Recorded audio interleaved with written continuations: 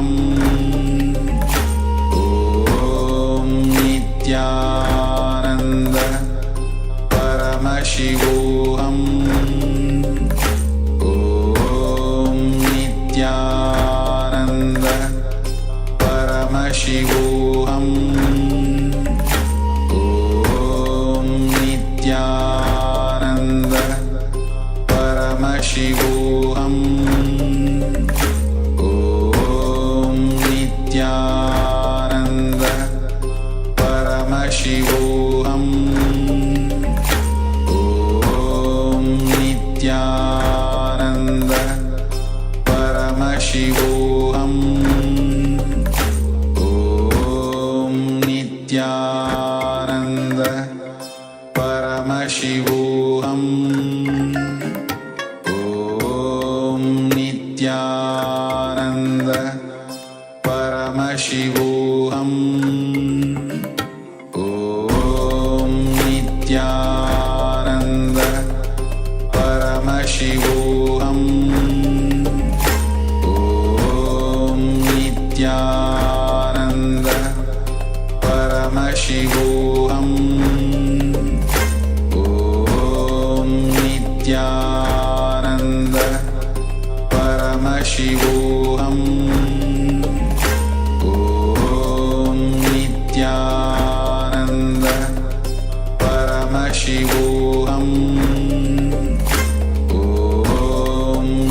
Nityananda Paramashivoham. Om Nityananda Paramashivoham. Om Nityananda Paramashivoham. Om Nityananda Paramashivoham.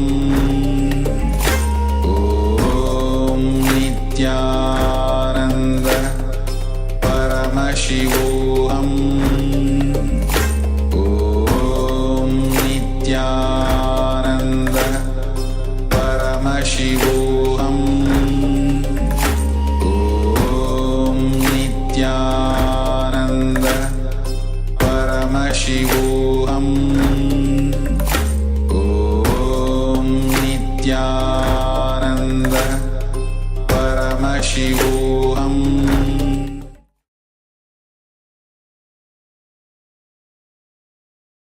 So now all of you can relax and open your eyes.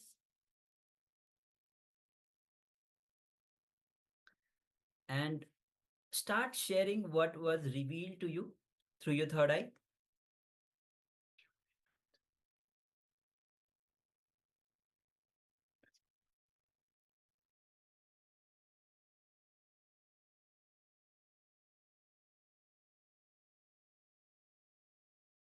So please go ahead and start sharing your revelation, what was revealed to you through your third eye.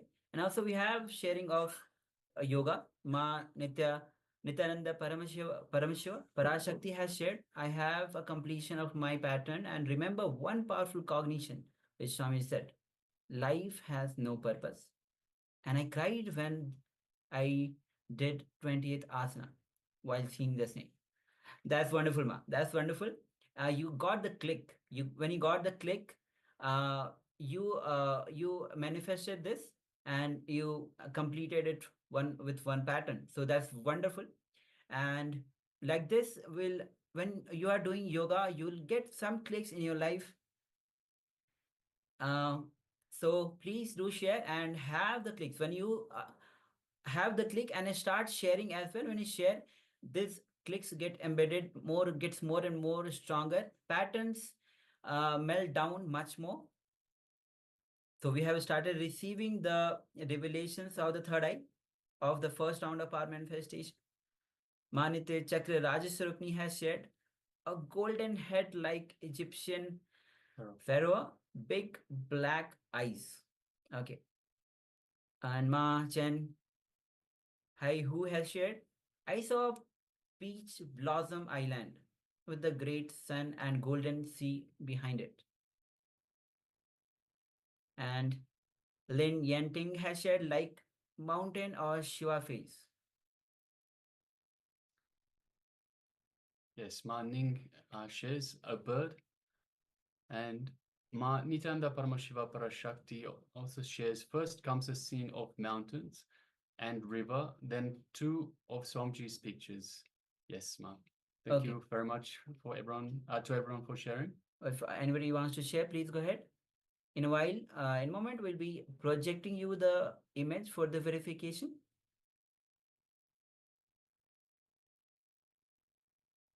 Okay. So now let's verify. Yes, so this was the image that we projected to you, for you earlier. As you can see, it is a picture of Swamiji in Ardharaneshwara Murti. It is for gender identity and feminine consciousness, which are the themes for today's program. Yes, so it's a picture of Ardhanarishwara, and today darshan itself is Bhagavan is going to give as Ardhanarishwara. And Ardhanarishwara, when in one being, the feminine and masculine energy is awakened, the ultimate gender is awakened, then Ardhanarishwara manifests through that being.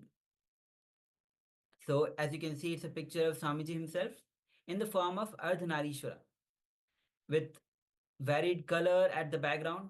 Glow, there's a glow, huge glow, and it's like a sky at the background with the stars, with various weapons in the hands. And Swamiji has 8 hands. There's a moon on the head, Yes. lot of jewels. Of course, it's a golden color, so we have some golden sharings that people have shared. Yes, Ma Nitya Chakraraja Swarupini says a golden head like Egyptian pharaoh. So definitely a golden head can be interpreted like a pharaoh. Yes, and the big black eyes. There's the eyeliner around the eyes. So yes, definitely, Ma. Congratulations. And also, Sri Mahasabesha shared, I saw a word unlimited. So the feminine consciousness itself represents the ultimate consciousness, which is eternal, unlimited. So yes, anything that is related, you have manifested. So the word unlimited is related. Maharaj Krishna says, Aya, what does the moon on the head means? So as the Ardhanarishwara means it is represented as half Shiva and half Shakti. So if you see on the left side, it is a Shakti, and on the right side it is Shakti and a Shiva. Shiva has the moon on his head. So, and that is the representation. Okay, so now we'll be moving on to the next round. So I hope all of you are enjoying this round. So let's quickly cover your eyes with the eye bands. We'll be entering into the second round of this manifestation.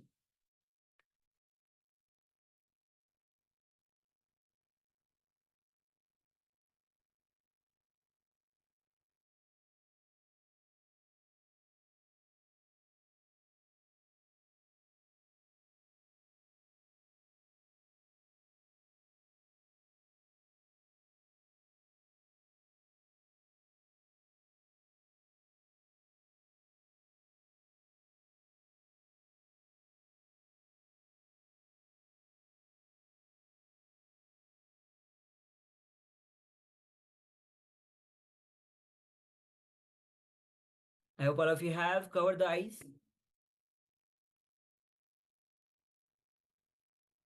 So now we'll be entering into the second round of this manifestation. Please go ahead. If you haven't covered your eyes, please cover your eyes.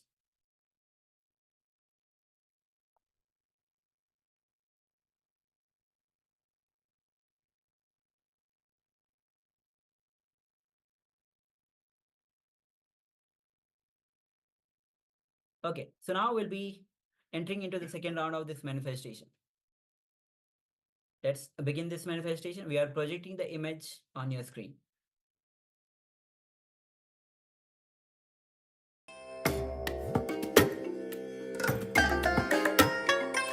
I bless you all. Let you all open all your 3 eyes and manifest the powers of Mahasadashiva. Om Nityananda Paramashivoham. Om Nityananda Paramashivoham. Om Nityananda Paramashivoham. Om Nityananda Paramashivoham. Om Nityananda Paramashivoham. Om Nityananda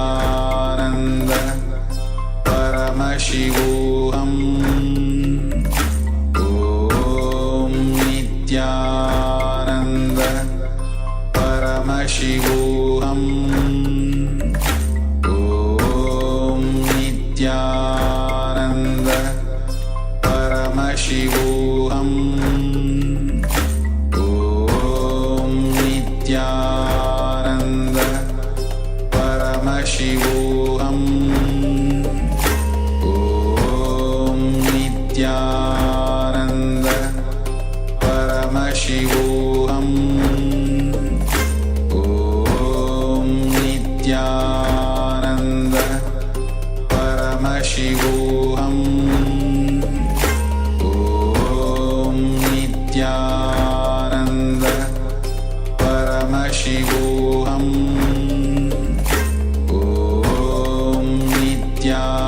Om Nityananda Paramashivoham.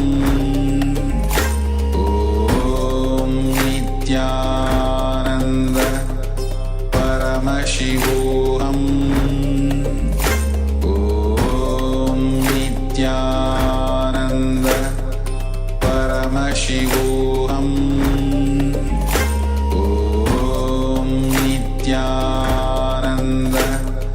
Paramashivoham. Om Nityanandaham. Om Nityananda Paramashivoham. Om Nityananda Paramashivoham. Om Nityananda Paramashivoham. Om Nityananda Paramashivoham. Om Nityananda Paramashivoham. Om Nityananda Paramashivoham. Om Nityananda Paramashivoham. Om Nityananda Paramashivoham. Om Nityananda Paramashivoham. Om Nityananda Paramashivoham. Om Nityananda Paramashivoham.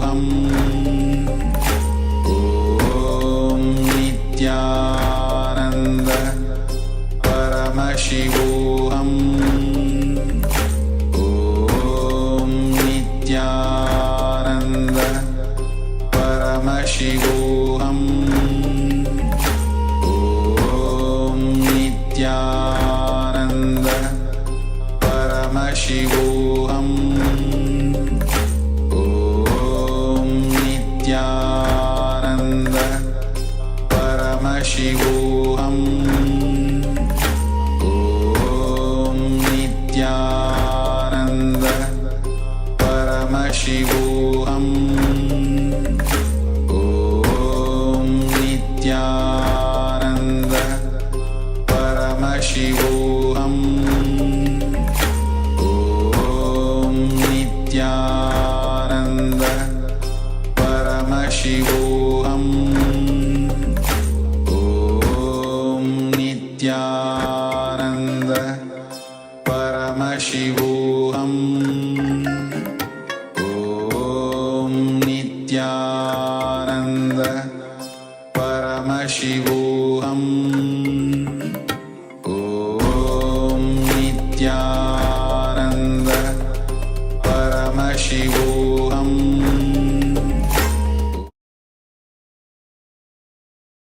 Yes, welcome back. You can relax now. Take a moment to take off your eye bands or any cloth that you use to cover your eyes. Gently open your eyes. Let the light come back in. Take a moment to adjust to the light. And now please share with us in the chat box what was revealed to you in your third eye. So we displayed an image. So for those people that came late, this is the second round of the power manifestation session, of the first power manifestation session. We asked participants to see through their third eye what image is being displayed on the screen for them while they are blindfolded. So we request all participants, everyone who took part in the power manifestation session in this second round, to now let us know what was revealed to them by the divine in their third eye. What did Swamiji show you in the third eye? So please take a moment and write down.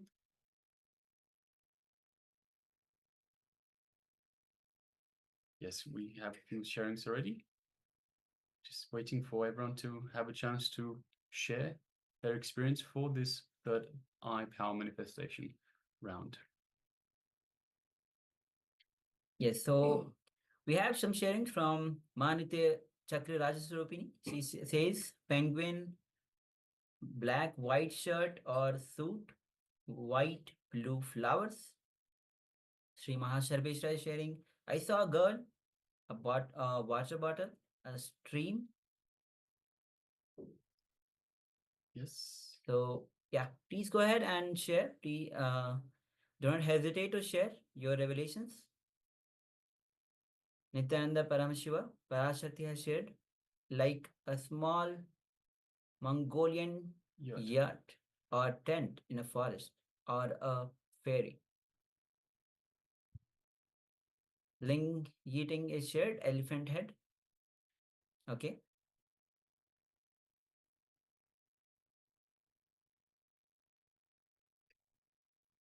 Yes, and Ma Chen Hai Hui shares, I saw a green forest, a white blue sky, a god with a face and a body, a master and a few believers, a few disciples. Yes, thank you, Ma. Thank you for sharing. Thank you for sharing. Okay. Ma Nityananda Paramashiva Parashakti also shares, also come thought Shiva mantra, an image of Shiva. Yes, Ma, thank you. Thank you for sharing. And Maya Elaine says, somewhere in the mountains. Thank you, Ma. Thank you for sharing. Okay. So now we'll be projecting the image on your screen. Let's verify.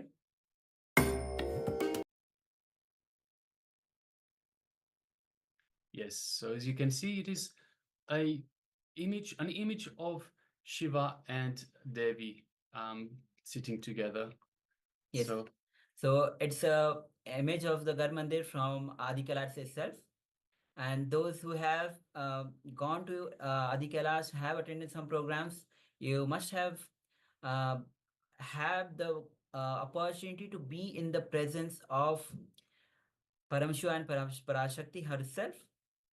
Swamiji himself have installed these deities, have done the Pran Pratishtha. And you can see a lot of jewelries. And behind there's a Prabhavali, the crown on the head.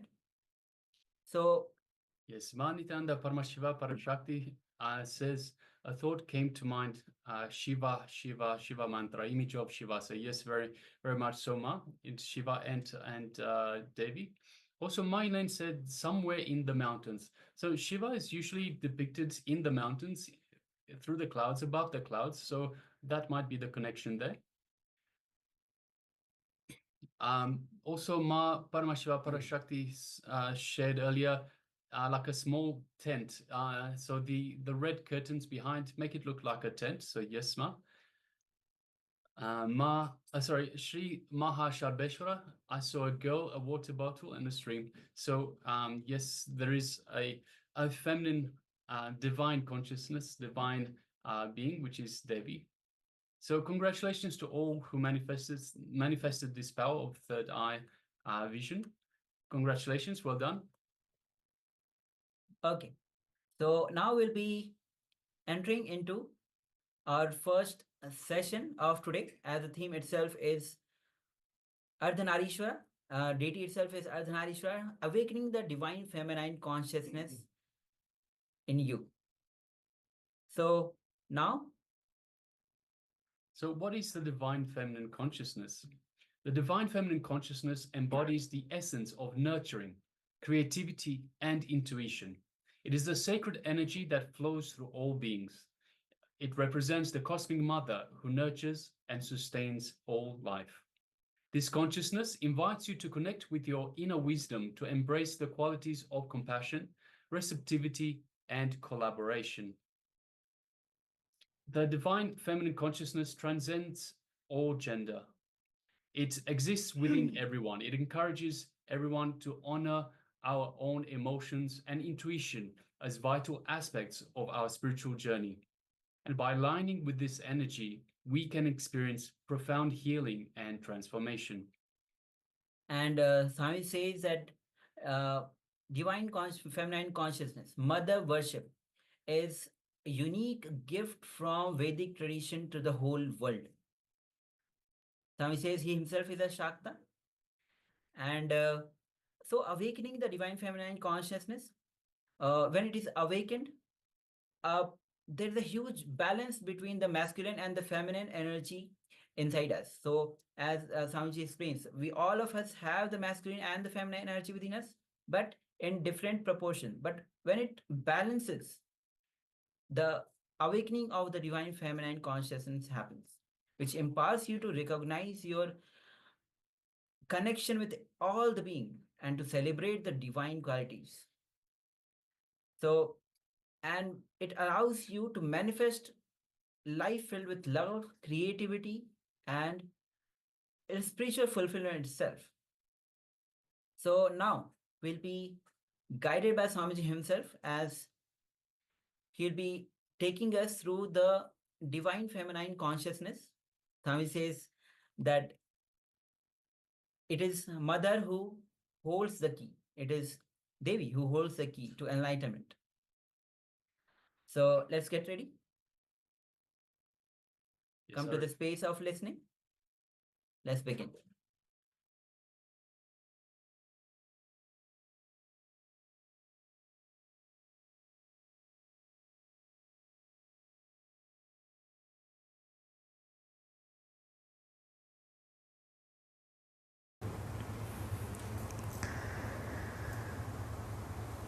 Today's subject is Awaken the Sacred Feminine.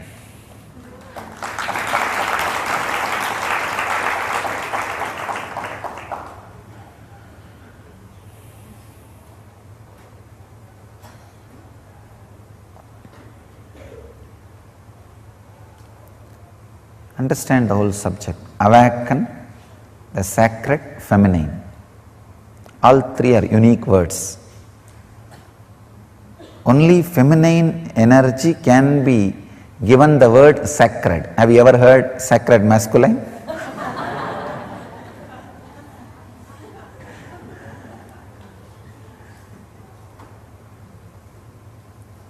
Only feminine energy can be given the title sacred, because when it is awakened, it does so much in your system, and it has nothing to do with your gender. That's the important thing.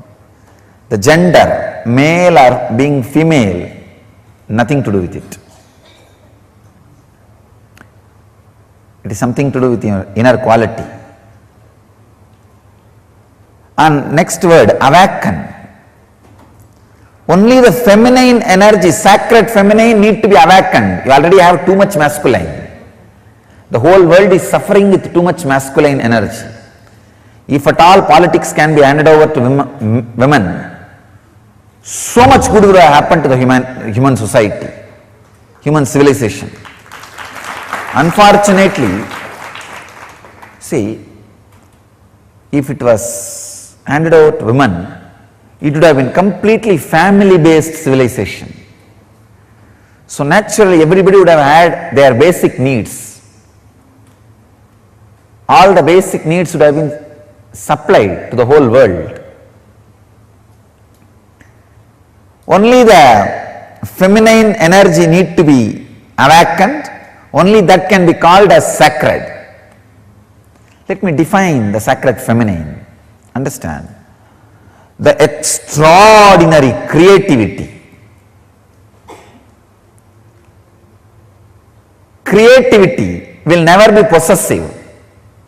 There are two kinds of civilization. Creativity based civilization, agriculture based. Possessive, possession based, money based. Sacred feminine means extraordinary creativity in any field.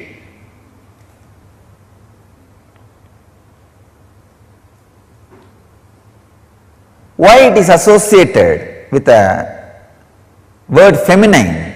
Because by nature, without any choice, all women experience that creativity when they carry a child. During their pregnancy, their system,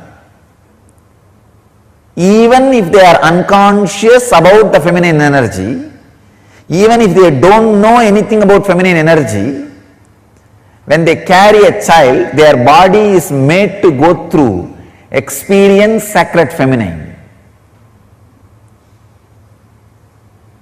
If you are matured enough, your being also can experience sacred feminine. So the creativity, the sacred feminine part is an extraordinary energy. In Vedic tradition, we call this as Matrurupena Samstita. There's a beautiful sloka in Chandi, Yadevi Sarvabhuteshu Matrurupena Samstita Namastasyai Namastasyai Namastasyai Namo Namaha. O Devi, who is residing in all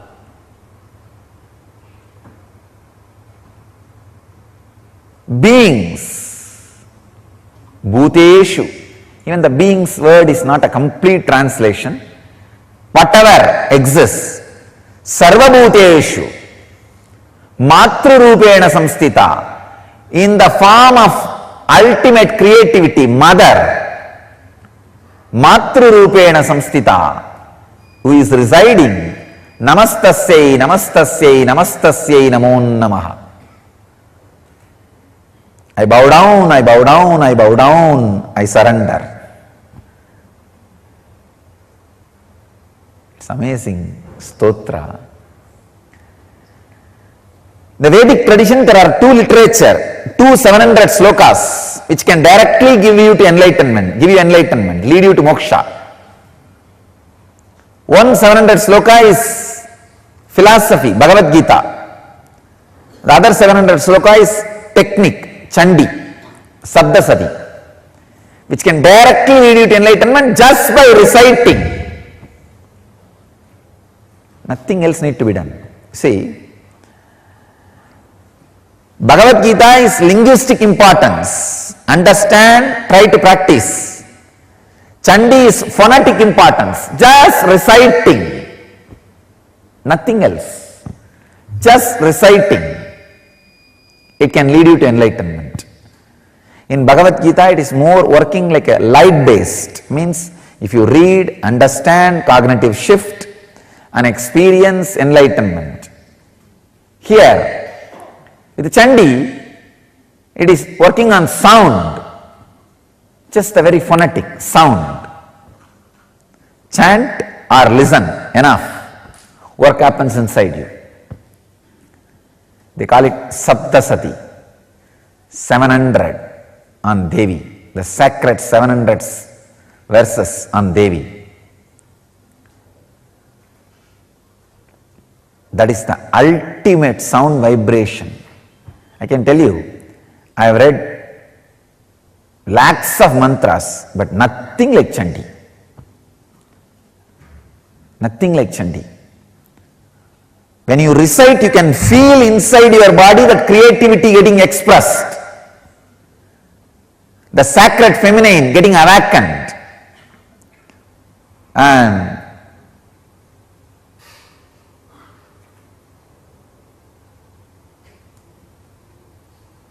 the Devi who resides in you in the form of creativity getting awakened.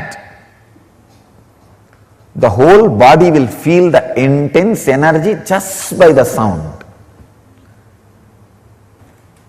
Sacred feminine, understand, just the uttering of the very word, you are in different plane.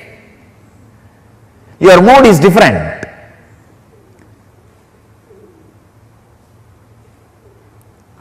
Only one small change. Mary should have had the place of Devi or Mary Magdalene. In these two, any one, Mary Magdalene should have had the place of Radha in Christianity. The whole world would have been different. The whole world would have been different. Either the place of Devi, Parashakti, or the place of Radha was given openly. Of course, there are mystical tradition in Christianity still gives the place of Radha to Mary Magdalene and gives the place of Devi to the Mary, mother of Jesus. Still there are mystical traditions, but not the mainstream.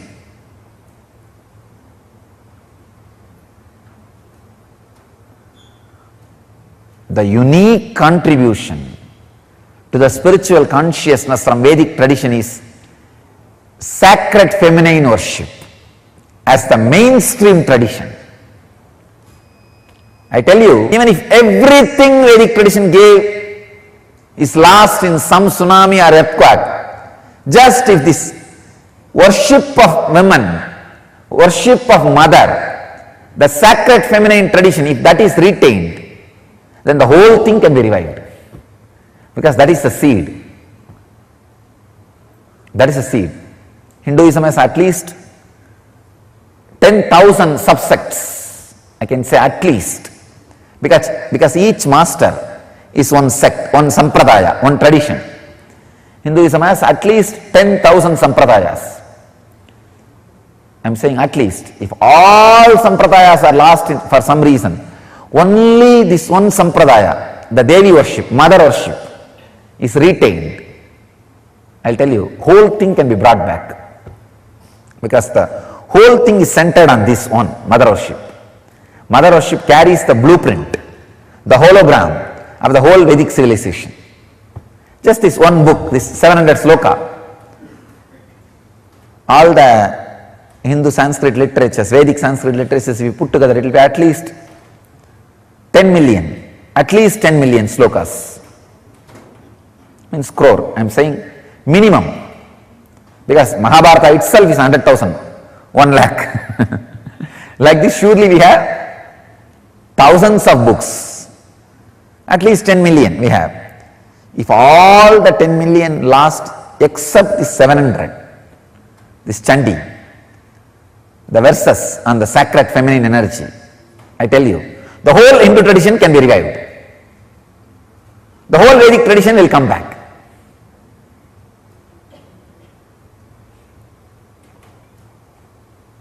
That's a hologram of Vedic tradition. Hologram of Vedic tradition. I tell you, there is no enlightened being on the planet Earth without worshipping the sacred feminine, including me. I am basically a Sakta. I myself followed Devi worship from the beginning. If you see my biography and all the deities I carved, the darshan I had, all mother based, the Devi based.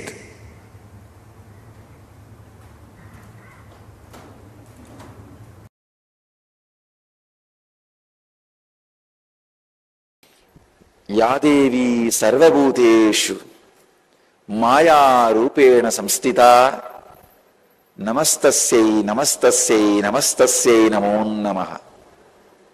Chandi, this is a stotra from Chandi, verse from a Chandi, describing the glory of divine feminine consciousness. Mother worship is unique to Vedic tradition. It is we who gave this great gift of mother worship to the planet Earth. Understand? No other religion dared first, or still many don't dare worship the mother aspect of God, the mother dimension of God.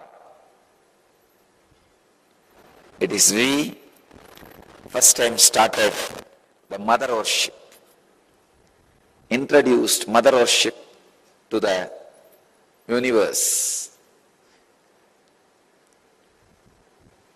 All the sacred things are looked as feminine in Vedic tradition, whether it is sacred rivers or anything sacred is always looked as feminine. Ramakrishna again and again says, the key to the Brahman, the enlightenment, is in the hands of Devi. Only if she opens the key, you can experience. Again says, the Kundalini in you, the Kula Kundalini in you is Devi. Only if she awakens in you, you will experience the highest consciousness. It is mother energy, which is responsible for anything you see. For any object to retain its shape, the energy necessary is supplied, handled, maintained by mother energy, Maya. It's Prakriti, responsible for Purusha's expression. I can say anything you perceive belongs to Prakriti. Anything you experience belongs to mother energy. That is why even Padukas are regarded and respected in Vedic tradition as Paduka in Achiyar. It's a feminine Devi. Even if your Guru is in the male body, Guru's Padukas are feminine energy. Whether it is a Vishnu Paduka or Shiva Paduka or Guru Paduka, any Paduka, Paduka of any god or your Guru is considered as a Devi. Feminine consciousness. Only mother energy can give liberation.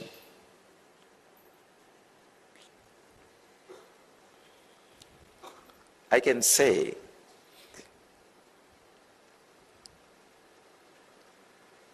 whenever the mother energy is added to you, whether you are in the male body or female body, you experience enlightenment.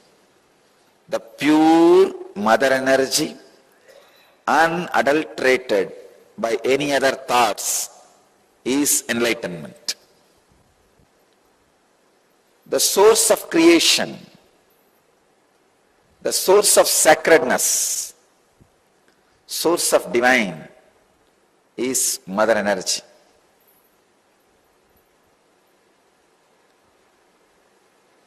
Whenever Kundalini awakens in your body, you experience a unique feminine consciousness. Your whole system expresses a unique feminine mood or the feminine feeling, the mother feeling. You give birth to yourself. When you become mother to yourself, when you give birth to yourself, you become the divine mother, cosmic mother, universal mother. Cosmos not only reveres, celebrates, worships feminine consciousness, feminine energy, women who embody the feminine consciousness are not just revered, respected, but worshipped in cosmos. Vedas and Agamas, the Hindu tradition,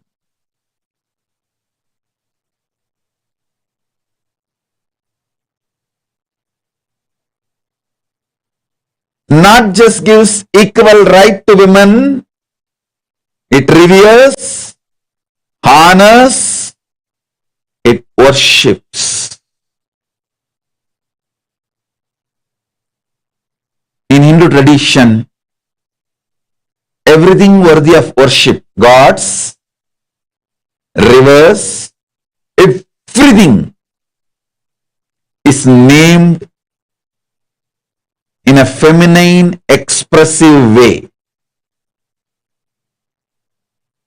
Female names, feminine expression names are given for the Shaktis, energies, rivers, all the whole nature. The earth itself is called as Bhuma Devi in Hindu tradition. In Hindu tradition, the earth is not geography, it is biology. It's not geography, it is biology. It's a living being and it is worshipped as female. And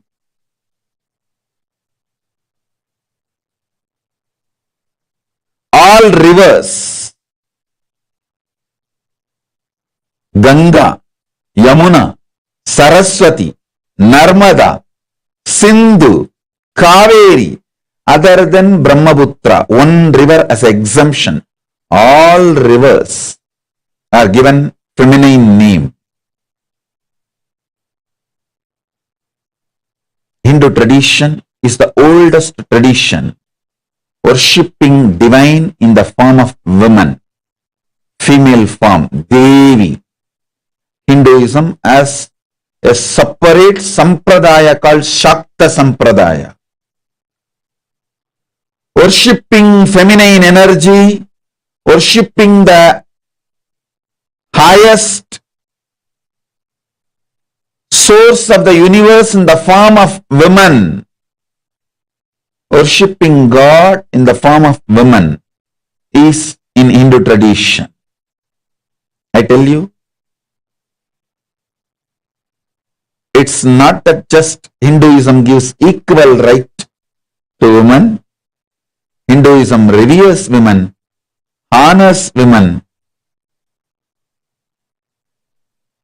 above all worships. Again and again Vedas and Agamas repeat, wherever women are pleased, worshipped, all gods reside there with bliss and joy. And even in our stotras, stutis, everywhere, the Hindu literatures, whether starting from the Vedas, Sri Suktam, Devi Suktam, Durga Suktam, Saraswati Suktam, or the Upanishads, Tripura Upanishads. There is a set of Upanishads called Tripura Upanishads, where elaborately the Shakta Sampradaya, connecting with the cosmos in the female form, is established as a spiritual tradition and science. Please understand, Hinduism is cosmic science, not just set of beliefs. It's a cosmic science. So beautifully,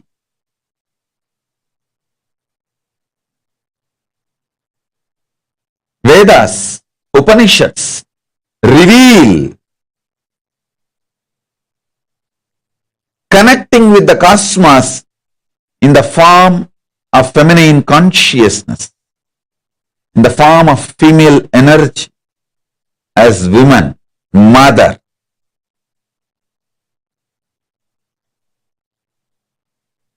Hinduism is the oldest feminine consciousness celebrating, feminine consciousness worshipping tradition.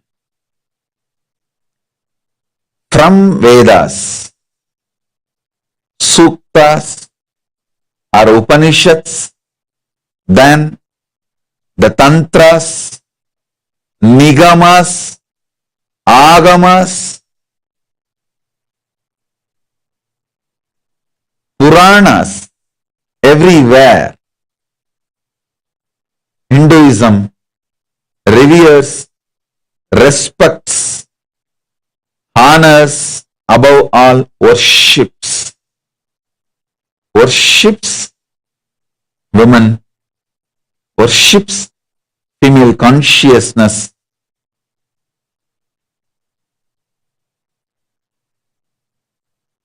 worships feminine energy. So, on this International Women's Day, let's celebrate, honor, worship the feminine consciousness.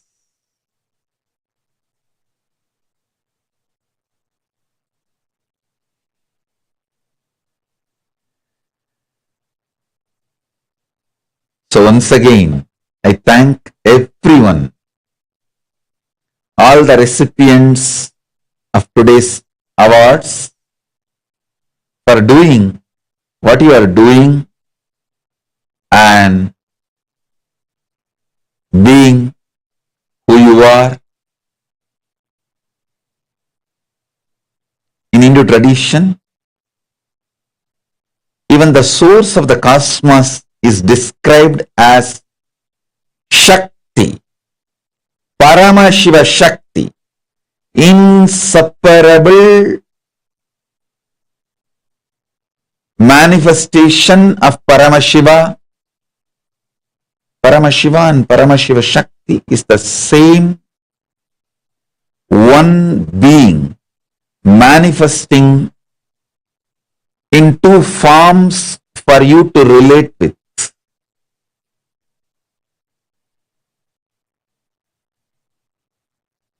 It's one being in two forms. So understand,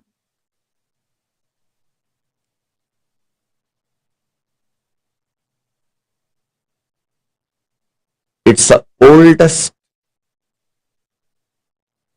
mother-centric spiritual tradition and spiritual science to manifest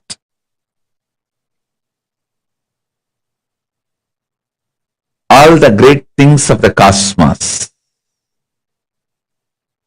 all the best things of the cosmos.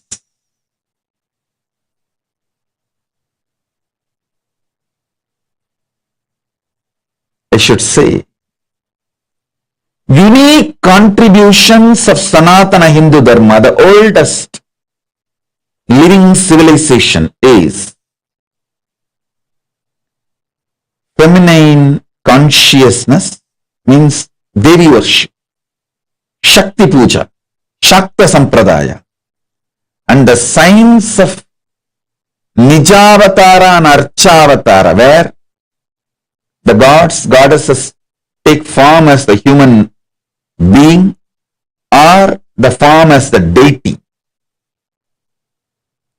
Science of Shakta Sampradaya first, and science of Nijavatara and Archavatara, the third most important. The possibility of enlightenment to the beings of this planet, this three, was unique and greatest contribution brought to planet Earth by the oldest and ancient living civilization, Sanatana Hindu Dharma.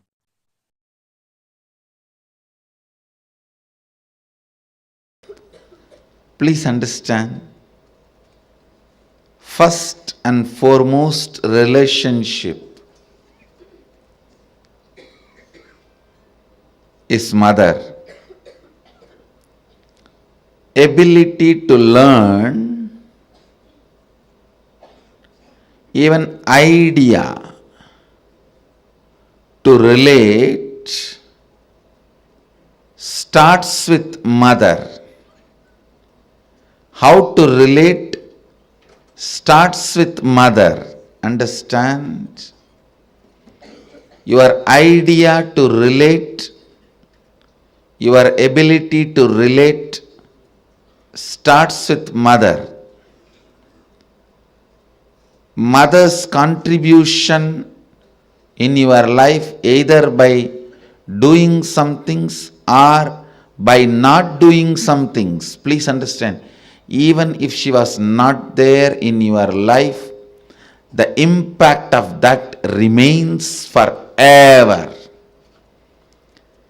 Either she is there or not there, her impact on you remains forever. If she was there, if she is there in a positive way, if she was not there,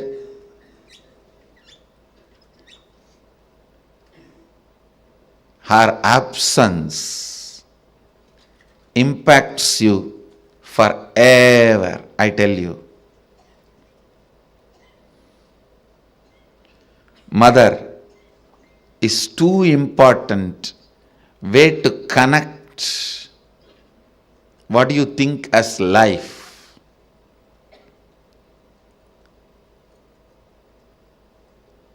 In Vedic tradition, our rishis were aware. Your ability to connect with the mother should be directed to cosmos. It should inspire.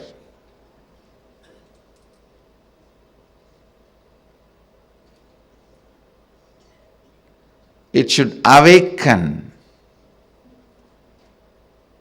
your higher consciousness.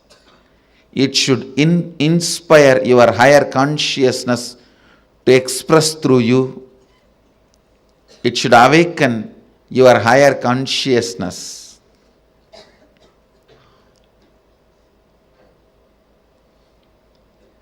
Connecting with life as mother is the most sweetest, most beautiful, most easiest form to ever connect.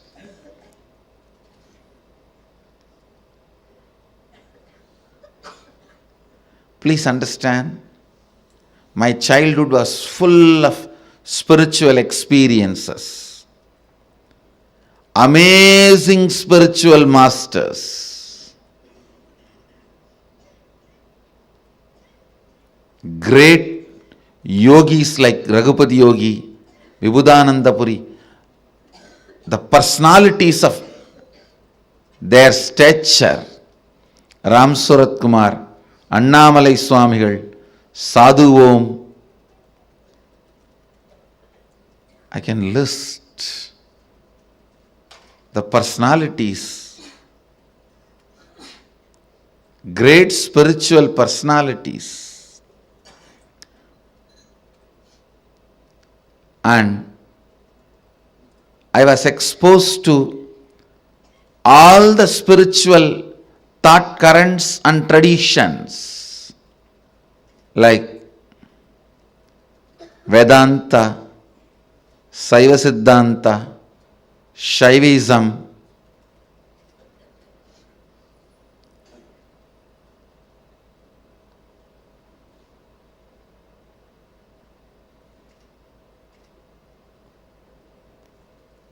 even the thought currents of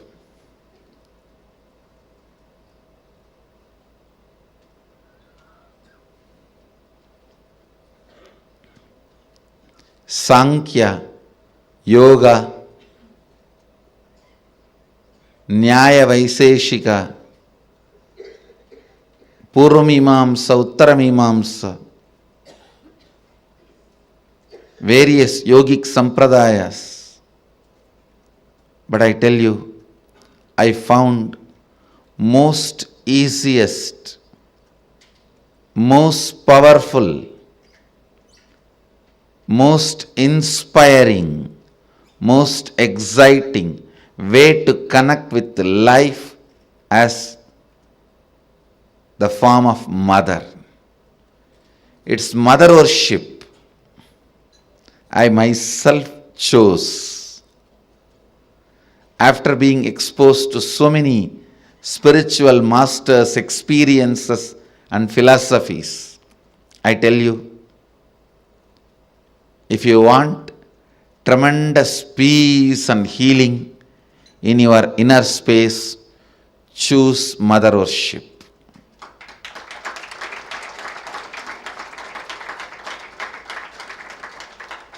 Even with your guru or your Ishtadevata, relate as mother, you will see the kind of a healing in your biomemory.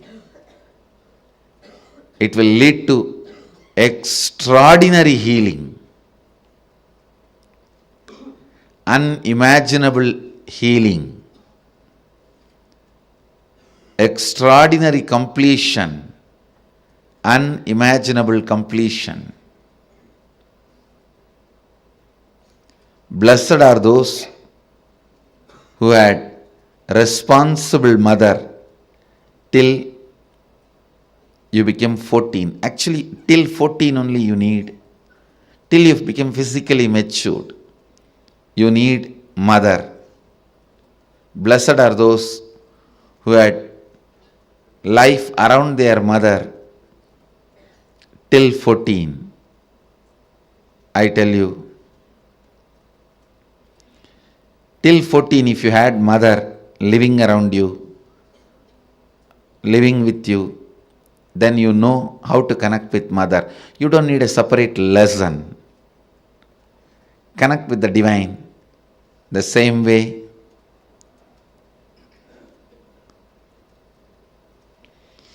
So much completion will happen to you. So much means really, really so much.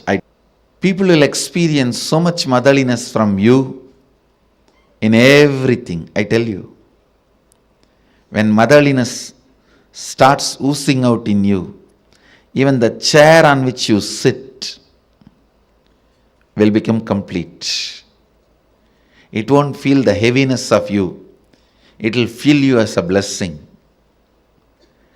The ground on which you walk will feel blessed by the touch of your feet.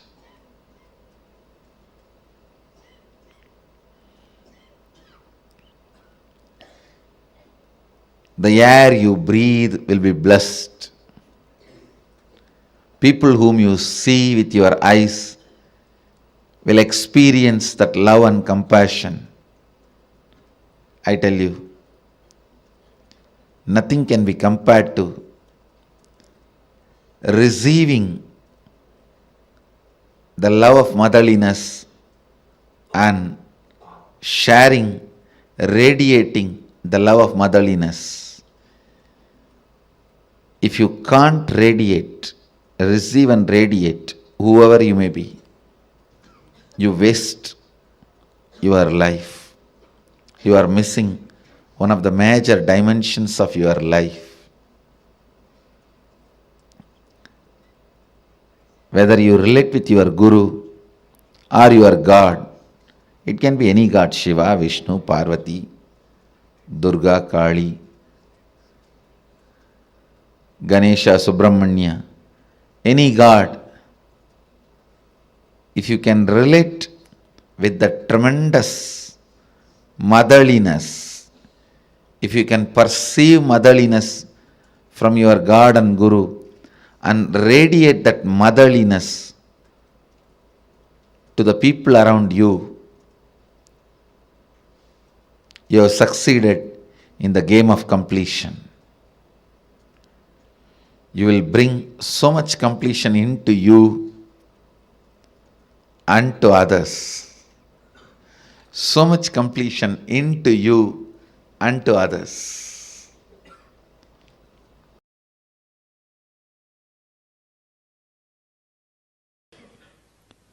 All religions has two parts. One, the spiritual fruit, and religious nut. The religious nut part is always in the masculine power, and it is masculine based. But the spiritual fruit part is always with the feminine worship, Devi worship.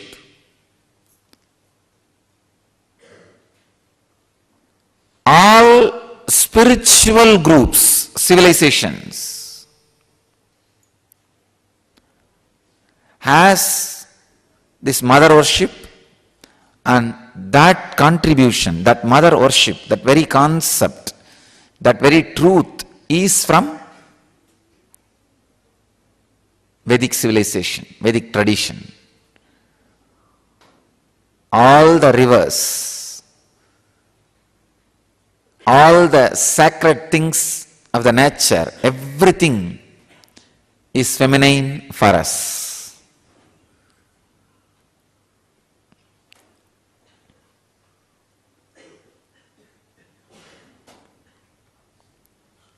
In US, all these cyclones and natural calamities are always being named feminine. In India, we would have done opposite. All the sacred things of the nature, we name it feminine.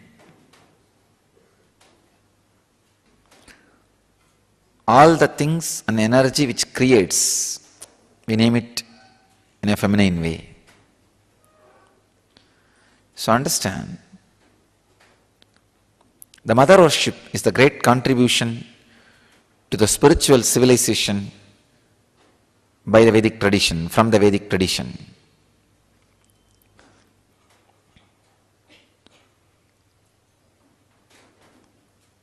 My message for Mother's Day is, whatever you mother, you will become that. If you are mothering violence, anger, low self-esteem, you will become that. If you are mothering superconsciousness, highest truths about you, you will become that.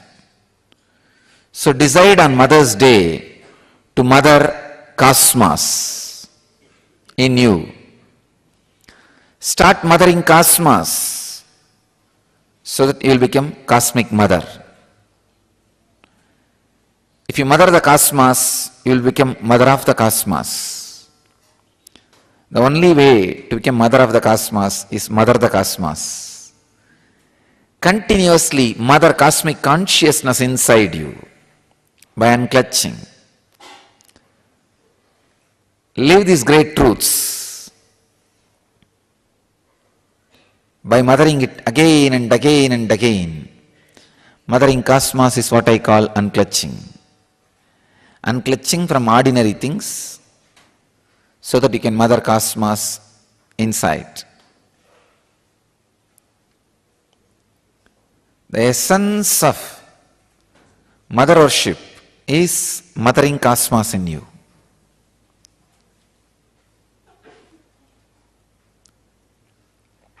I myself basically a Shakta, mother worshipper. I myself became enlightened only through the Shakta tradition, the mother worshipping tradition. Because nothing suits your bio-memory more than mother worship, because your whole bio-memory is from mother. When the path is through that mother's form, your bio-memory suddenly falls in tune and the whole progress is very quick, fast. Always the energy expression happens only in mother worship. In all other bhavas, attitudes, it takes a lot of time to experience the energy expression. It's Matrubhava, mother worship, makes the energy experience very quick and strong. You may be in the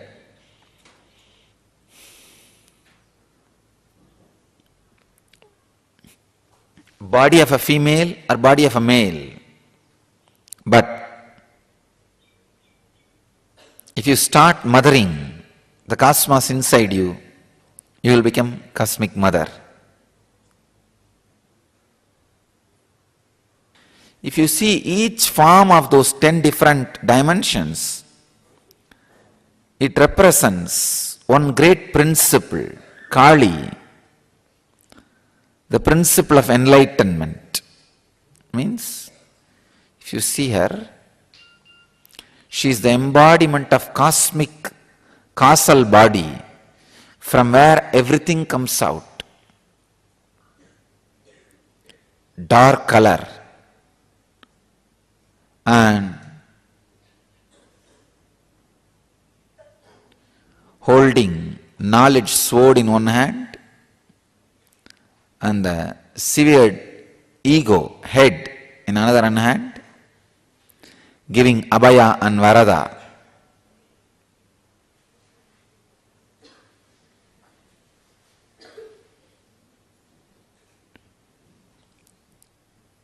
And wearing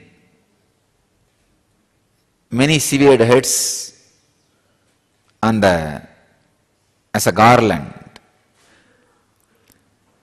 If you continuously destroy your ego with the knowledge sword, it will come up with different heads.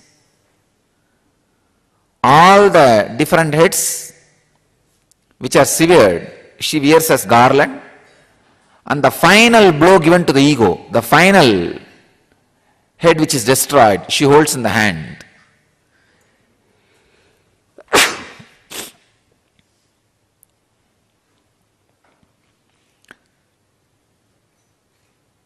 Symbol of enlightenment. When the ego is finally destroyed, cut, from that head, the Sahasrara Amrita, the knowledge nectar, the nectar of bliss overflows. That is what all our disciples, dogs, are drinking.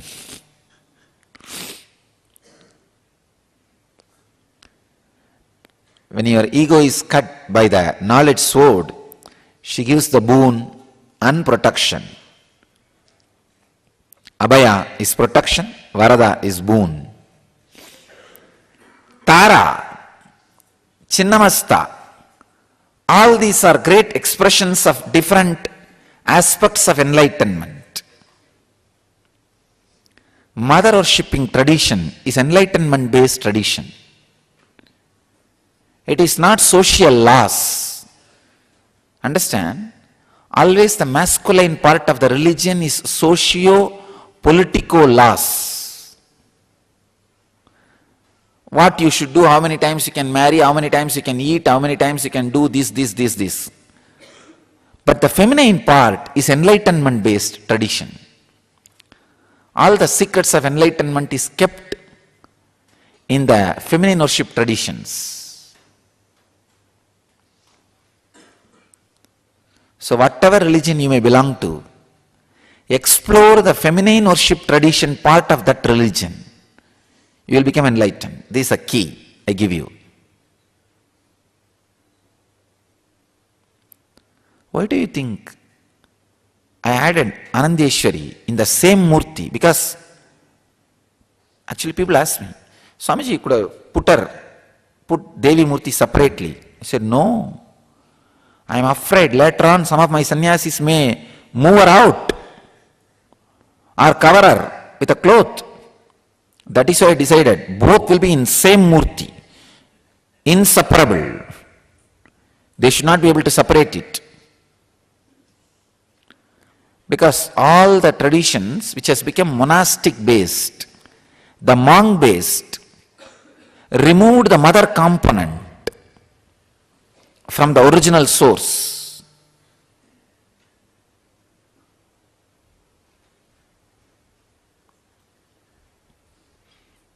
I do not want that to happen to my tradition. That is why I put Devi in the lap itself and took care, always Shiva is holding with one hand.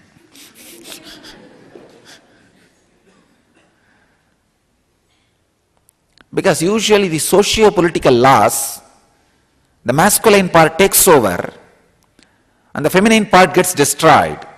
The spiritual truths. I don't want that to happen to my tradition.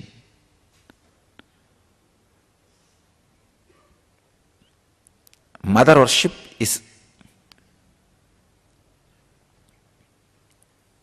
the source of enlightenment-based spiritual traditions. So take this as my message. Mother the cosmos, you will become cosmic mother.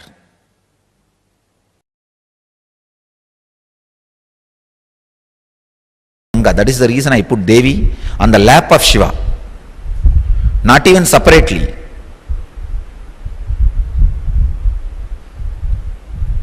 Because if the Devi side is missing, we will become such a dry sannyas sampradaya.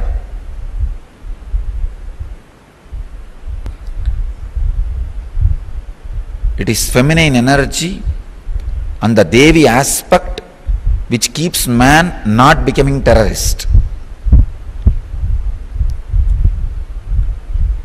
Otherwise, the extreme fanaticism added with the aggressiveness of the masculine energy does not bother about violence, lands into non-violence.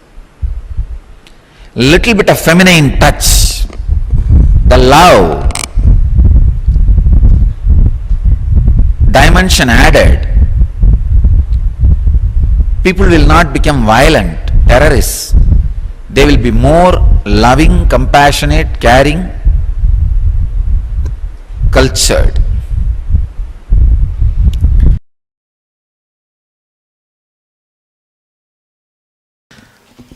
Feminine energy is enlightenment. Please understand. Awakening the feminine energy inside you is enlightenment. I'll first describe the feminine energy, then woman gender. See, woman has more possibility for feminine energy. Otherwise, feminine energy is not confined only to women. So understand the depth. In each one of us, there is an energy which constantly gives birth, expresses itself. Expression is feminine energy. all the adjustments need to be made for the expression is masculine energy. Please understand. The place needed should be created. Means naturally the old has to be removed. The destruction. All that work is masculine energy's work. But the very expression is feminine energy's work.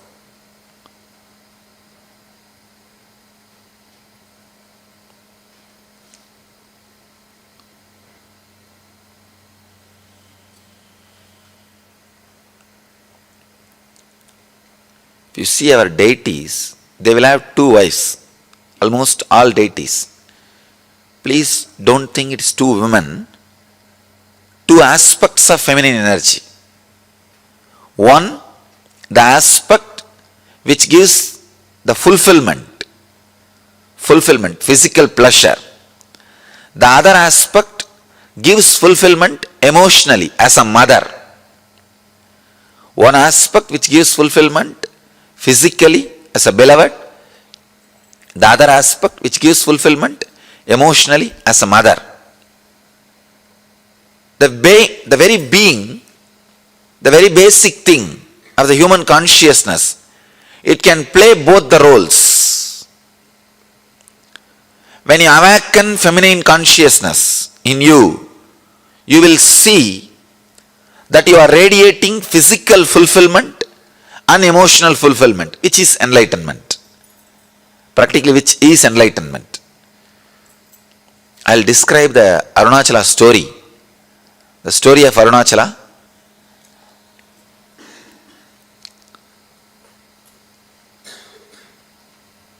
The whole Arunachala story is story of woman, story of feminine energy. The story says that Devi was meditating and inside her being, the feminine energy got awakened. Please understand, not masculine. Feminine energy got awakened. She became Ardhanarishwara. The description exactly it says, in Devi, the feminine energy is awakened and she became Ardhanarishwara. Means half male, half female. You will be surprised. See, in male, if female energy is awakened and the description says he became half male and half female, perfectly alright. You can understand. But the story says, in Devi, the feminine energy, the feminine Shakti is awakened and she became Ardhanarishwara. Means, when a woman experiences fulfillment, she experiences her beloved aspect and mother aspect completely.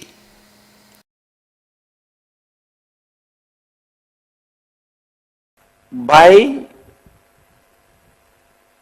the nature of the muscle memory, women are hardwired for the major three qualities which can lead them to enlightenment quickly, which is a basic necessity for enlightenment: receptivity, passivity, and the ability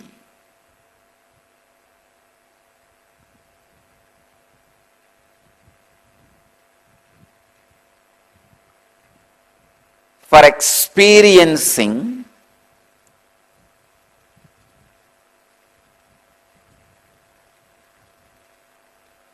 the feeling connection beyond logic. Please understand. Receptivity, passivity, ability to feel connected, feeling connection beyond logic. This three is part of the very biomemory of female body. Women, biomemory of women.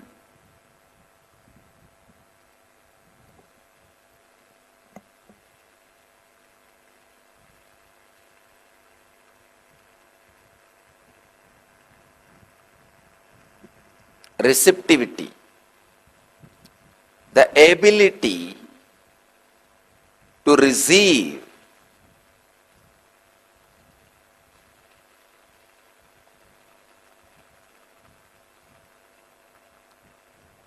the biomemory of the woman's body is not aggressive.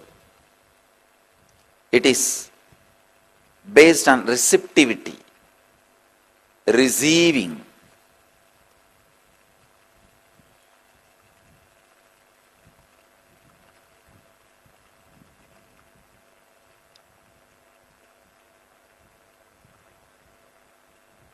It is not based on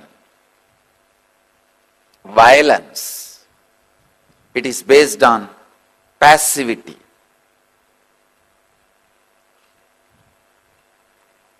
That is why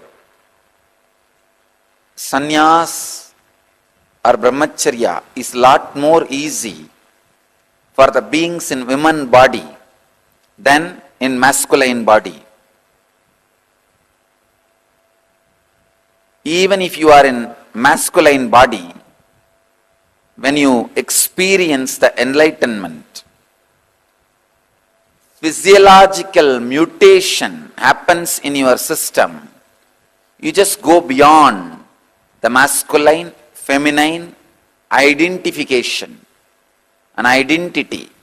Please understand, I wanted to make it very clear. It is such a subtle subject. Please understand, an enlightened being is neither male nor female or child or transgender. He is beyond all this. Something unique happens in his system. Already, I have done a lot of medical researches and experiments on my body. And I am continuing further more and more researches and experiments.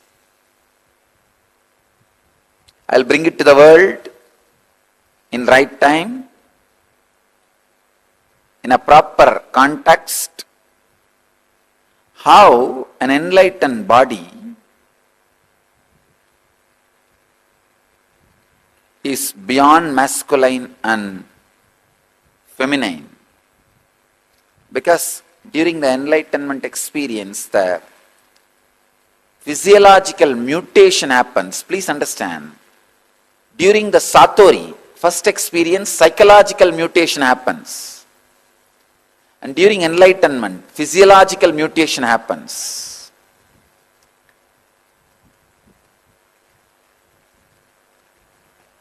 Because in masculine body, feminine consciousness gets awakened.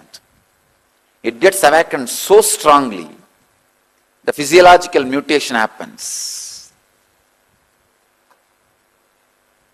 Side effects and after effects of the physiological mutation. Only I have studied, for last many years I have studied successfully. Now also I am continuing to study. I will present to the world when time comes.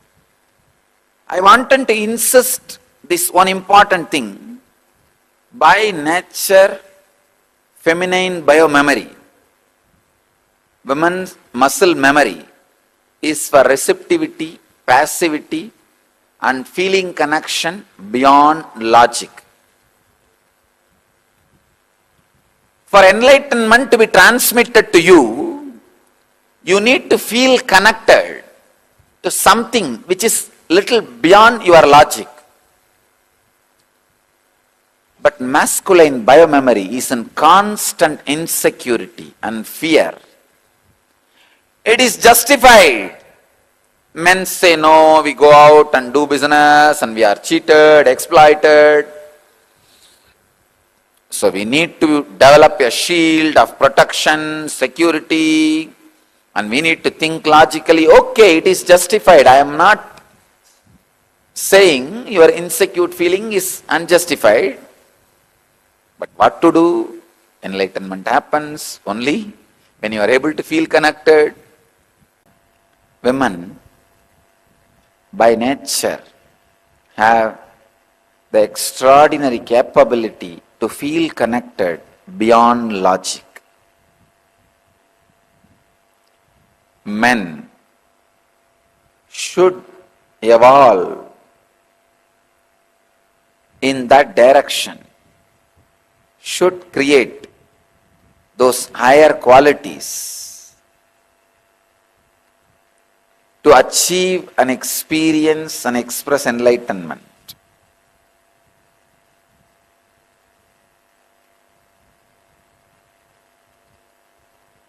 Receptivity, passivity, feeling connection beyond logic are the basic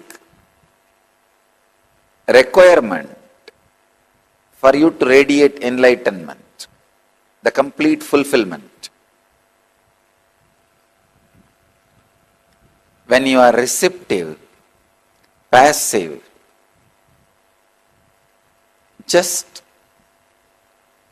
simple nature can give you enlightenment.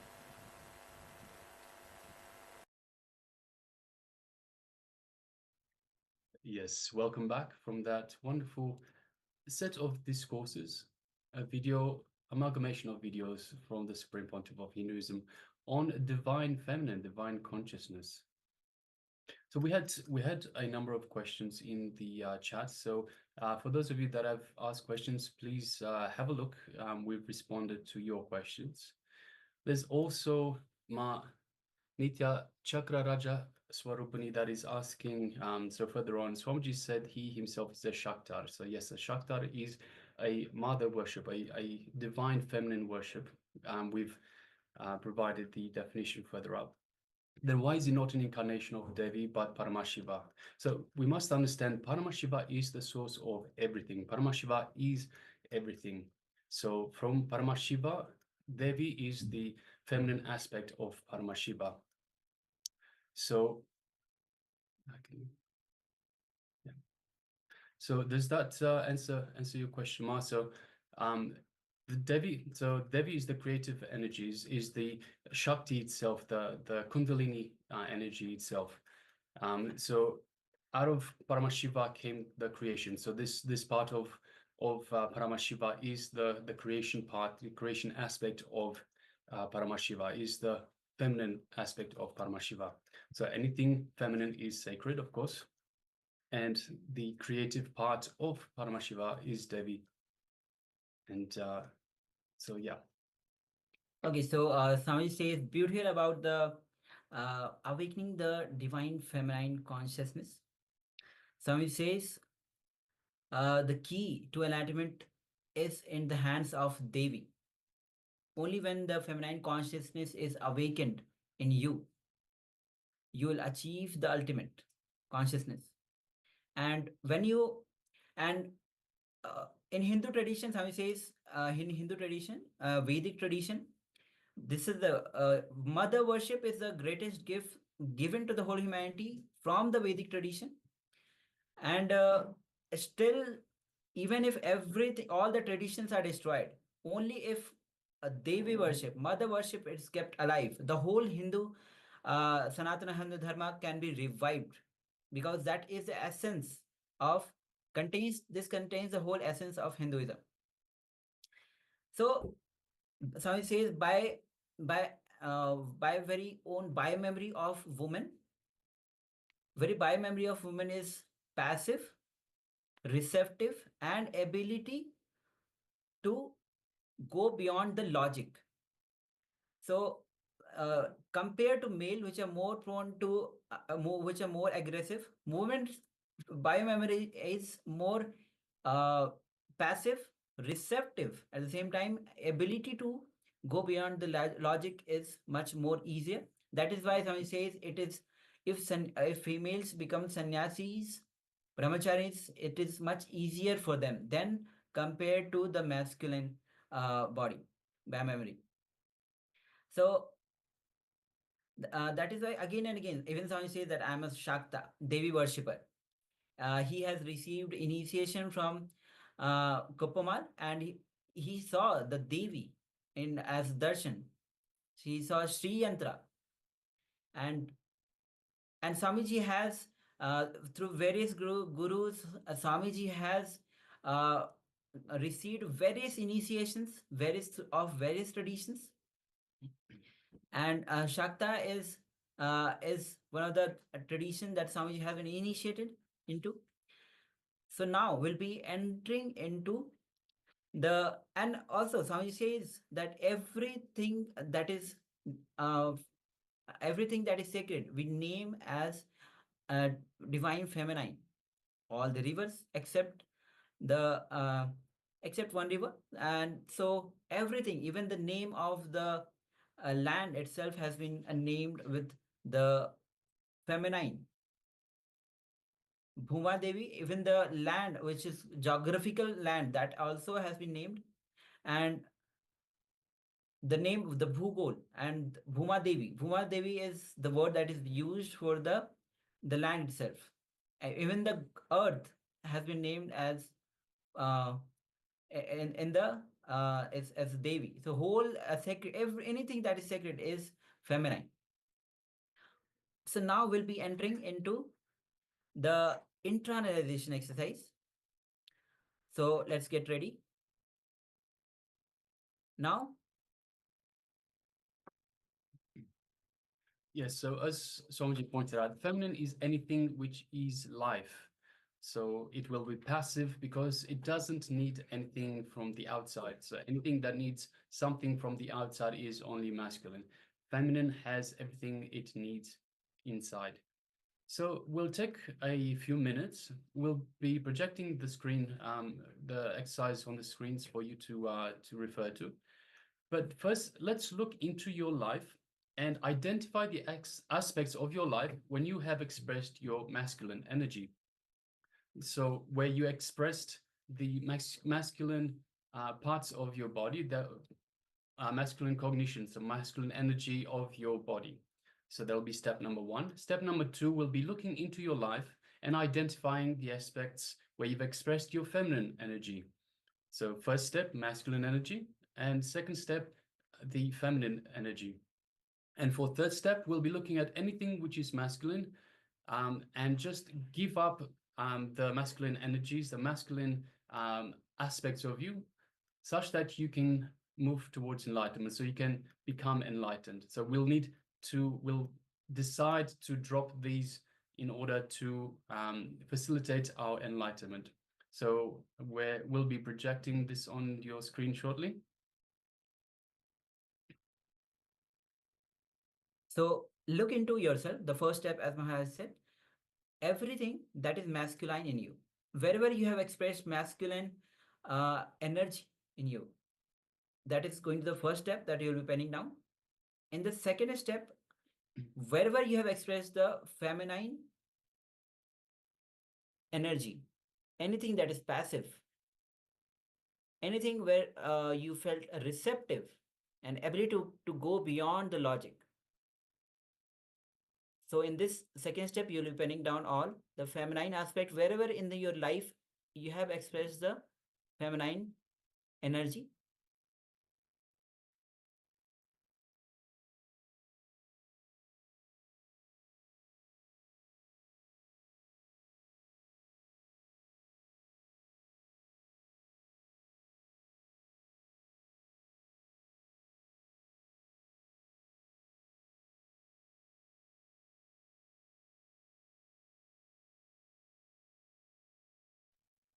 So let's get ready. So Yes. we'll be entering into the first step. We'll be taking few minutes for the first step. After that, we'll be going into the next step. So let's get ready for the first step.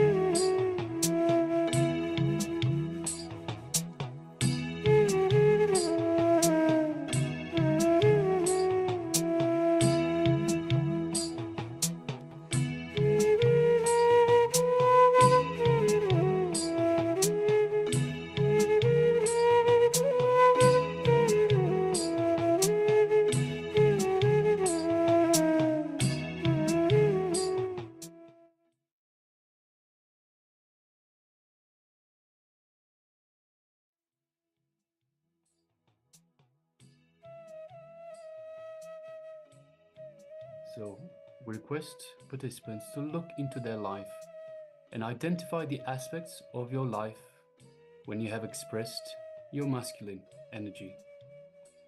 Please go ahead. We'll give you a few minutes.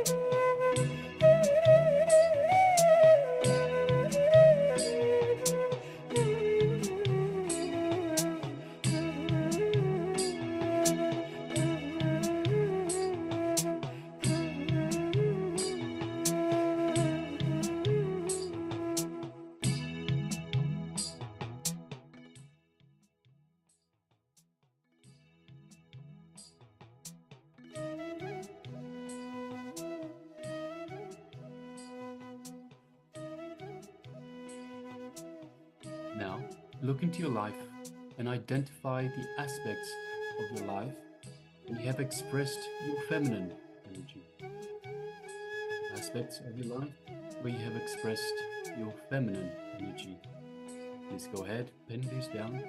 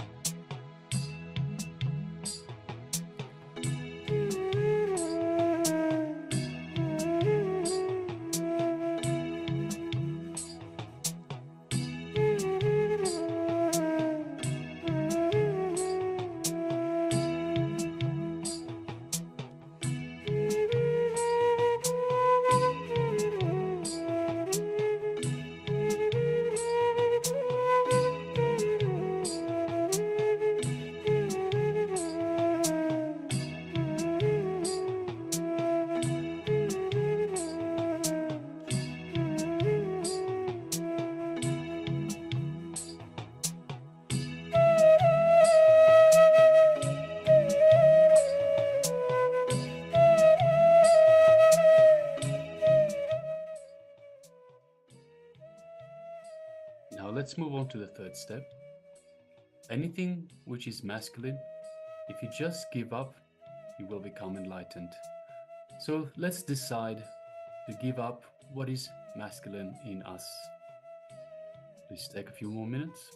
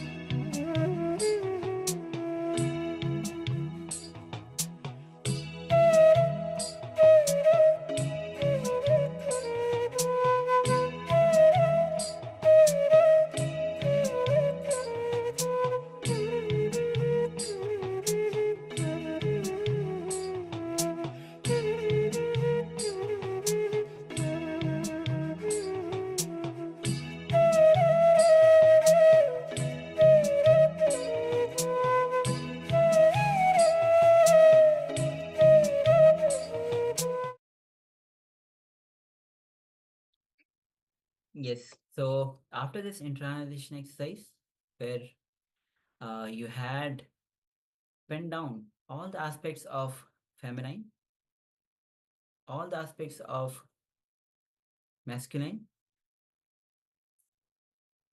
and wherever you had the masculine, and drop it so that you can manifest oneness in you. Now we'll be entering into the power manifestation round. And also, as you're seeing today, there's a Devi Akashic reading darshan. Swamiji himself will be coming as Devi. So let's prepare ourselves to receive Devi. Yes, so with the Akashic reading, you can ask any question that you want. So you can post any question to Swamiji in the Baba Samadhi of Devi. As Swamiji, the Supreme Pontiff of Hinduism, will be performing the Akashic reading. And you can have all your questions answered by Swamiji directly. So now So we'll you have- be So you have the times on your screen. So if your time zone isn't there, then please have a look for the times to make sure that you are aware of the exact time of the darshan event itself. So now we'll be entering into the power manifestation. And today we'll be manifesting the power of third eye and teleportation. So we'll be starting with the scripture reference for manifesting the power of teleportation. So this is from Spandakarika, section 3, Vibhuti Spanda. Sutra is taken from Sutra 3rd chapter, 4th and 5th. And Bhagavan Paramashivoham says, indeed, just as an object or the static matter, which, in spite of all the alert attentiveness of the mind, is perceived and seen distinctly at first, then appears and manifests more distinctly and clearly when observed with the strength of one's visual power. So when the yogi restores the power of spanda means the dynamic activity, in its highest essential nature of oneness with Paramashiva, then whatever thing or object or idea which is static matter exists in its highest dimensions in whichever form which one seeks to know or manifest. So whenever in whatever place or time, in whatever state or dimension, the best that thing or the object at once appears and manifests in that very way by the nature of its strategic existence. So this is the Saspramana, the scriptural reference of manifesting the powers of teleportation. Yes, so now we request everyone, if you have a video camera with a timestamp, please get it ready now. Have it ready for this round of power manifestation. So this will be the first round of the power manifestation of teleportation. So have the camera ready. If you haven't got a camera recorder with the timestamp, please download the application. There are applications on the Google's or Apple iStore.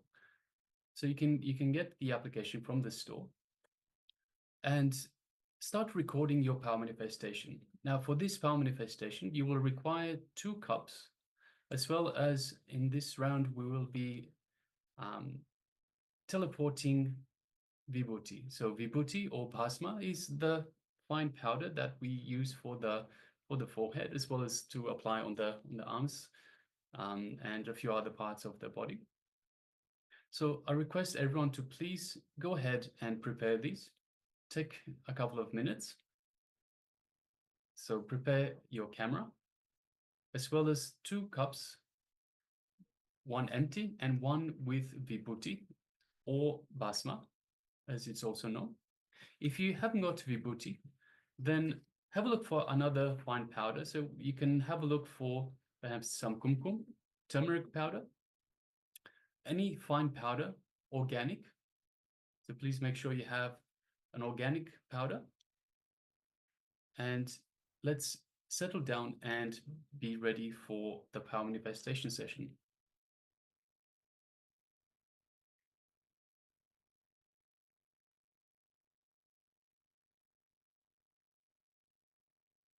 So now sit in Padmasana or Vajrasana, whatever is comfortable to you.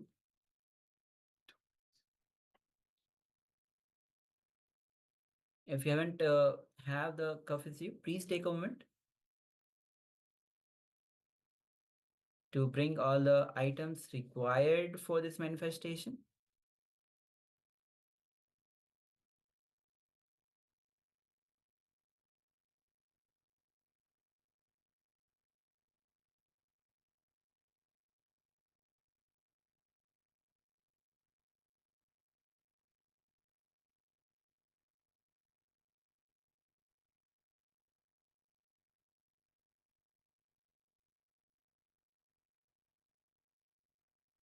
Yes, so once everyone is back, we request you to sit in Padmasana, which is with your legs crossed on top of each other, like so.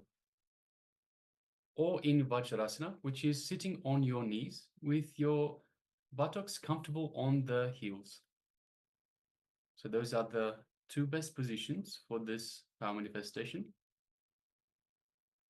Make sure you also sit with your head, neck, and spine in a straight line to allow for the Kundalini energy to flow easily through your body, through the spine. We also request for the power manifestation to keep your hands in Samana Mudra, which is as such, with your right thumb over the top. Then connect with Swamiji in your inner self, in your inner being.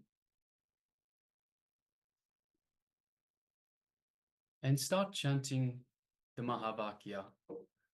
Om Nityananda Paramashivoham. Om Nityananda Paramashivoham. Om Nityananda Paramashivoham. Feel your body as light as Paramashiva. Keep chanting Mahavakya and see the manifestation happening. We'll be playing the oneness capsule. Let's connect with the Supreme Pontiff of Hinduism.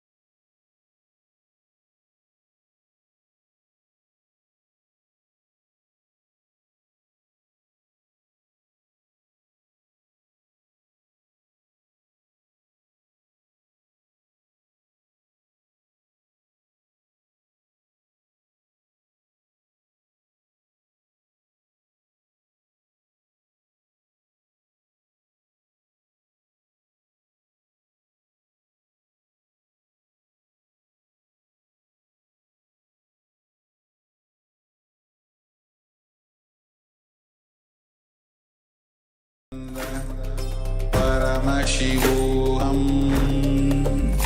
Om Nityananda Paramashivoham. Om Nityananda Paramashivoham. Om Nityananda Paramashivoham. Nityananda Paramashivoham.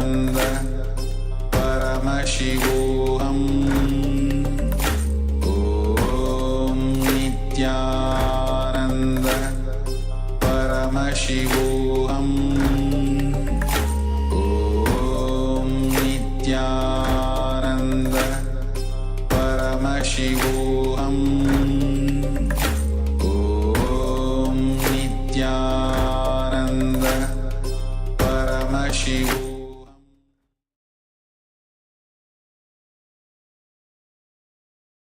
So please continue the manifestation. Meanwhile, also you can check if teleportation is happening. And please continue. We'll be taking few more minutes for this manifestation to happen.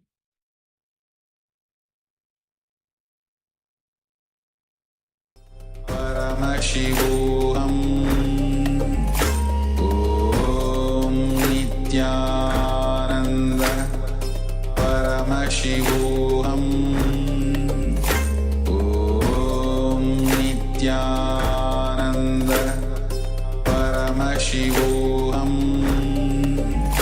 Om Nityananda Paramashivoham Nityananda Paramashivoham Om Nityananda Paramashivoham Om Nityananda Paramashivoham Om Nityananda Paramashivoham Om Nityananda Paramashivoham Om Nityananda Paramashivoham Om Nityananda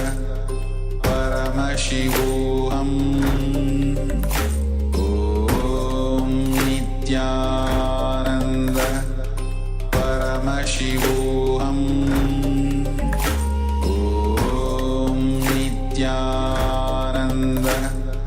Paramashivoham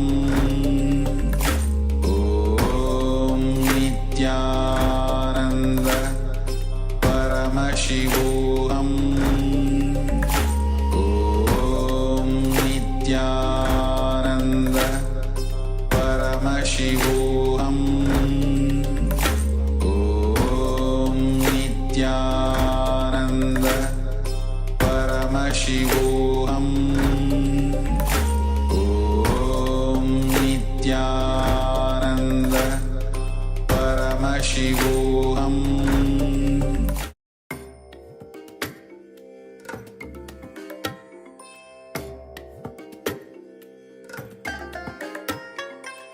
I bless you all. Let you all open all your three eyes and manifest the powers of Mahasadashiva. Om Nityananda Paramashivoham Om Nityananda Paramashivoham Om Nityananda Paramashivoham Om Nityananda Paramashivoham Om Nityananda Paramashivoham Om Nityananda Paramashivoham.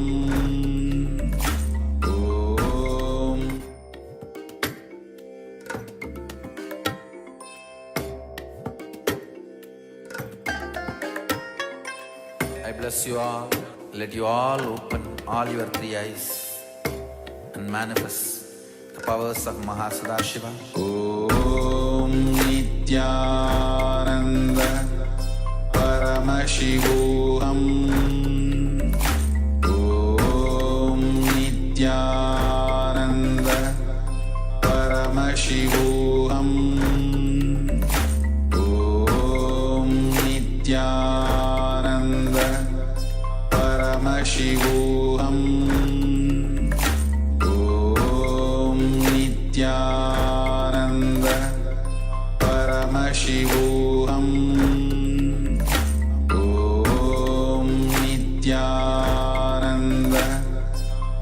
Paramashivoham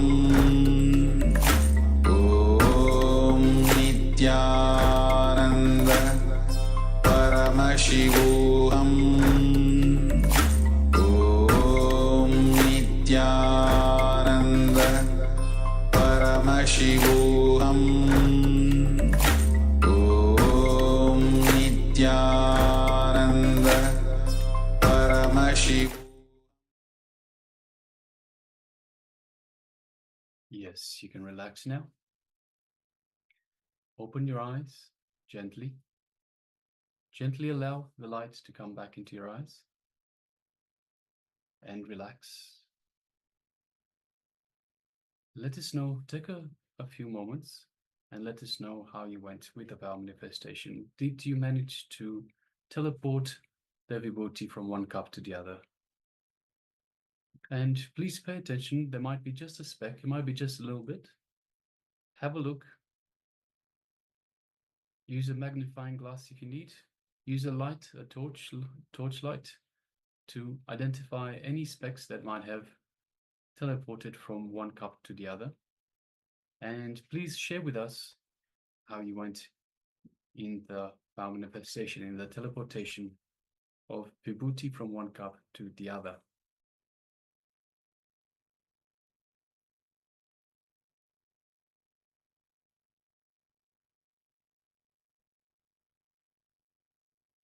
So we have one sharing already.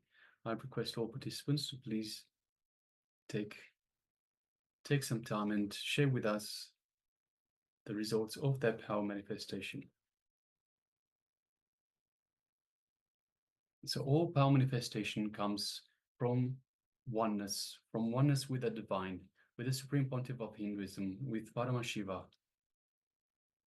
It's the oneness with the divine that manifests, that helps, that lets the divine manifest through us. Indeed, we are Paramashiva, we are the divine. We just haven't realized it just yet. So through our connection to the divine, through our true self, we manifest the powers of the third eye.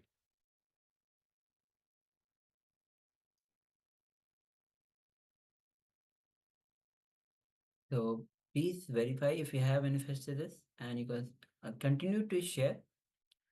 Meanwhile, we'll be entering into the second session. So we have a couple of sharings. So Liao Jia Huan says, I didn't succeed in visualization, but my visualization ability has been strengthened. I can visualize people become particularly young, such as 50-year-old face turning into a 20-year-old face. I can also visualize the details of Swamiji's face, hair, and decorations of the Holy Spirit, making my visualization more detailed. So yes, visualization, the power of visualization. Congratulations. So yes, with practice, you can visualize more and more and better. It is an important part of meditations and power manifestations as well. Yating Tan Aya says, I have no feelings and don't know what thoughts or state of mind I should use to transfer matter. So you should, don't engage your logic. It is nothing to do with logic. It is all about feeling connection. It is about the emotion, the connection that you feel to the divine. So don't try to do it with your head. Just have it as a gentle reminder. Hey, I want to do this. Please go ahead, manifest through me. So do not have any other thoughts or any thought or any state of mind. You should be any state that you should be in is unclutched. Just not have any thoughts at all. Ma Chen Hai Hui says, I feel like I'm trying hard to visualize, but later I wonder if the cup is too big to come out. So again, Ma, we need to try to remove the thoughts. So we should be in a thoughtless state as much as possible. So do not engage the logic, do not engage the mind, don't have any thoughts. So if we engage the logic, it's not going to work. It's not about logic. Once again, it is about oneness. It is about being in oneness with the Supreme Pontiff of Hinduism, being in oneness with the divine, with Paramashiva. So it is through this oneness that we manifest the powers. It is not us, it is not the logic. Logic is to do with the mind, with the ego. And the ego is not our true reality. It is not our true being. Our true being is divine. Our true being, our true self is Paramashiva. So it is the feeling connection to our true source, to our true self, our true being that manifests these powers. So I hope that answers the questions. If you have any questions, you can always feel free to put your questions in the chat. We'll be answering all the questions. Yes, there are a couple of more questions that are further up. We'll address them shortly. But right now we'll be moving on to the next section, which is feminine consciousness. Swami says all the great thing starts with Devi, the I identity, all our I identity. And we all are from mother and we go back to mother. It is only mother who has the key. Paransha is the state, but it is only Devi who decides who will experience that state. So any incompletions you have with the cosmic mother only, because she is the source. If you are incomplete about a person who is sitting next to you or any other person, it's about the source of that person and you. Both. The mother, which is the cosmic mother. So we'll be entering into the video where Swamiji himself will be guiding us throughout the whole video. So come to the space of listening. Let's begin.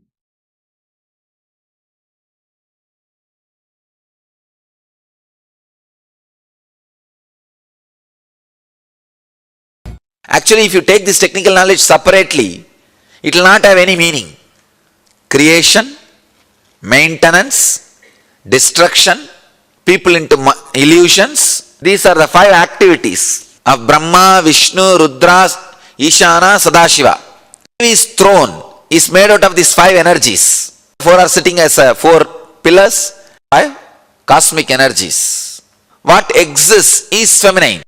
Whatever is masculine in you, whatever is feminine can't be killed. That is life source, source of life. There are many things which is not source of life, is jada, matter, mental attachment, corruption in your consciousness or inner space, anything feminine. If you renounce, you are enlightened, which is masculine. Give up, you are enlightened. You have 2 parts. One is the life which pulsates in you, which is living energy in you, which is shining as a light in your eyes, which is giving you the feeling of that I am. That is what is called consciousness. And there is something else is added, your mind, your body, for the sake of movements, to do what you want. That part which is added is masculine. That is why the masculine part is always aggressive, restless, rajasic. Anything which is restless in you is masculine part. Anything which is passive and alive, please understand, anything which is alive will be passive. Anything which is alive will be passive. It will not interfere. It will not be restless. It will not be moving. Chala means moving. Achala means life. Anything which is life will be passive, because it does not need anything from outside. Only if you need something, you will be restless. If you need something from outside, you are not feminine. You are not feminine. Please understand. When you purify yourself, that is why I said, women has more possibility for feminine consciousness. Just because you are a woman, don't think You are already female. You are already experiencing feminine consciousness. No. If you are restless for something of the outer world, you carry masculine energy in you. Carrying a pure passiveness is life. Carrying that pure life is feminine quality. When I utter the word passiveness, you have some idea. Maybe a little bit of mixture of laziness, that is okay, no problem. Feel that passiveness is like a patch, you are carrying it in this area. Carry that passiveness, that feminine mood in this area today whole day. You will understand what I am talking. From now, whatever you visualize as a feminine consciousness, see, the moment you listen to the word feminine consciousness or passive life energy, you have some idea. Carry that mood, that idea in your heart today whole day. You can even nothing wrong. You can visualize you are a woman body. Just remove the male body. You can visualize yourself as a Devi. Even if you are carrying woman body, visualize yourself as a Devi. Means pure feminine consciousness. Pure feminine consciousness. Passive life. Understand? Society is male-minded. Restlessness. That is why life is always described as restlessness, especially the Western mind-based society. Life means restlessness. A lot of life is happening here. I don't know how these fellows are saying that New York is a place where life is happening. So much of restlessness.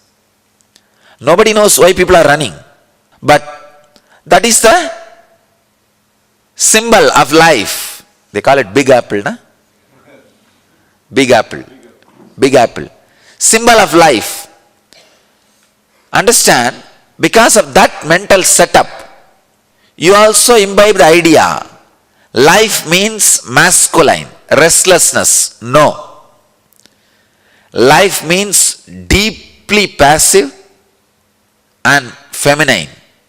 I can say one of the biggest calamity happened to the human civilization is women are asked to work and make living like men, for which they are not created. Please understand. That's one of the worst calamity. Because the role they need to play, the contribution they need to do, did not happen because they were used to create infrastructure. Manu says very clearly, anywhere women are used to create infrastructure, that place will be ruled by ghosts. Now I think all of you can understand the meaning of that word Manusmriti. Manu is not degrading women. He is giving them the right place, which West does not understand. Understand? He says, if women are used to create infrastructure, that country will be ruled by ghosts. Means people who are depressed, people who are demons. That's what is happening. That's what I am saying. Because women have a better role to play on human consciousness. They are living models and examples of intense passive life energy. They need to remind planet Earth again and again about living enlightenment, the feminine consciousness by their life. But when they are when they are used to create infrastructure, that priority of awakening the feminine consciousness, radiating feminine consciousness is lost. When that is lost, I can say the model is lost and lifestyle is lost. Again, Manu says very clearly, unless the depression from women is removed, the society cannot evolve. If women, you see, the feminine consciousness, if the restlessness is planted, the goal orientation is planted by the society, naturally she will suffer in depression because her consciousness is not hardwired for that. Feminine consciousness, woman body is not hardwired to create infrastructure for civilization. There is so many files, so much to tell, because I myself basically a Devi worshipper. The first mantra I got initiated into is Devi mantra, and the first experience which I had is feminine consciousness. And I can say the person who gave me sannyas, first I received 2-3 initiations, different things from different people. The first one was from female guru, and my first disciple, Mantra Diksha, female, and first my sannyasini is a woman. If you see the whole thing, if you exist as you are in feminine consciousness. If you want anything and move physically or mentally, you are in masculine consciousness. So that anything which you want physically or mentally and moving, if that movement is stopped, you are done. Nothing else. That's all. If you just remain in the feminine consciousness, you are done. Oh God, I can go on and on and on, express so much about. If men are asked to create infrastructure and women are asked to radiate the feminine consciousness, the whole civilization would have been different. All the religions based on sacred feminine energy are peacemaking religions, accepts everybody, everything. All the religions based on masculine are all terrorist religions, cannot tolerate others' existence. See, I am giving you the very clear base definitions.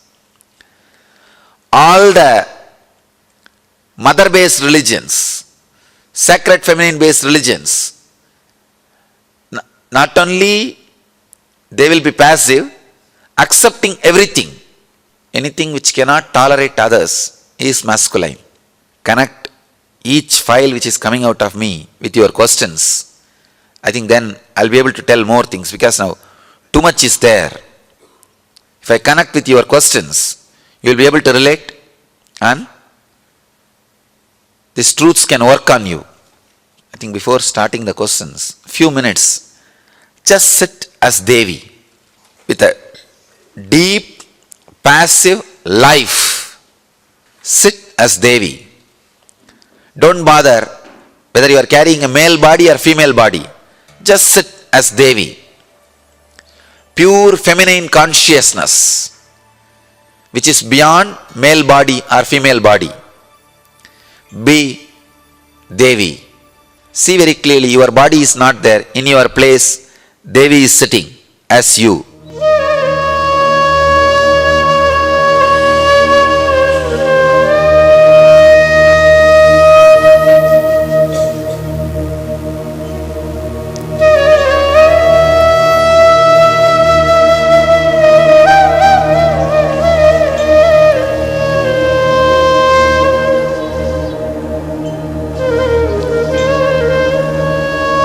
Just sit as Devi.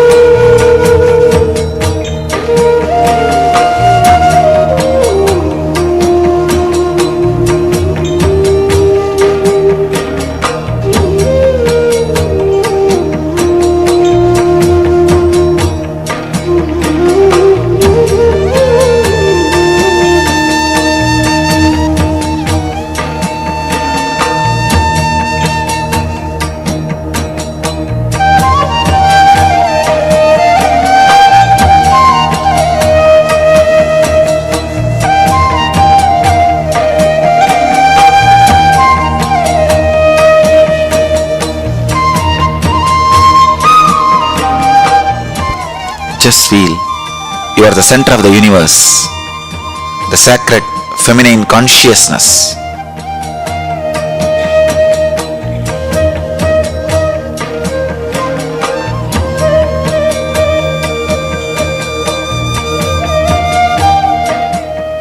Devi herself.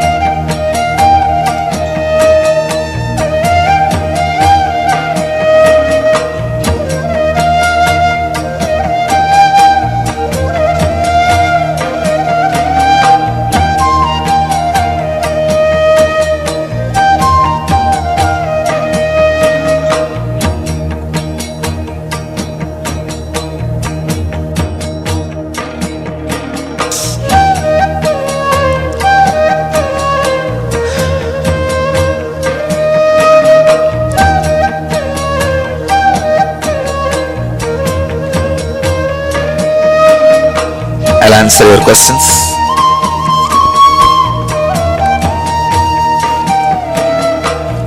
Swamiji, could you please explain about the science of Chandra Namaskar and how it awakens feminine energy? I can say Chandra Namaskar is the posture, physical movements to awaken feminine consciousness. It really balances. It's a physical level help. But we'll go into the deeper levels. Today I'm really in mood and right subject. What is male, female part of Maya? Maya does not have female part. Because male created the spiritual literatures, they projected Maya as female. Maya does not have female part. Feminine part is life. How do we see female part in Brahma, Vishnu, Shiva without their wives? Actually, the description I gave, the throne, without the female part, they are all Shava, Preta. With Devi sitting, only then they are Brahma. Can we say Nirvikalpa Samadhi, Sagaja Samadhi are expressions of feminine energy? Nirvikalpa Samadhi and Sagaja Samadhi is nothing but the pure feminine consciousness. Daivi, please explain working on infrastructure. Means the carrier consciousness is put inside you, you see. In the Vedic civilization, women never have to be carrier oriented. Now you also carry the stress of finding a job, maintaining a career and making whatever is needed for life and creating infrastructure. You understand? Foolish way, this is what is taken as equal rights. It is not. Right to be what you are is equal right. Right to be what you are is equal right. Not, and the male chauvinistic society is so cunning, it just started exploiting you. You doing, if you do this, you are equal to us. That's where the whole problem is. So the carrier-based mental setup is what I call being used for infrastructure. Feminine energy is creation. Then why not use feminine women for creating infrastructure? Please understand, feminine energy is life, passive life. The passive life creates intelligence for work to happen, but they are made as workers. There's a big difference. So the source of intelligence is not used. People ask me many times, This is especially press. Why don't you go and do social service in every village, Swamiji, instead of sitting and taking classes? These fools don't know. By sitting and taking classes, I am creating thousands of social workers. I am creativity, creation. If I go and do social service in some villages every day, I'll be able to manage 2 villages, 3 villages. But if I am sitting and radiating this energy, I can create thousands of social workers. You understand the difference? Same thing. Originally, in all evolved civilization, the high class, the Brahmin community, evolved civilizations, in those days I am saying, not now, Brahmins, the Chettiars, all those communities, women are the consultants. They held the wealth and financial decisions. They are decision makers. Could you please give us some clarity on feminine qualities that fosters and grows Devi consciousness? Deep, passive life. Even compassion, motherliness, all these things are smell of feminine consciousness, not feminine consciousness itself. Feminine consciousness is a deep, passive life. That's a description I can give. Given the social setup today, what can we do to start awakening feminine energy in women? I'll answer this question elaborately. After the breakfast, I'll attend that. This gives complete light on Sankhya philosophy, Prakriti Purush. Purush putting seed is infrastructure. Yes, Bhagavaji. It's actually one of the biggest philosophical problem I have solved today morning's discussion. If you guys are not earlier educated in the philosophy, you may not understand. Only people who are educated in the philosophy can relate to what I was saying. I think this is the biggest complication in Sankhya system. I have solved it just in half an hour. Chaitanya's Raghanuraga Bhakti. Yes, Raghanuraga Bhakti. Again the same. Raseshwari. Raseshwari plays the role in Chaitanya's tradition. Ashtavakra merging in Radha Krishna. The feminine consciousness. While doing the meditation, I felt my Anahata opening up and merged into Anandagandha. Slowly my Vishuddhi started opening up and then Sahasrara. Eventually it all ended in the Anahata opening up. Again with a fresh and radiant lotus flower in it. Does this make sense? It makes sense. It's working, ma. All right. Wonderful questions. Sadashiva's question. Every question I can connect one file which is getting downloaded in me and it will be useful for you guys. Not only that, for posterity. I have decided all these things will get edited and come out as books.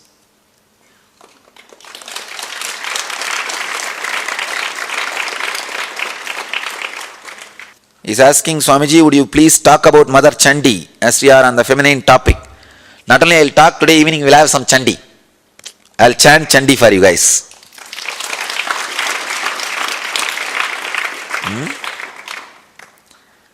Give more light on chakras and feminine consciousness. Actually, Muladhara is masculine, Swadhisthana is feminine, Manipuraga is masculine, Anagata is feminine, and after Anagata, everything is feminine. So I will talk on all these things. Today I will chant little Chandi to awaken the feminine consciousness in all of you. Let's gather for next session. Thank you.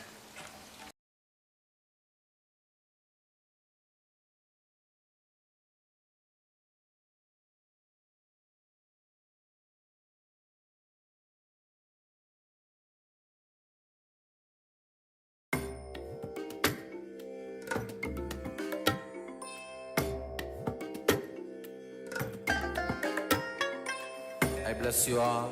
Let you all open all your 3 eyes and manifest the powers of Mahasadashiva. Om Nityananda Paramashivoham. Om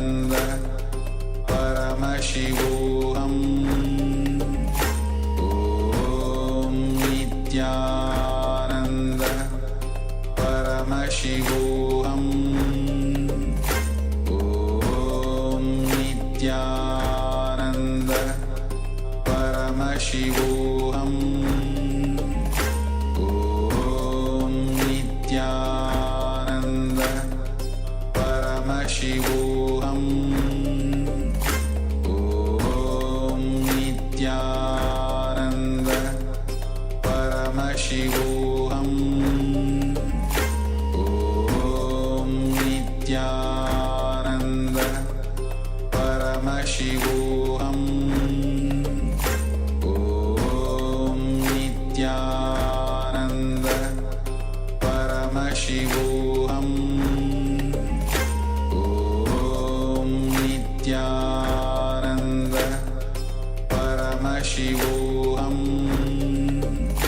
Om Nityananda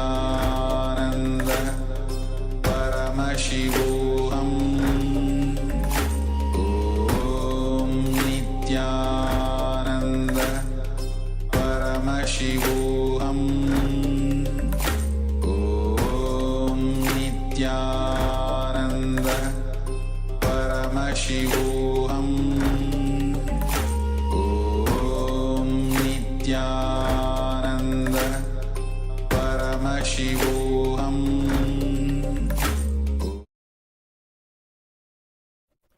Yes, welcome back.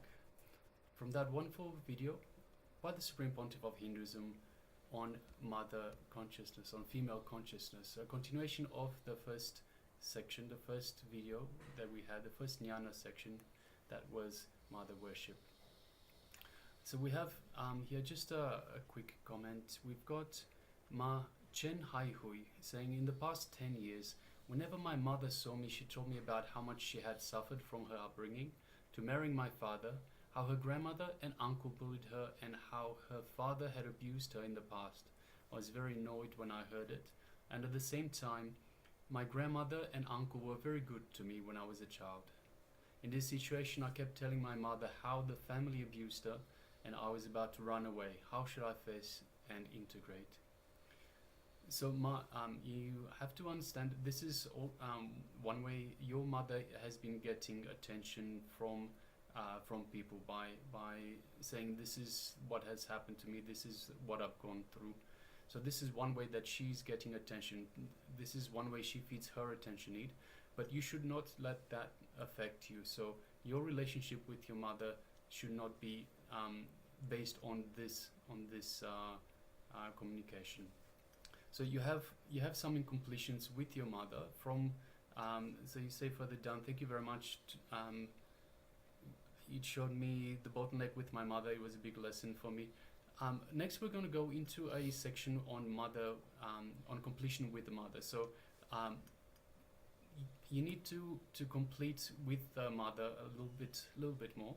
See, mother is the first relationship that we have in our life, and the impact of the relationship with the mother that we have lasts a whole lifetime. So, which is very important. If you have incompletions, they are very strong incompletions and very deep, and they last a very long time. So this is why it's very important, and I recommend Ma Chen Hai Hui, please do this next exercise. And to everyone who has any incompletions with the mother, it is very important. We are moving into a completion exercise, an internalization exercise, completion with the mother. So I suggest everyone please pay attention and do this exercise authentically.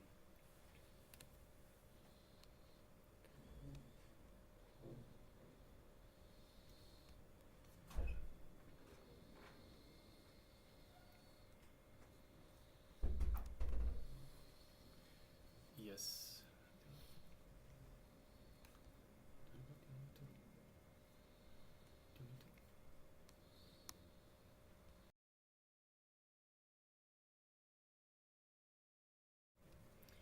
Yes. So in this internalization, incompletions with mother, we request participants to pen down all incompletions that you have with your mother, everything that is a pattern that is stopping you from having the ideal relationship with your mother. And for each incompletion, pen down the incidents when the incompletion started in you. So any incompletions, any incidents, any feelings, any patterns that you have in terms of your relationship with the mother. Pen these down, and for each incident, pen down the world and my world. So these are going to be two separate columns. So one column entitled the world, and the other one my world. And in the world, write everything that happened in the incident as factual. So do not include any emotions, any the way you felt, the way you perceived it, just the facts, the pure facts. And in my world, write down how you felt, how you interpreted, how you perceived this incident. And for each incident, sit with Swamiji Satmamurti, share each incident as if you are talking to your mother.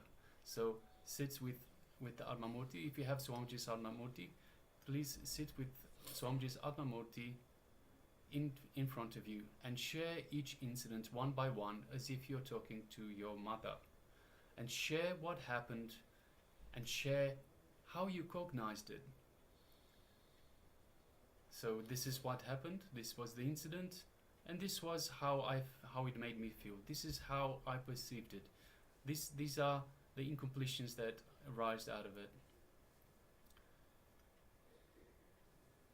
So we'll ask everyone to please go ahead and do this.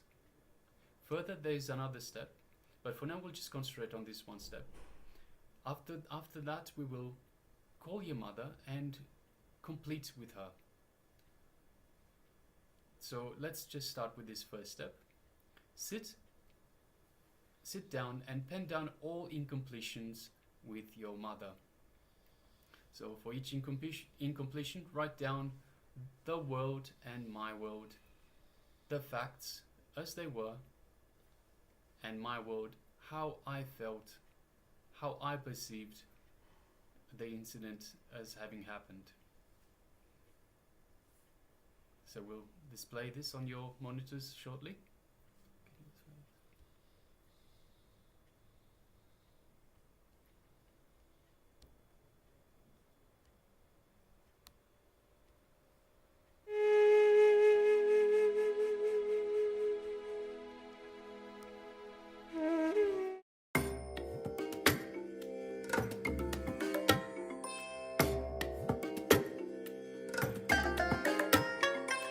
I bless you all. Let you all open all your three eyes and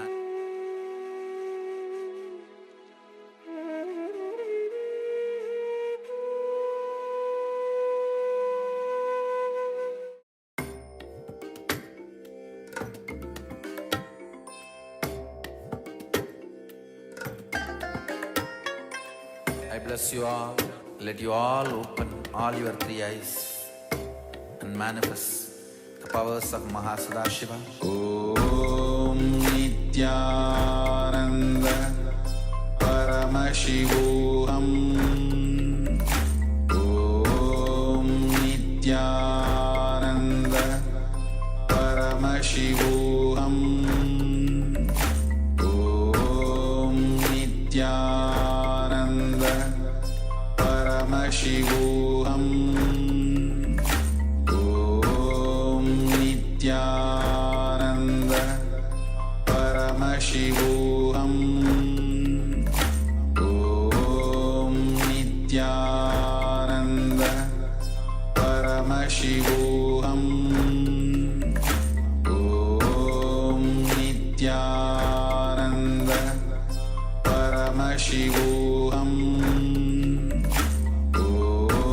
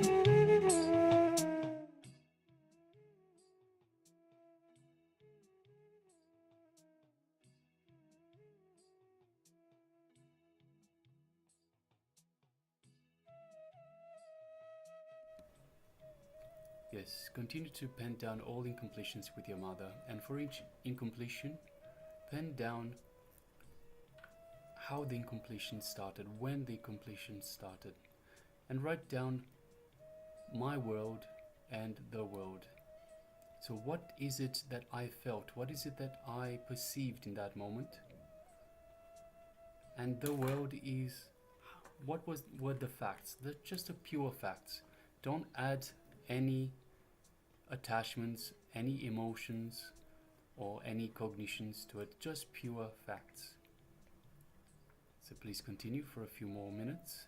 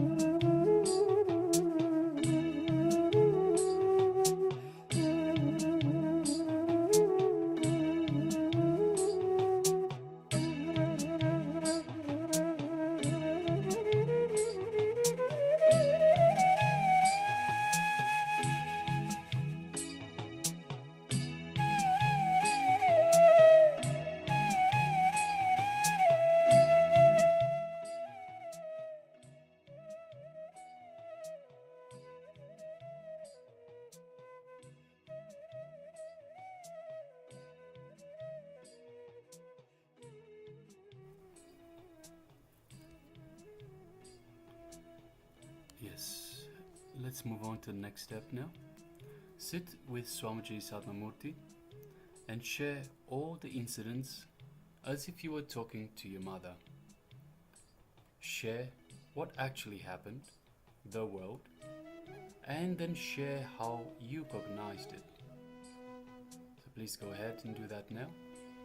Sit in front of Swamiji Satnamurti, share all incidents that you've noted down in the first step, just like you were talking to your mother, and share what actually happened, so just the facts, and then share how you cognized the situation.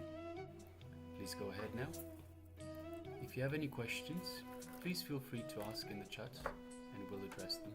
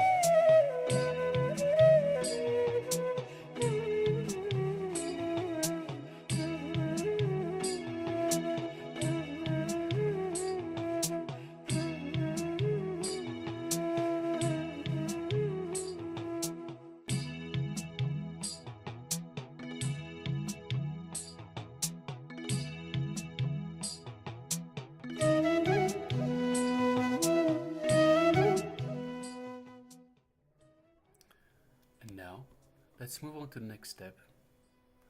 For each incompletion, call your mother and complete with her with all incompletions. Every single incompletion that you've written down, call your mother and complete with her. If your mother is not alive, you can take a mirror, invoke your mother in the mirror and complete with her in this manner. So please go ahead, call your mother and complete with each incident.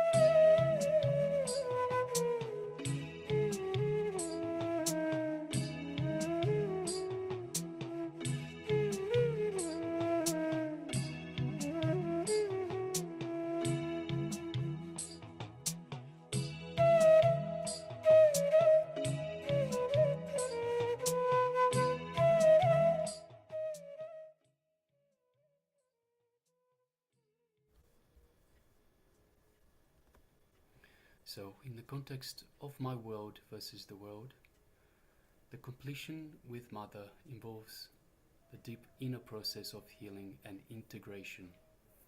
It is about recognizing and resolving emotional patterns, emotional beliefs, or conflicts that may have originated from your relationship with your mother. The completion happens when you consciously acknowledge your feelings, whether they are love, resentment, or longing, whatever the feeling might be, by embracing these emotions without judgments. You create the space for healing. So this process may involve expressing gratitude for lessons learned, forgiving past grievances, past happenings, and understanding the role that your mother played in shaping your identity. Through this completion, you transcend the limitations imposed by your past experiences and begin to see your mother as a divine reflection of the feminine energy. This allows you to integrate her qualities within yourself, leading to a more profound sense of wholeness and connection with both your inner self and the world around you.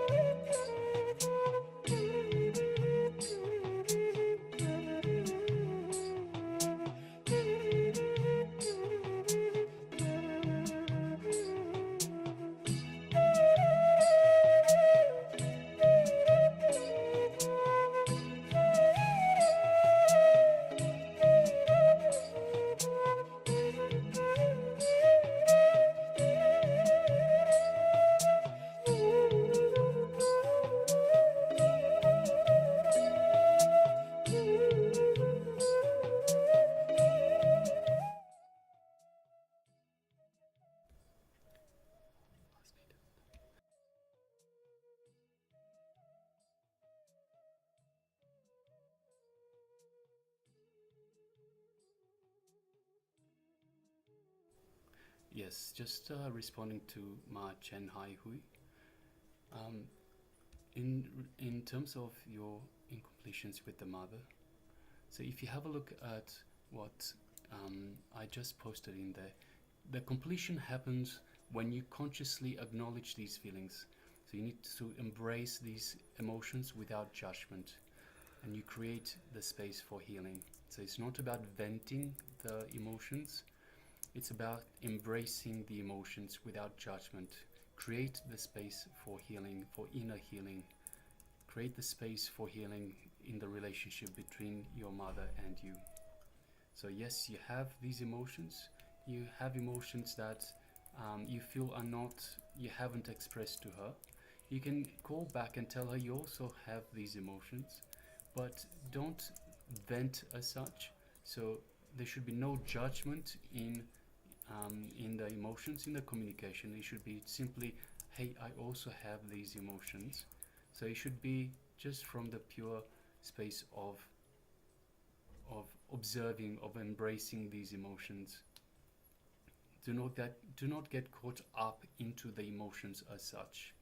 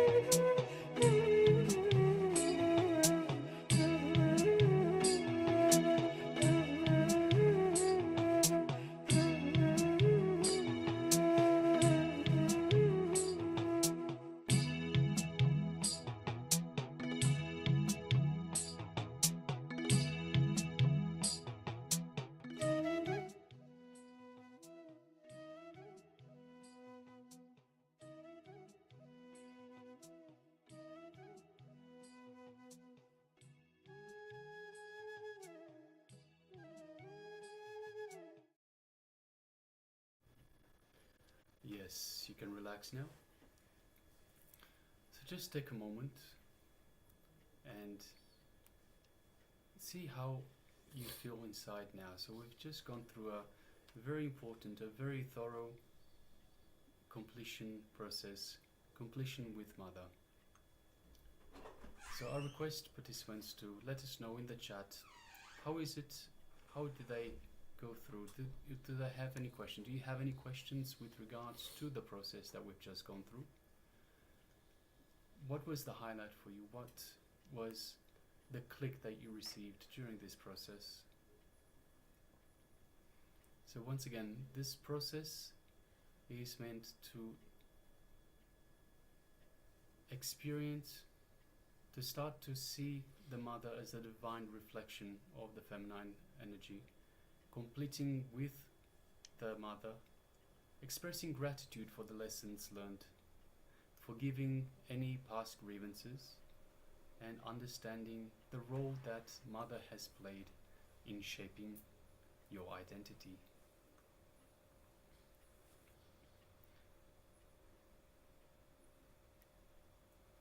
So I request all participants to let us know how they went. How was this process for them? Any questions that may arise, anything that you have a doubt about, any incompletions that you weren't able to sort out. See, the more you hold these issues, so any issues that you have, any incompletions that you have with the Mother, the more you hold them inside, the bigger the problem becomes. And the way incompletions work is because they are unfulfilled experiences. They come back again and again and again, and each time a little bit harder until they finally are fully experienced. So that's why it's important to remove these incompletions as much as possible. So by speaking them out to your Mother, you remove the heaviness that you feel in your soul. So Ma Chen Hai Hui shares, I suddenly feel a little happier now, not so tense anymore. Yes, Ma. And that's exactly the point, exactly the feeling. So once you let go of these incompletions that have been grasping, that have been holding, you've been holding inside, you will become lighter. You've expressed them, so you don't have to hold them in. They don't eat away at your being every time you encounter your Mother. Okay, so now after this powerful completion process, let's move into the power manifestation session. If you have anything more to share or any other questions, please let us know in the chat and we'll address them in due course. Meanwhile, we'll be moving into the next round of power manifestation. So once again, it is third eye power and teleportation. So previously we teleported not Kumkum. Kumkum is this round. We teleported Vibhuti from one cup to the next. In this round, we'll be teleporting Kumkum. So Kumkum or vermilion is the substance that we use for the third eye. So I request all participants to now take a moment, gather the 2 cups that we had previously, that we had earlier, and some Vibhuti, some Kumkum.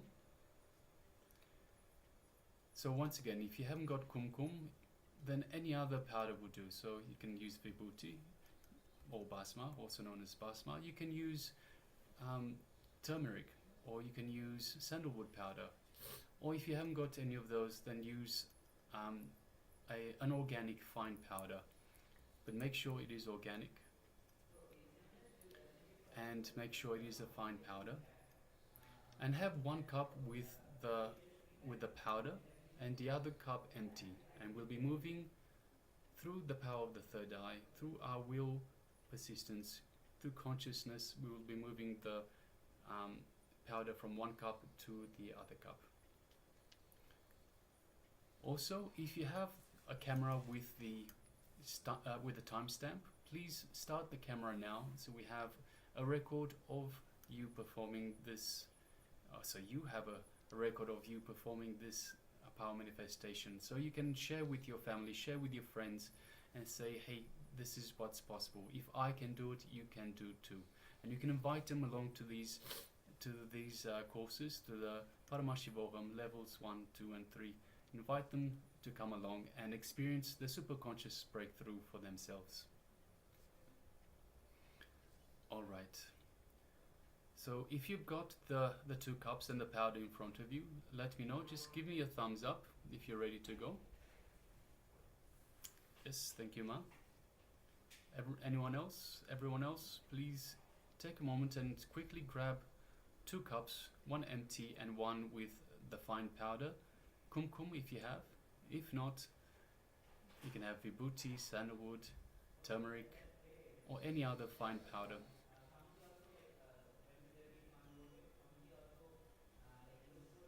Okay, so now I request all participants to sit comfortably on the floor in Padmasana or in Vajrasana. So in Padmasana with the legs crossed like this on top of each other, or in Vajrasana sitting on the knees, sitting comfortably with the buttocks on the heels, resting comfortably, and have the hands as such. Keep your right thumb on top, so the right thumb has to be on top as such, and sit comfortably.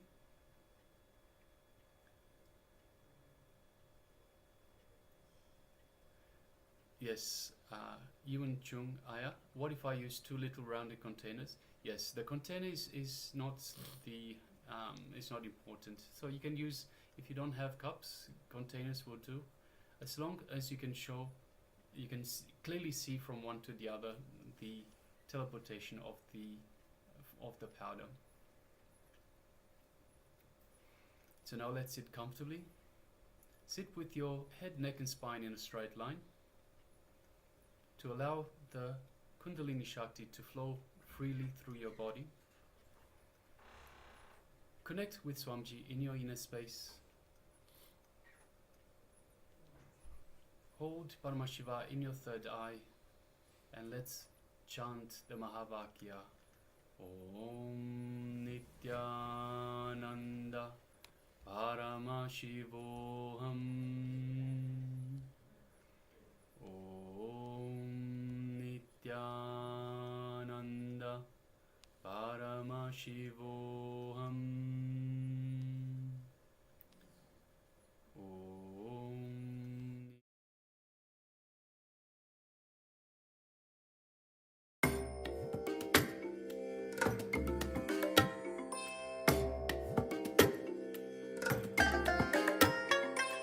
I bless you all. Let you all open all your 3 eyes and manifest the powers of Mahasadashiva. Om Nityananda Paramashivoham. Om Nityananda Paramashivoham.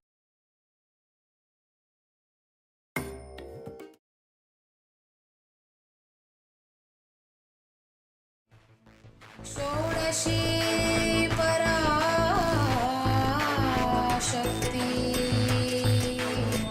अरुणाचले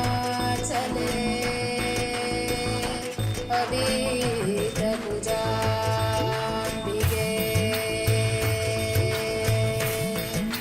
मधुरापुरी Meenakshi Samaypur Indrakshi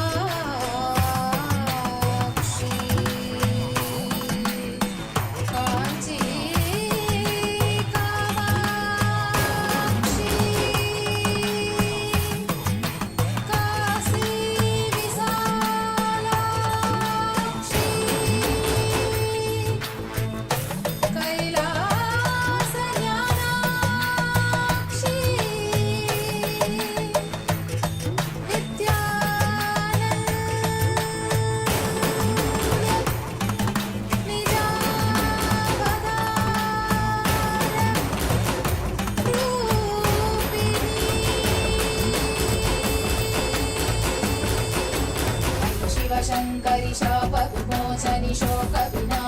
शास्त्रनिते शिवसहिते शिवशम्भुशुभङ्करि शुम्भरि शुम्भपदास्तुते सकल मनोहरि सुन्दरि सर्ववशङ्करि शङ्करतोषकृते जय परमेश्वरि नित्यसुमङ्गलि नित्यनितेश्वरि पालय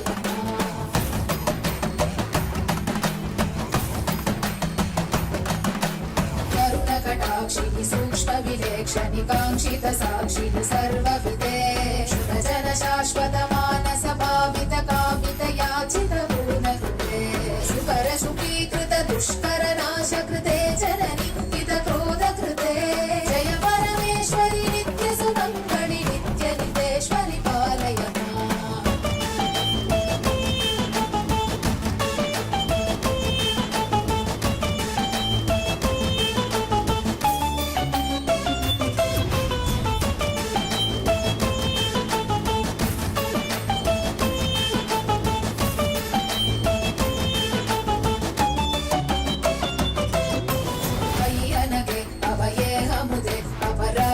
शक्तियुते अजिते शुभवरदे विभवे विमले कमले कमलाम्बुजपादयुते करकमले करुणानिलये कमलाक्षयुते करशूलधृते जय परमेश्वरि नित्यसुमङ्गलि नित्यनितेश्वरि पालय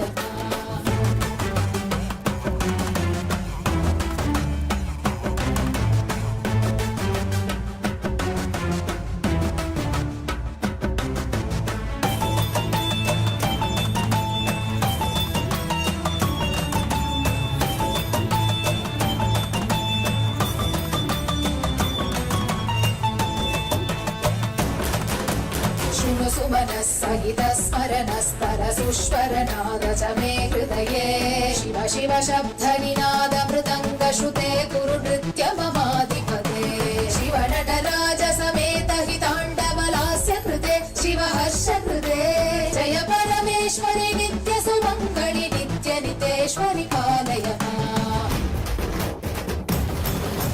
बहु अवतार कृते जनपालित शासित भूमि पवित्र कृते युग युग शम्भविते च कलौ नित्यानन्द रूप शरीर कृते परम शिवेश्वरि नित्य महेश्वरि नित्य कलामयि नित्यनुते परम शिवेश्वरि नित्य महेश्वरि नित्य कलामयि नित्यनुते जय परमेश्वरि नित्य सुमङ्गलि नित्य नितेश्वरि पालय जय परमेश्वरि नित्य सुमङ्गलि नित्य नितेश्वरि पालय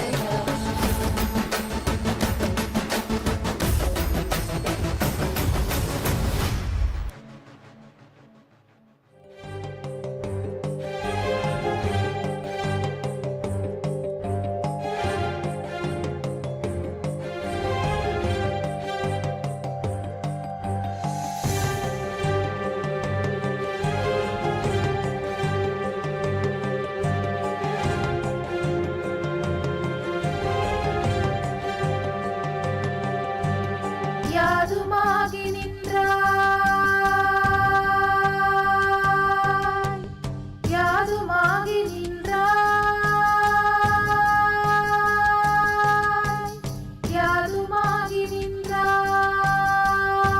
காளி யாதுமாகி நின்றாய் காளி எங்கும் நீ நிறைந்தாய்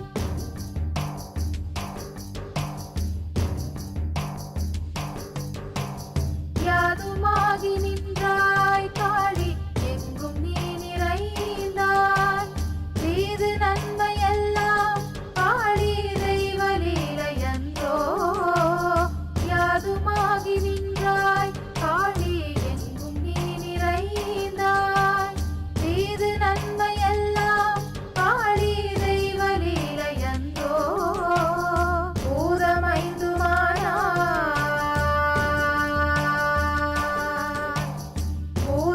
பூதமைந்துமானாய் காளி பொறிகளைதுமானாய்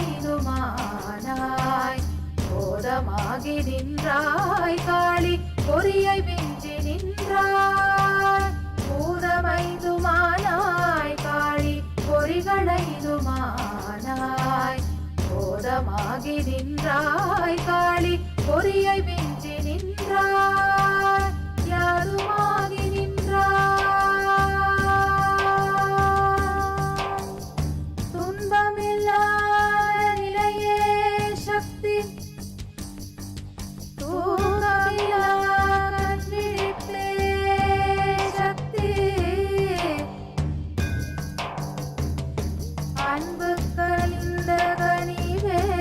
சக்தி ஆண்மை நிறைந்த நிறைவே சக்தி சக்தி சக்தி பாட்டில் வந்த களியே சக்தி வாழ்வு பெருக்கும் மதியே சக்தி ஊழ்வினை நீக்கும் உயர்வே சக்தி சக்தி சக்தி உள்ளத்தொளிரும் விளக்கே சக்தி சக்தி சக்தி சக்தி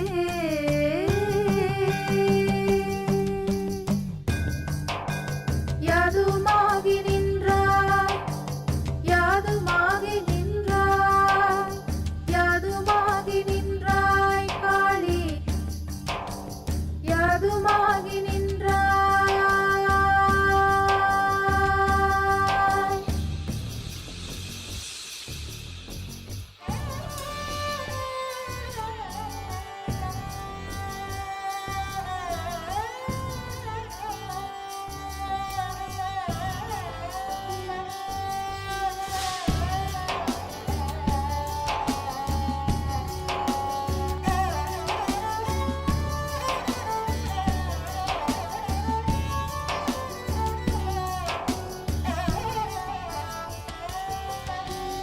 இன்பமாகி விட்டாய் இன்பமாகி விட்டாய் காளி என்னுள்ளே புகுந்தாய் இன்பமாகி விட்டாய் காளி என்னுள்ளே புகுந்தாய் இன்பு நின்னையல்லாள் காளி பிரிந்து நானும் உண்டோ இன்பமாகி விட்டாய் காளி என்னுள்ளே புகுந்தாய் பின்பு நின்னையல்லாள் காளி பிரிந்து நானும் உண்டோ அன்பளித்து விட்டாய் காளி காளி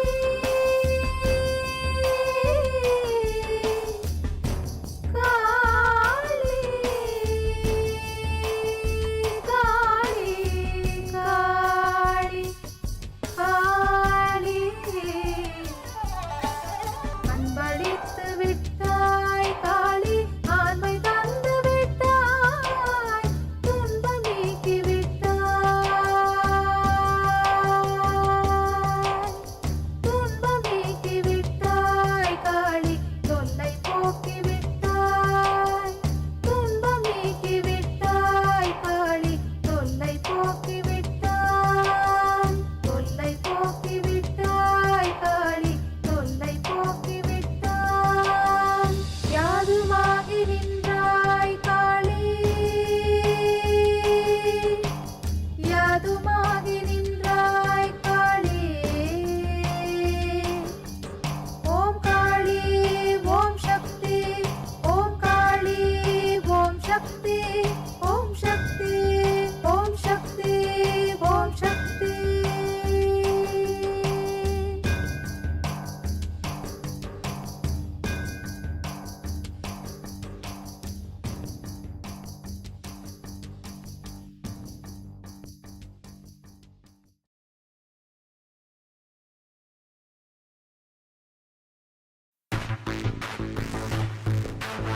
ஓங்காரி பரமேஸ்வரி ஷோடசி பராசக்தி அருணாச்சலே அவேதபுஜாம்பிகே மதுராபுரி மீனாட்சி சமயபுர இந்திராட்சி காஞ்சி காமாட்சி காசி விசாலாட்சி கைலாச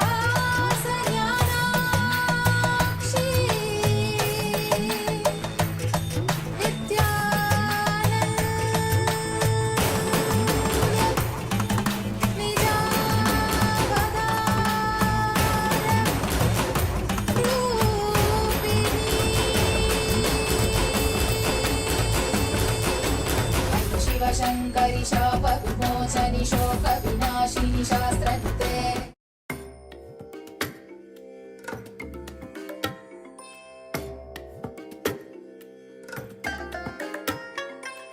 I bless you all. Let you all open all your three eyes and manifest the powers of Mahasadashiva. Om Nityananda Paramashivoham. Om Nitya. Yes, you can relax now. Please take a moment and come back to the space of now. And let's have a look into the two cups. If you need to use a magnifying glass or perhaps a torchlight, something, just see if there's any powder that has materialized in the second cup. So just please take a moment and look very carefully. Sometimes it might be just a very, very fine speckle of powder, but every success, every little bit means a success. Everything is a successful power manifestation. So please have a very close look in the second cup.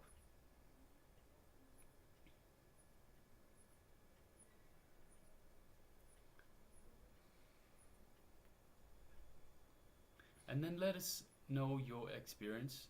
Let us know your results. How did you go with this power manifestation?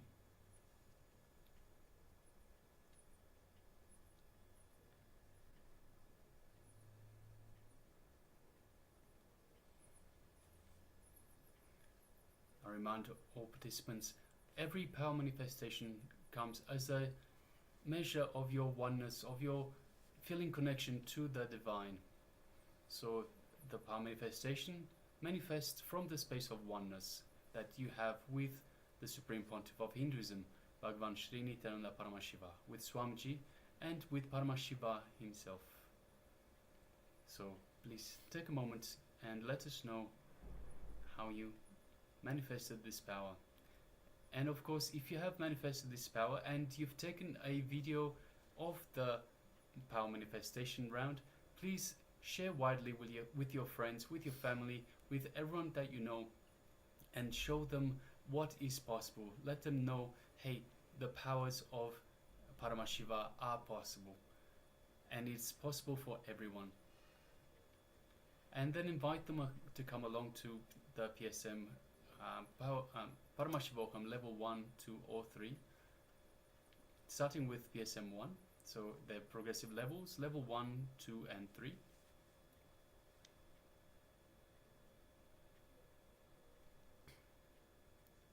So I request all participants to take a moment and let us know in the chat box.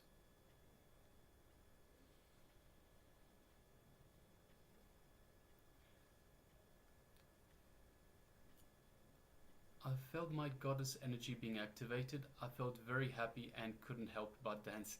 Yes, Ma, thank you. Thank you for sharing. Congratulations, well done. So goddess energy. So you felt in oneness with the feminine energy, with the goddess energy, and that of course is the theme for today. Divine feminine consciousness. So yes, well done, Ma.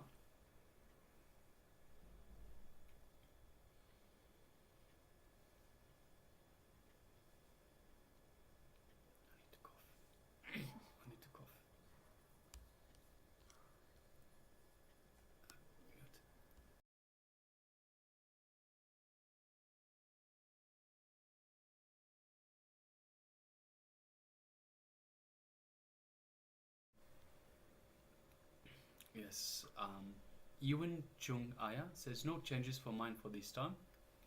Don't worry. With practice, if you practice more and more, with every practice of the power manifestation session, the connection and the oneness, the feeling of oneness with the divine will get stronger and stronger, and you will manifest. Who knows? You might have manifested, but it's just not visible just yet. Maybe it's too small at the moment, so you never know. But out of the feeling connection, out of the oneness with the divine, with Paramashiva, the power manifestation manifests. So with the practice, you strengthen this feeling connection to the divine, and you'll find that you'll be able to manifest easier and easier and manifest more and more powers. And of course, I remind participants, every power manifestation works on you on so many different levels. So it's not just on the physical. We have 7 body layers, and yes, perhaps it will be manifested. Yes, it will manifest next time, Aya. So it works on so many different levels, so many different dimensions of our body, and it also helps to break through some patterns that we hold. So it might be also a case that some pattern is a little bit stubborn and it needs to be broken through. So you might need a further powerful cognition from Swamiji in order to break through that pattern that is blocking the manifestation just yet, Aya. But don't despair, this is why you're here. All right. So yes, for all the participants, let's, for those who are feeling who have not yet manifested, or who are thinking that I have to manifest, maybe a couple of more times, we'll be having one more round, of the power manifestation, the same power which we did. The power of, the teleportation, specifically to, teleporting the kumkum, the vermilion powder, from one cup to another. So let's come back to the space of, the space of oneness to manifest the powers. If you feel that in your cup something is there, if you're able to see something, for the second round, just make sure it is completely clean, the other cup which is there, and just keep it.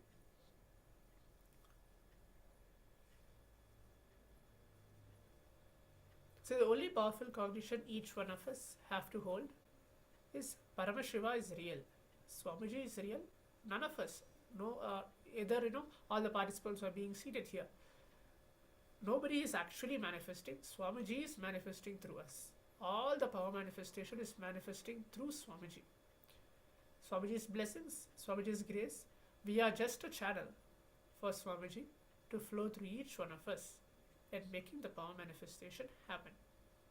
So do not hold the doubt, you do not have the self-doubt that why I'm not manifesting, I will not manifest the second round because I have not manifested the first round. Drop the self-doubt or the powerless thoughts which we have, drop it at Swamiji's feet. So just sit, be completely relaxed, allow Swamiji, maybe in the form of today we're going to receive the Devi Parashakti Darshan, allow the Swamiji in the form of Devi to flow through you as a channel. You can chant the Mahavakya. That's the way to connect with Swamiji. Om Nityananda Paramashivoham.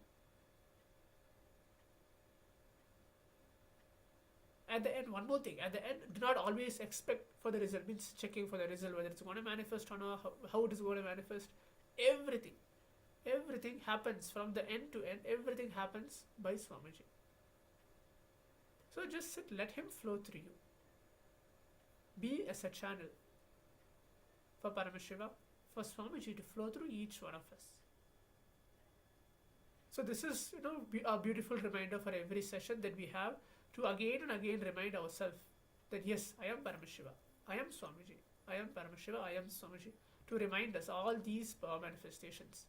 So because usually we have the powerful cognition and then we move on to the internalization exercise, we have in between kriyas and meditations. But we have to remind ourselves again and again our highest identity inside ourselves, our consciousness, which is Paramashiva, Swamiji. This very thought current comes only when you are during manifesting this power manifestation times. So let's sit now with this very powerful cognition.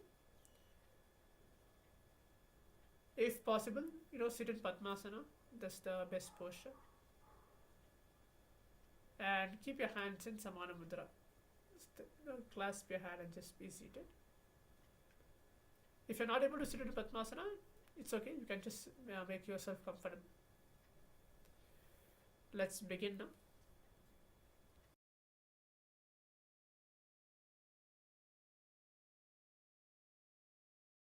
Pranayama.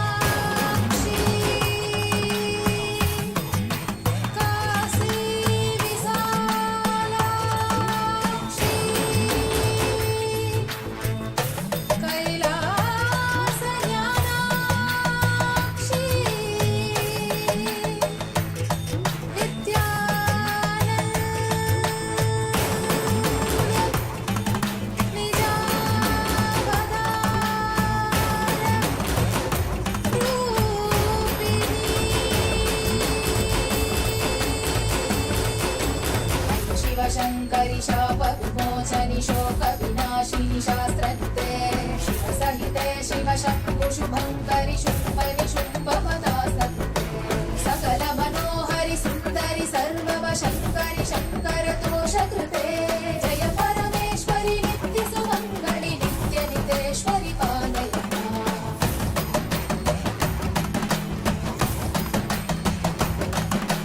करुणकटाक्षिणि सूक्ष्म विलेक्षणि काङ्क्षित साक्षिणि सर्वविदे शुभजन शाश्वत मानस भावित कामित याचित पूर्णकृते सुकर सुखीकृत दुष्कर नाश कृते जननिन्दित क्रोध कृते जय परमेश्वरि नित्य सुमङ्गलि नित्य नितेश्वरि पालय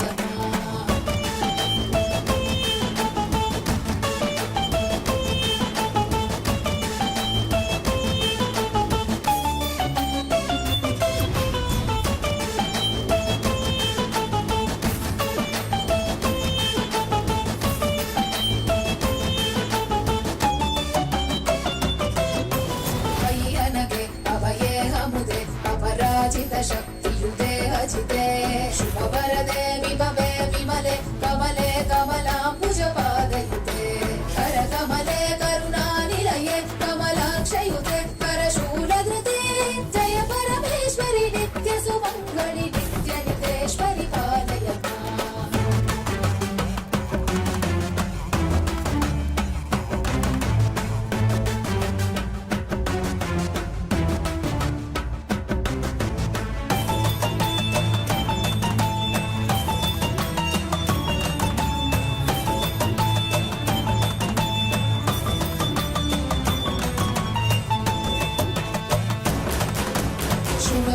सहित स्मरणस्तर सुष्वरनाद च मे हृदये शिव शिव शब्दनिनाद मृदङ्ग श्रुते कुरु नृत्य ममाधिपते शिव नटराज समेत हिताण्डवलास्य कृते शिव हर्ष कृते जय परमेश्वरि नित्य सुमङ्गलि नित्य नितेश्वरि पालय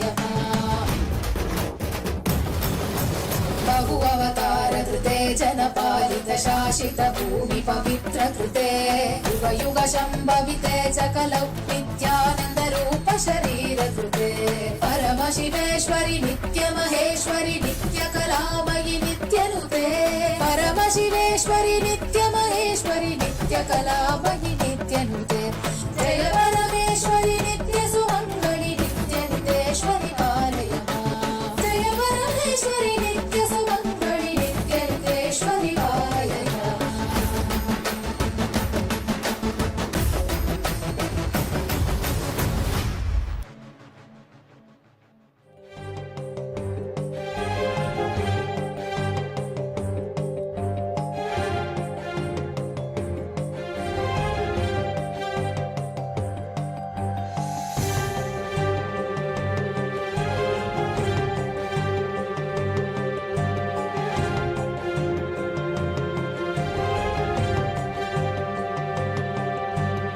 யாதுமாகி நின்றாய் யாதுமாகி நின்றாய் யாதுமாகி நின்றாய் காளி யாதுமாகி நின்றாய் காளி எங்கும் நீ நிறைந்தாய்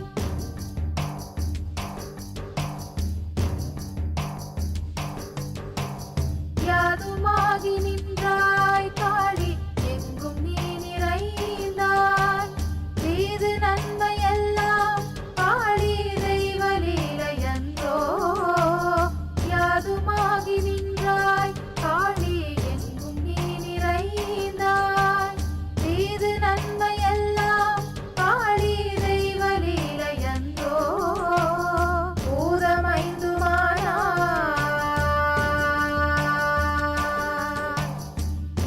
பூதமைந்துமானாய் காளி பொறிகளைந்துமானாய் போதமாகி நின்றாய் காளி பொறியை விஞ்சி நின்றாய் பூதமைந்துமானாய் காளி பொறிகளைந்துமானாய் போதமாகி நின்றாய் காளி பொறியை விஞ்சி நின்றாய் நின்றாய் யாதுமாகி நின்றாய் துன்பமில்லாத நிலையே சக்தி தூக்கமில்லாத விழிப்பே சக்தி அன்பு கனிந்த கனிவே சக்தி ஆண்மை நிறைந்த நிறைவே சக்தி சக்தி சக்தி பாட்டில் வந்த களியே சக்தி வாழ்வு பெருக்கும் மதியே சக்தி ஊழ்வினை நீக்கும் உயர்வே சக்தி சக்தி சக்தி உள்ளத்துளிரும் விளக்கே சக்தி சக்தி சக்தி சக்தி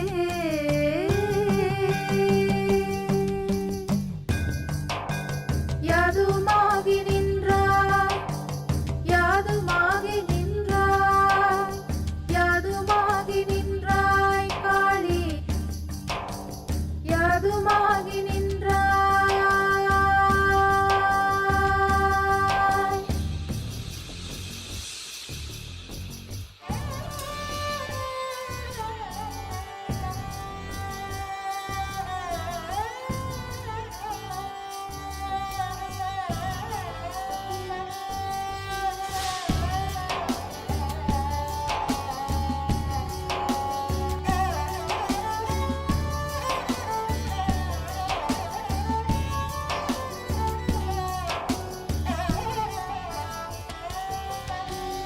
இன்பமாகி விட்டாய் இன்பமாகி விட்டாய் காளி என்னுள்ளே புகுந்தாய் இன்பமாகி விட்டாய் காளி என்னுள்ளே புகுந்தாய் பின்பு நின்னையல்லாள் காளி பின்பு நானும் உண்டோ இன்பமாகி விட்டாய் காளி என்னுள்ளே புகுந்தாய் பின்பு நின்னையல்லாள் காளி பின்பு நானும் உண்டோ அன்பளித்து விட்டாய் காளி காளி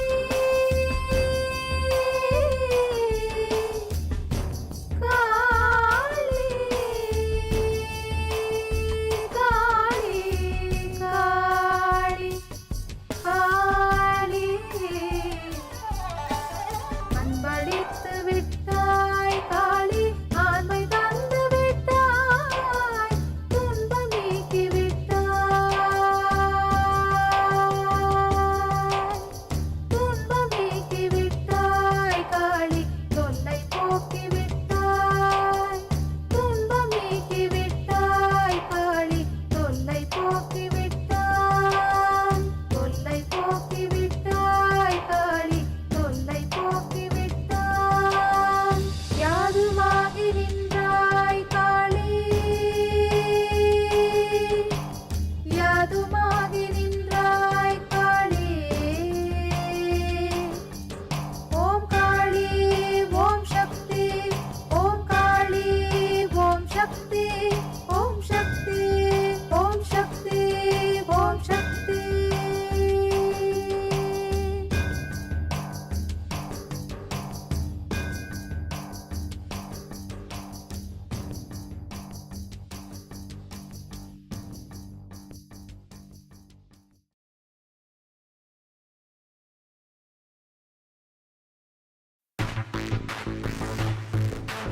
ஓங்காரி Parameswari. Yes, you can now relax. I hope you're enjoying the oneness capsule as much as we are.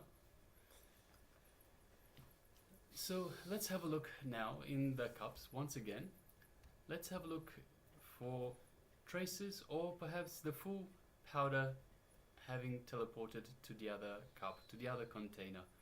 So let's bring our magnifying glass, our torchlight, and let's have a close look in the second cup and let us know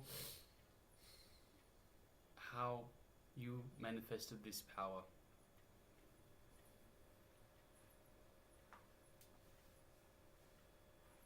Please take a moment.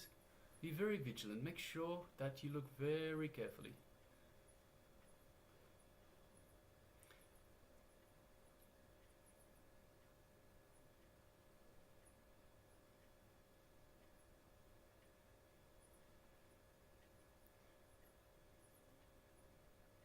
And while everyone is looking into the second cup, let's take a moment and remind ourselves there is the Devi Akashic reading darshan that is happening tonight, a very important event. So I request all participants to please make sure that you attend this darshan. It is very important.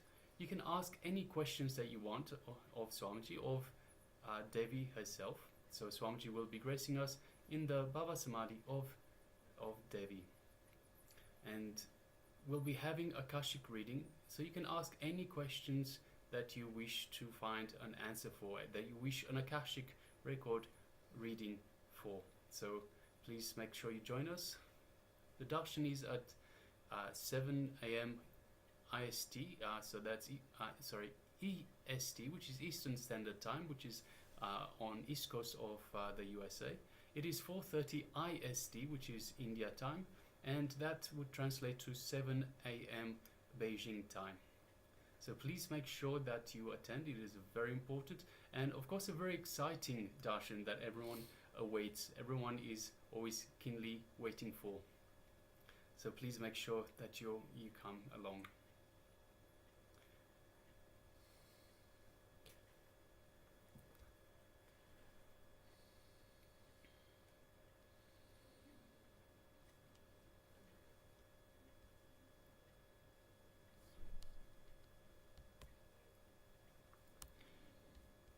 Yes. So next we'll be getting ready to move into the next section, which is an internalization exercise. A jnana, actually, a teaching by the Supreme Pontiff of Hinduism. So first of all, we'll give just a brief introduction, and then we'll move on to a video by the Supreme Pontiff of Hinduism. It is on practicing the presence of God. So to understand practicing the presence of God, let's first understand three words: Ishta, Nishta, and Lila Dhyana. All these three are different words, but finally it all boils down to just one: practicing the presence of God. Lila Dhyana, Ishta, and Nishta, all three boil down to the same space of Bhava Samadhi. Practicing the presence of God means cognizing His presence is there with you, is inside you. Practicing the presence of God means constantly relating with Him, keeping God present in your presence. Swamiji beautifully says, I represent your innermost soul, Atma, completion. If you're able to relate with me, with Swamiji, through my photograph, it means that you have already enough of self-completion. So Swamiji continues to tell that, but if you have a problem physically when I'm not around, not able to feel that strongly, the feeling connection and closeness, means still you need to do completion with others. So I'm your soul. How you relate with me outside will be how you relate with the world outside. How you relate with me inside will be how you relate with you inside. I'm just a reflection of the quality of your ability to relate with others and yourself. So every devotee has their own version of Swamiji, the Atma Nityananda Swamiji, their own version. Some of the participants may like Swamiji in Krishna, if you have attended the studies Krishna Bhava Samadhi Darshan. Some of them may like that. Some of them may like Swamiji in the form of Kalabhairava, ferocious form. Some of them may like Swamiji in a very casual form, Dakshinamurti. Swamiji has given multiple different Bhava Samadhi Darshans. So each one of us have our own version of Swamiji, the Atma Nityananda Swamiji. So one can be doing this, practicing the presence of God with anybody. You can do it with Shiva, Hanuman, Rama, Krishna, or Devi. Whomever you have chosen, your chosen ideal, which is the Ishta Devata. With that you can do. You can do with a guru, with a god, if you have an option. Ramakrishna did it, Ramana Maharshi practiced it, Jai Krishnamurti practiced it. They have their own version of guru, their own version of God, Rama, Krishna, for themselves. If you have read the biography of Jai Krishnamurti, from the young age he was trained to practice the presence of higher power. Yes, Swamiji beautifully continues. I need to tell you, practicing the presence of God, I myself did in my life. I carried the photograph of Sri Ramakrishna from the age of 13 till the age of 22, practicing his presence continuously, whole day. So practicing the presence of God is one of the most powerful methods to make us authentic and make us completely integrated. Practicing the presence of God is one of the most powerful integrated methods for becoming or achieving the space of enlightenment. So for every individual, for every one of us who wants to achieve the space of enlightenment through the path of devotion, or who wants to make their life authentic, practicing the presence of God is the best path what we can choose. So all of us may accept all divine beings, but if you have chosen Shiva as your idol, or Ganesha as your idol, or Devi as your ideal, you will know he is your ideal. You are living with your chosen ideal, bowing down, revering only to your Ishta, means the chosen God, Ishta Devata. So you may bow down in front of any god, any deity, any guru, but you know you are bowing down only to your guru in this form, or only to your chosen ideal. This is the Ishta avatar. Ishta Nishta makes you do a lot of self-completion with yourself. And Lila Dhyana means constantly remembering the actions and the life of your chosen ideal, being lost in the pastimes of the guru, pastimes of the god. With God, one thing is that you may not be directly involved in the whole Lila. So you have to remember and try to practice. With Guru, you are directly part of it. He's right there. He's the physical incarnation. He's the physical presence that you can see and touch. So you don't need to try to remember, but he will remember you. This is called Lila Dhyana. Even if you are afraid he's going to fire you, he's going to scream at you, it is still Lila Dhyana.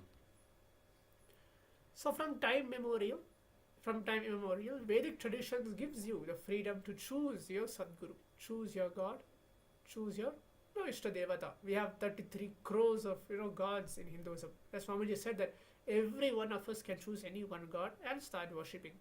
So who gives you enlightenment? You can choose your God.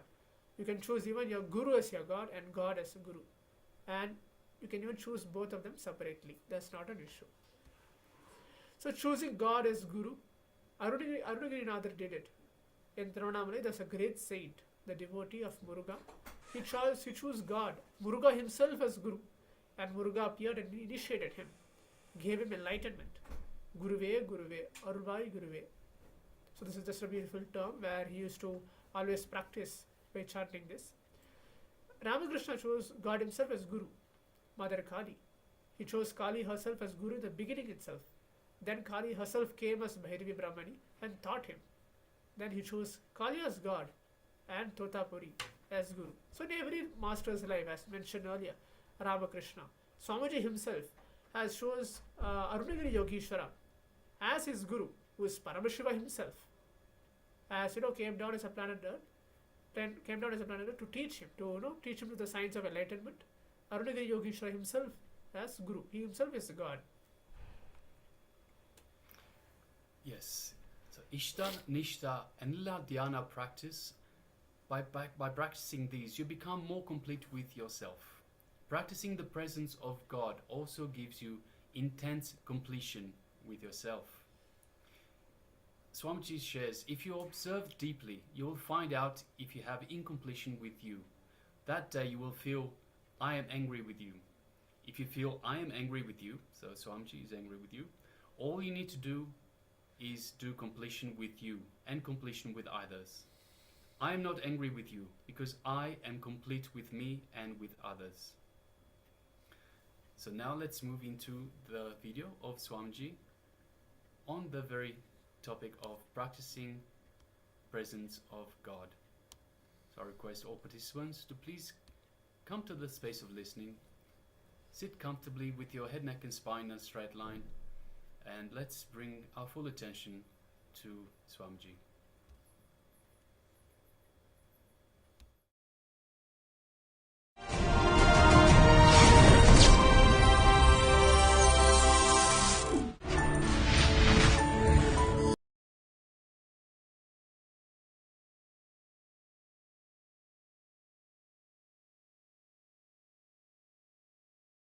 आनन्देश्वरसमारम्भाम् नित्यानन्देश्वरिमध्यमाम् अस्मदाचार्यपर्यन्ताम् वन्दे गुरुपरम्पराम्.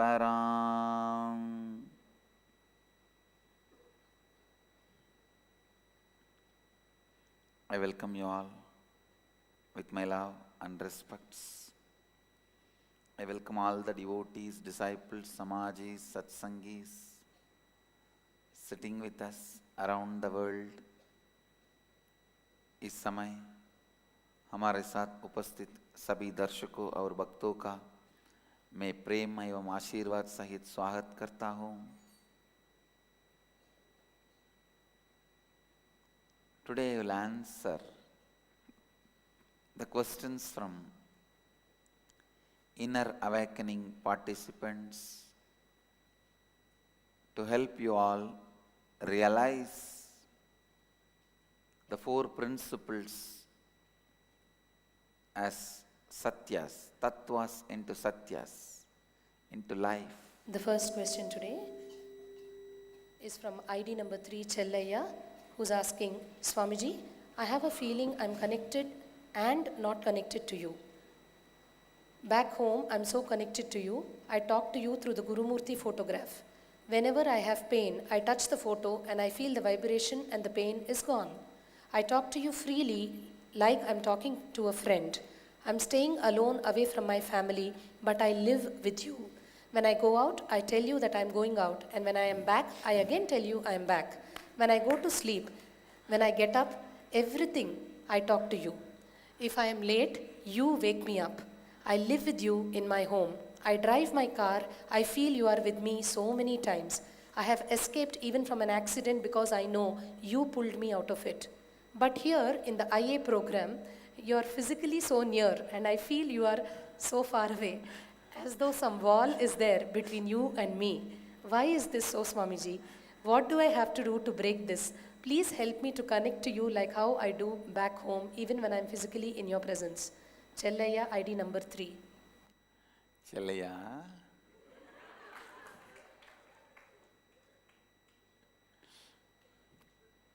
this is a very beautiful question. Right problem to have. See, I always used to tell, there are some wrong problems to have and there are some right problems to have. Sometimes people have a problem, I have too many orders, I am not able to supply.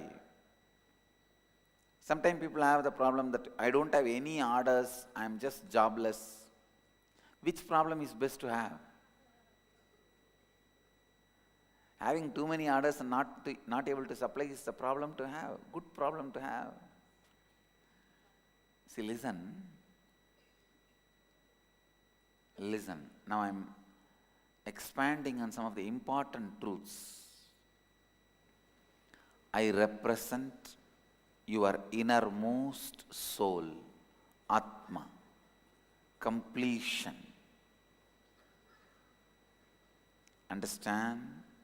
I represent your innermost soul, Atma, completion.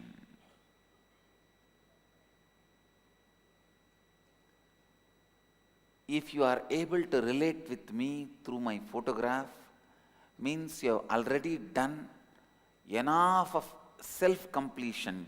You are complete within you. The Swapurnatva is done.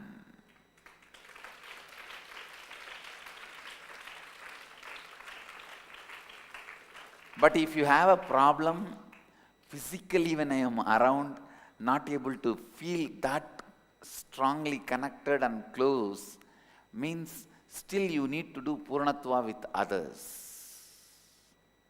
You need to do completion. Understand? In whatever space you are complete, you will be deeply connected to me. How many have this problem? Please raise your hand, whatever is said. Great. You have done a lot of completion with you, but even in the completion you have not completely completed. If you completely complete it, even with completion with others, you will be complete. Listen what I am saying. I am your soul. How you relate with me outside will be how you relate with the world outside. How you relate with me inside will be how you relate with you inside. I just reflect the quality of your ability to relate with others and you. How many of you are cognizing it? It's a very intimate question. Chalaya, I can understand you completely. And there are thousands here to sympathize with you and understand you completely. Sometimes you will see a new devotee, a person first time coming to see me. You will see me holding the hand, standing and talking to that person for a long time and inquiring, how are you, how do you feel, as if I know him for a long time. When you see my conversation, my words, you will catch exactly, I know thoroughly about him. He is coming first time, but I will be asking, what happened to that house problem? Got sold? You will see me spending so much time with him. Sometime a long time devotee, 10 years they will be connected to me. What is your name? That's all, especially if she is a woman, she will collapse. Have heart attack, brain attack, liver attack, kidney attack. Whatever organ she has, she will have attack on it.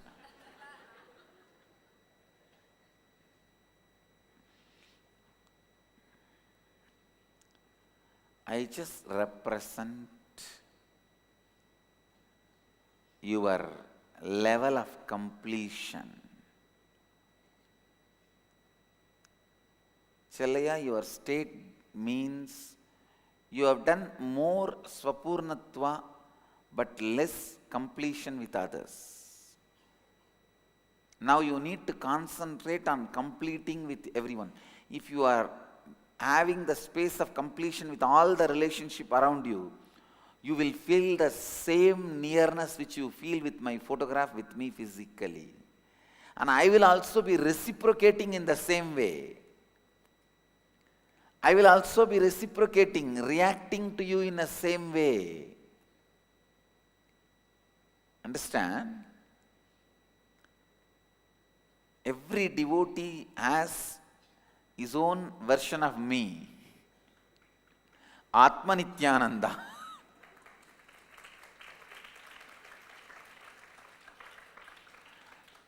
With whom they talk, they relate, sometimes talk back for me also.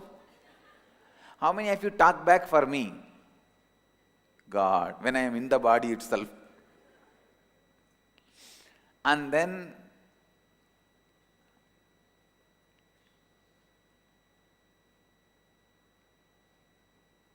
Literally live with me. It is called Ishta-Nishta in tradition. And Leela Dhyana means strongly feeling connected to your own version of your chosen ideal. So you are free to choose your ideal in Hindu tradition.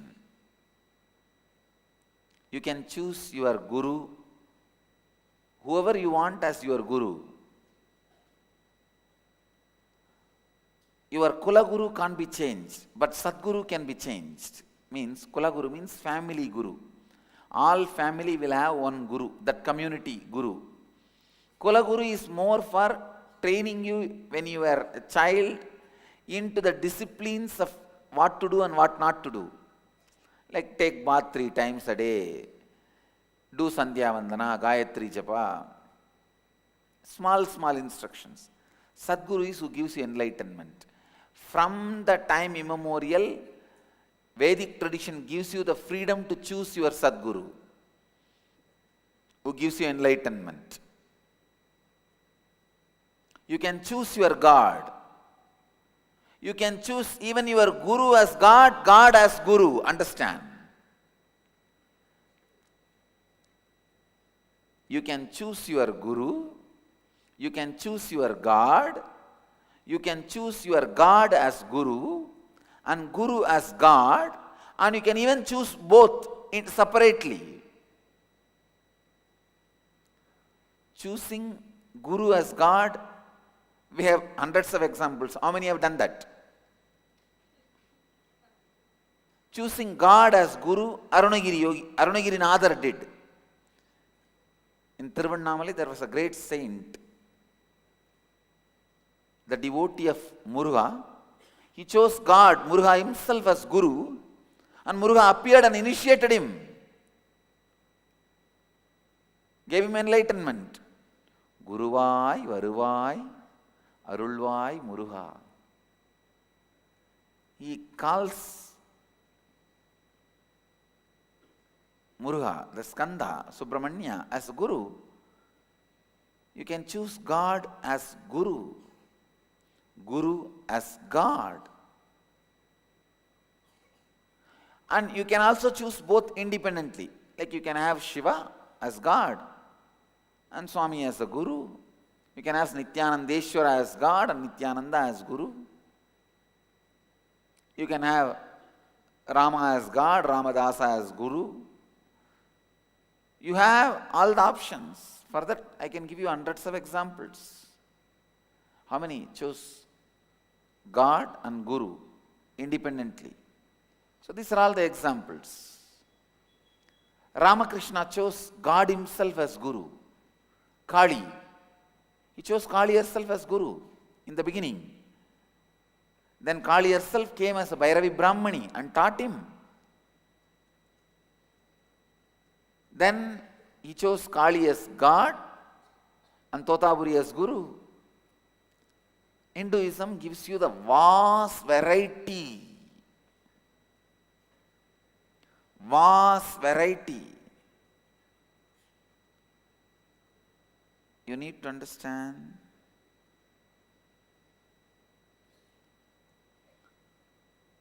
Living with your chosen ideal is called Ishta-Nishta, Leela Dhyana. I have seen so many people, ordinary village men in India, living with their chosen ideal and living the highest enlightened life without even knowing the word integrity, authenticity, responsibility and enriching and all that. Without knowing any of this, words, they are radiating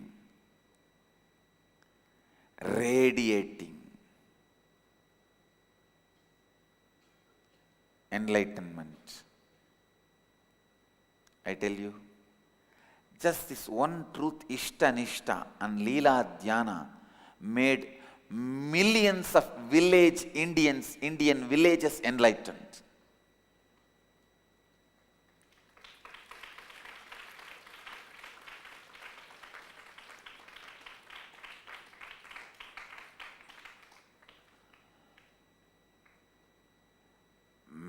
millions of Indian villages practice the presence of God. Understand, what you are doing, unknowingly you are practicing presence of God.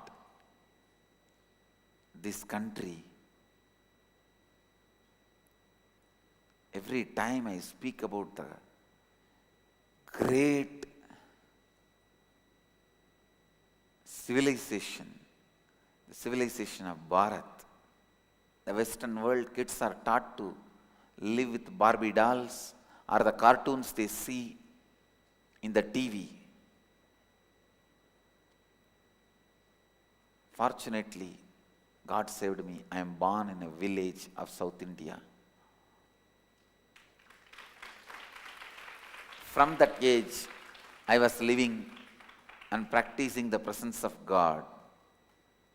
See, what I understood about Ganesha at the age of 3 and what I understand about Ganesha now is different. But that understanding at the age of 3 only has led me to this understanding. If I was too busy with the Mickey Mouse, Tom and Jerry at the age of 3, I would have been disillusioned at the age of 13 that Tom and Jerry does not exist. But I would not have reached any higher understanding. Because I started living with Ganesha at the age of 3, even at the age of 35, I have higher understanding about Ganesha, which has led me to the higher and higher planes of existence. Ishta Nishta and Leela Dhyana. Practicing presence of God, living with God. Understand?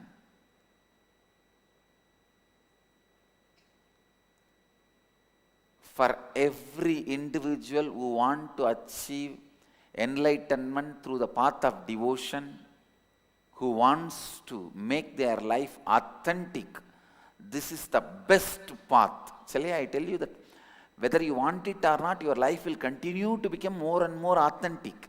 Because you know, I am there. I am there. Practicing the presence of the God makes you more and more authentic.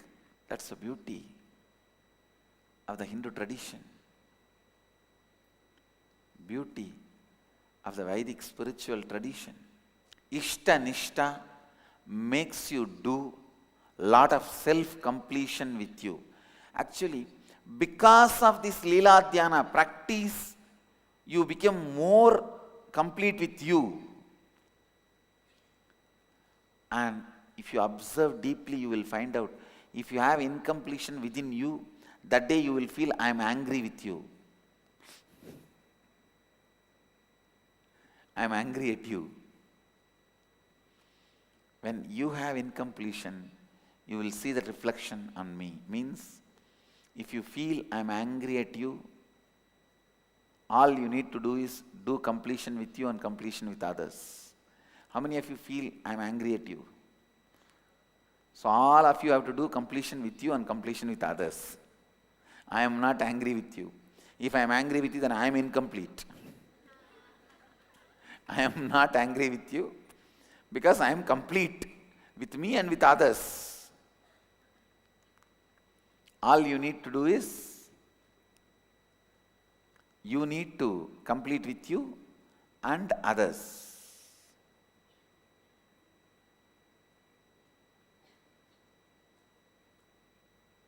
Understand the completion you need to do with you and with others.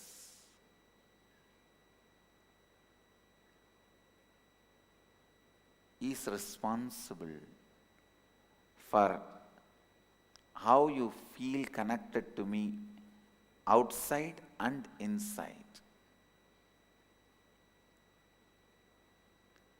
Because you practice the presence of God, Ishta Nishta, Leela Dhyana. See, all these three are three different words, but finally boils down to one. Leela Dhyana means remembering all the acts of Krishna is Krishna Leela Dhyana. What all he did. Remembering all the pastimes of Krishna is Lila Dhyana. Remembering all the Shiva's Leelas and experiencing it as it is happening now is Shiva Lila Dhyana. In my case, you don't need to do Lila Dhyana. Wherever you are, just I'll be possessing you. Simply you'll be remembering only me. Whether you are in kitchen cooking or ironing the clothes, washing the vessels, or in the office sitting and doing the job. How many of you listen? How many of you feel almost 24 hours as an undercurrent I am there in your memory, in your life? Whatever you may be doing, I'll be there. This is Lila Dhyana. Practicing the presence of God means what Challaya says exactly. Whenever you go out telling, Maharaj, Swamiji, I am going out and come back. When you wake up, Swamiji, I am on time. See, I am in integrity. If not, see, Swamiji, I am late, I am completing with you. This is practicing the presence of God. See, you can be doing this practicing presence of God with anybody. You can do with Shiva, Hanuman, Rama, Krishna, Devi, whoever you choose as a chosen ideal. With that, you can do it with the Guru, God. As I said, you have an option. But practicing the presence of the God is so powerful. Please understand, I need to tell you, practicing the presence of God, I myself did in my life. I carried the photograph of Sri Ramakrishna from the age of 13 till the age of 22, practicing his presence continuously.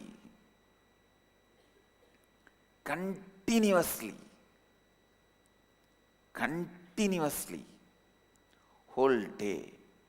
I tell you, practicing the presence of the God is one of the most powerful methods to make you authentic and integrated. Practicing the presence of the God is one of the most powerful and integrated method for becoming enlightened. Listen, I have defined Lila Dhyana. Lila Dhyana means being lost in the pastimes of the Guru or God. With God, one thing is that you may not be directly involved in that whole Leela. So you have to remember and try to practice. With Guru, you are directly part of it. So you don't need to try to remember. He will be remembering you. He will be remembering you. This is called Leela Dhyana. Even if you are afraid he is going to fire you, it's a Leela Dhyana.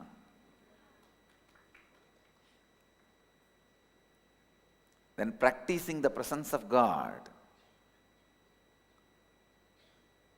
is constantly feeling you are with him, he is with you. Practicing the presence of the God is the greatest, most powerful technique to put you in Bhava Samadhi immediately. Ramakrishna did it. Ramana Maharshi practiced it. Even the great agnostic, atheist, enlightened beings like J. Krishnamurti practiced it. If you read the biography of J. Krishnamurti, from the young age, he was trained to practice the presence of the higher power.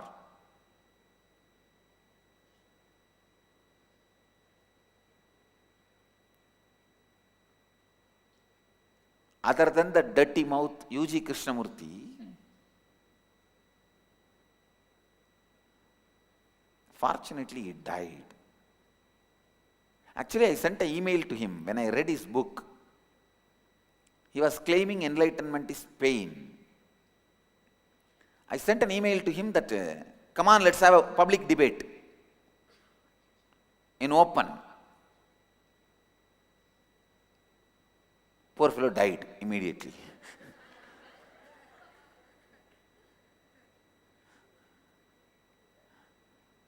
I told him, there is no arrogant thing that whether you win or I win.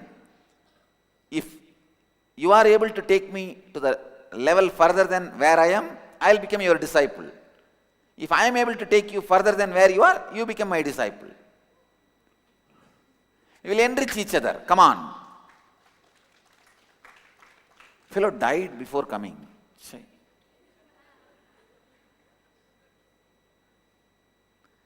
Other than that dirty mouth U.G. Krishnamurti, no, this fellow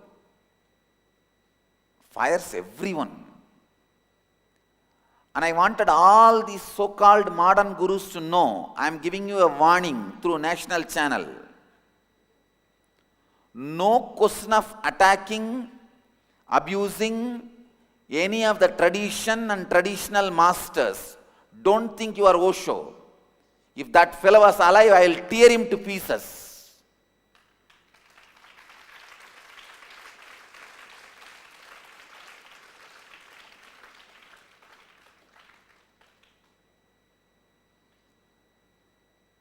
Every Tom, Dick and Harry, these trekker guru idiots, if you just put a jeans pant and grow a beard and have a backpack and do some little yoga, you think you are a big guru and you have guts to attack the Hindu tradition and traditional gurus. I have come. That time is over.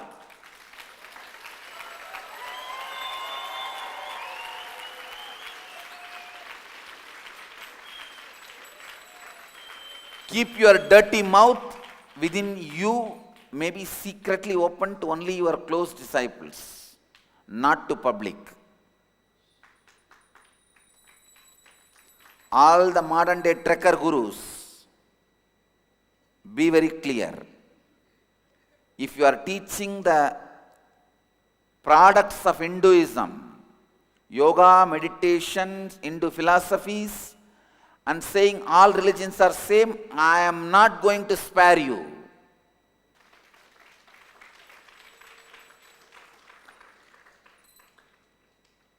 If you teach Quran and say all religions are same, Muslim leaders are going to spare you.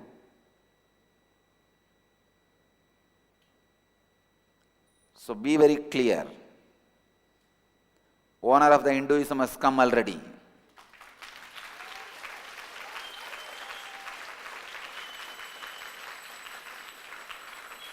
None of you guys will talk in the language of Osho. If you don't have respect for tradition, you live your life and die. We don't care. But no question of attacking. Osho made attacking these traditional gurus as a fashion.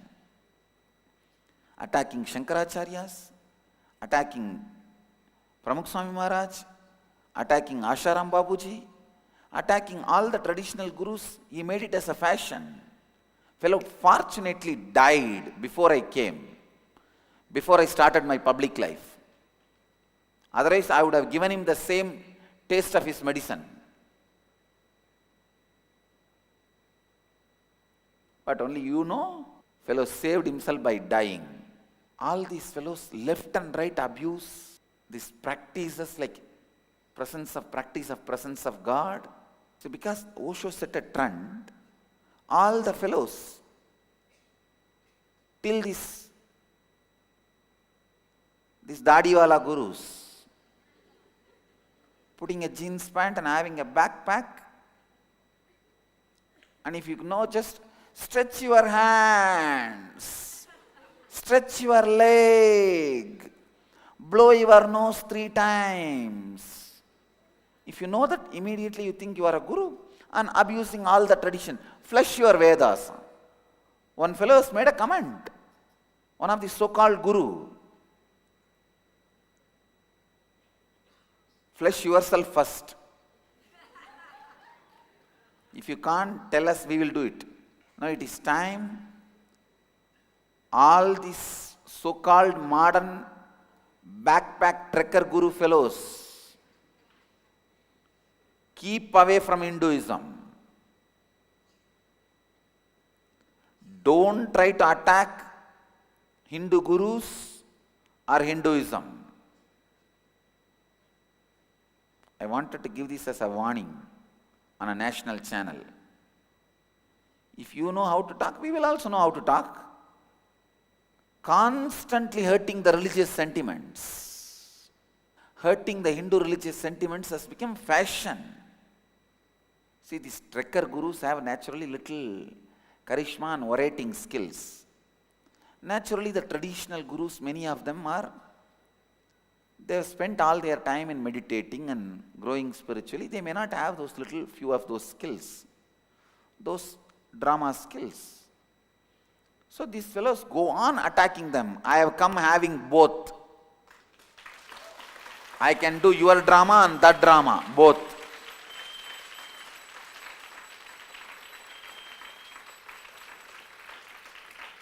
And I have come with both the skills is a good news. I am going to be standing at the side of the tradition is a bad news for the trekker gurus. All these backpack trekker gurus, pack your backpacks and get lost into some hill. Don't be with the human civilization. I am going to suggest to the Acharya Sabha and Akkadas, anybody who teaches yoga, meditation and the Hindu related material should not say all religions are equal. You can say all religions are unique. Because all religions are equal is that defaming, abusing statement towards Hinduism. How can a religion which tells people to go and kill others and the Hindu tradition which tells you to go and enrich others can be equal, can be same? I was already planning at least some 10, 12 these kind of common agendas should be formed and regulated. Understand, practicing the presence of God leads you to Bhava Samadhi directly. And the third word I uttered is Ishtanishta. You may accept all divine beings. It is not that you will not go to Vishnu temple, you will not go to Devi temple, but if you are connected, if you have chosen Shiva as your ideal, you know he is your ideal.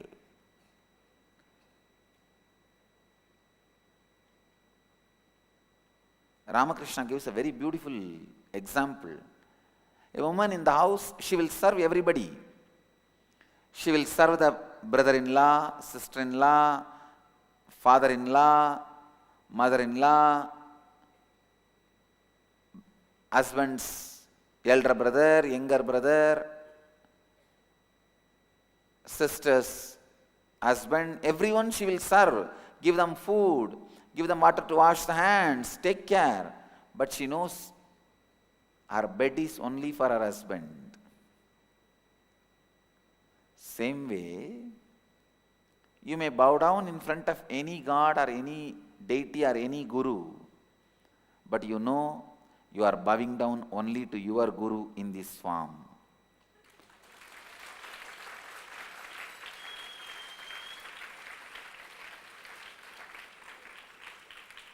Sadguru Swarupaya Nityanandeshwaraya Namaha.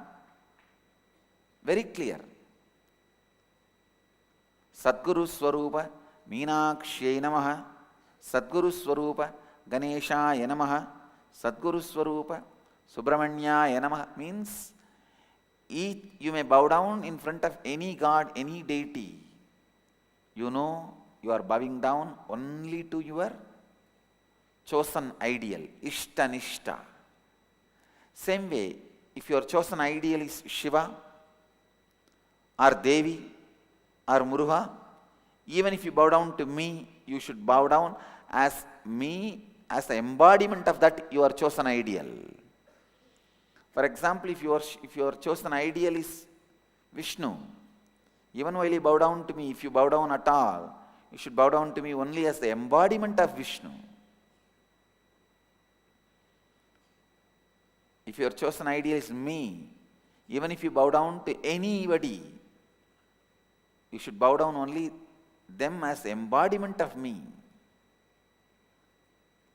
That is Ishta Nishta. Understand these three words.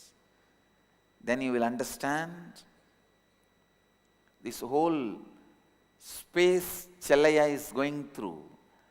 Not only Chellaya, when I address Chellaya, I address all of you who are in that space. Clear? Practicing the presence of God, Leela Dhyana, Ishta Nishta. All the three boils down to same space of Bhava Samadhi. Leela Dhyana means constantly remembering the actions and life of your chosen ideal. Practicing the presence of the God means cognizing His presence is there with you and constantly relating with Him. Keeping Him present in your presence. Keeping Him present in your presence is practicing the presence of God. Ishta Nishta means bowing down, revering only your Ishta. Wherever you bow down, even if you bow down to your father or mother, you should know that I bow down to my Ishta who is in your heart. I bow down to Nityananda who is in your Anandagandha, whether it is awakened or not, he is there in your Anandagandha, whether you experience or not. If you have initiated into Anandagandha, you will also experience. If not, you may not experience, but I can experience. I bow down to Nityananda who is in your Anandagandha.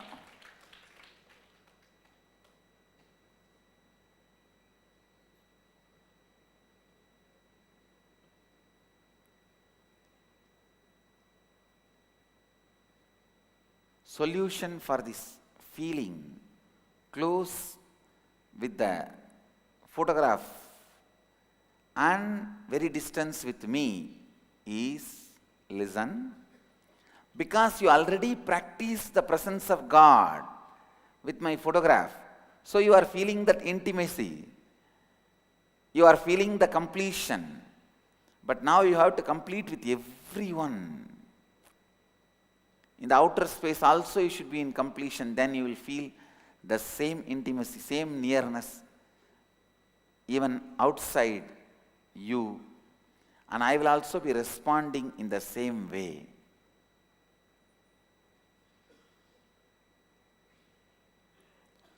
All the ashramites who are with me in the past janma practiced the presence of God and received boon to live around me, but unfortunately they forget, and when they are given that space, they abuse, they miss to continue to practice the presence of God and miss, and the next janma away.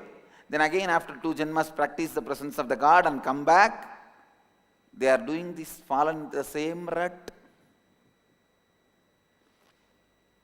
If you complete outside also and catch the same closeness you feel inside you with me, outside also,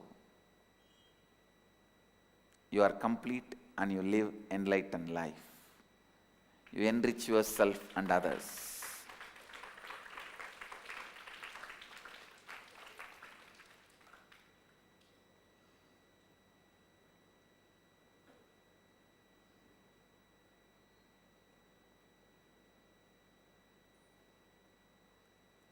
So all you need is more completion with others.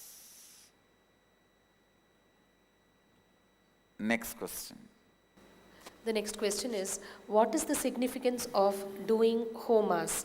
Especially when I'm sitting in your breathing space the whole day, is there anything else that doing a homa can add more to my inner space and my spiritual growth? Can you please explain?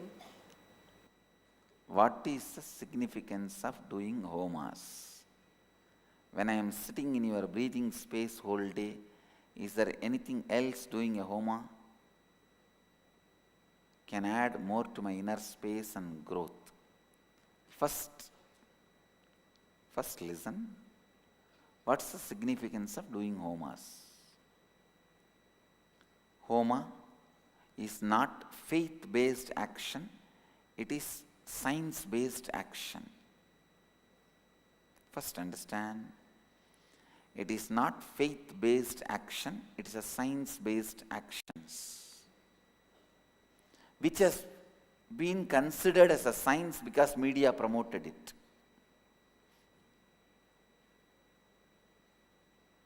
For example, you think if you eat, you will become more energetic. This is considered as science because media promoted it. Why don't you eat McDonald's food every day and see? It is not science-based action, it is a faith-based action, became science-based action because of media promoting it. All of you are getting it? I can give you millions of examples like this. If you take antibiotics, your cough will disappear. It is not science-based action. I am trying, it's not disappearing. Because media promoted it, it has become almost like a science-based action. Homa, yajna is not faith-based action, it is a science-based action. With integrity, a person who practices integrity, when he utters the word, iha gaccha, that space is filled with the presence of the deity, divine energy is inviting, invoking. Especially all the homas happen in this campus. I am responsible for the divine presence to be there and receive what you offer.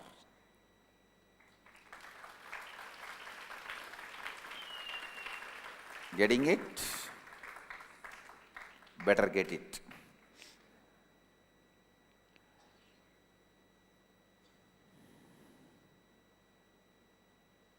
Understand,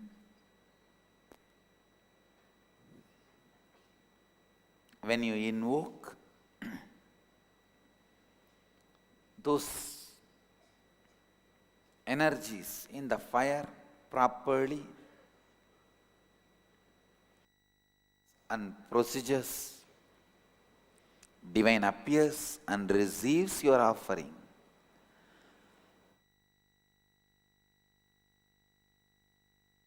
To your offering,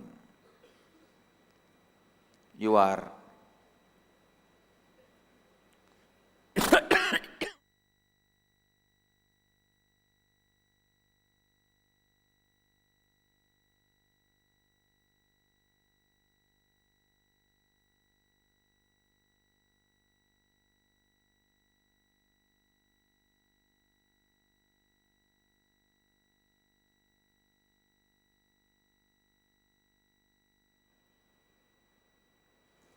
experience the space of the divine.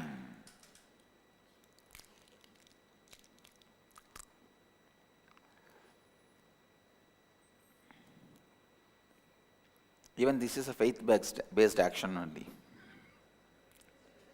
If you take strepsils, you will not have cough. No. If you take strepsils, your throat is engaged in something else, so you don't have cough, that's all.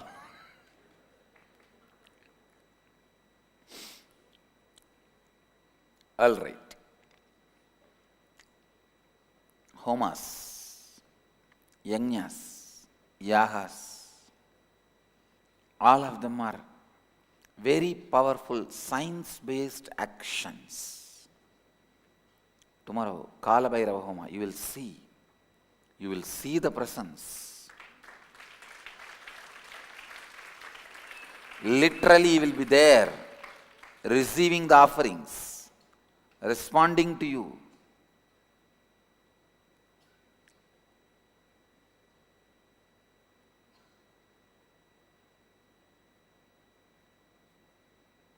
When you are in that presence,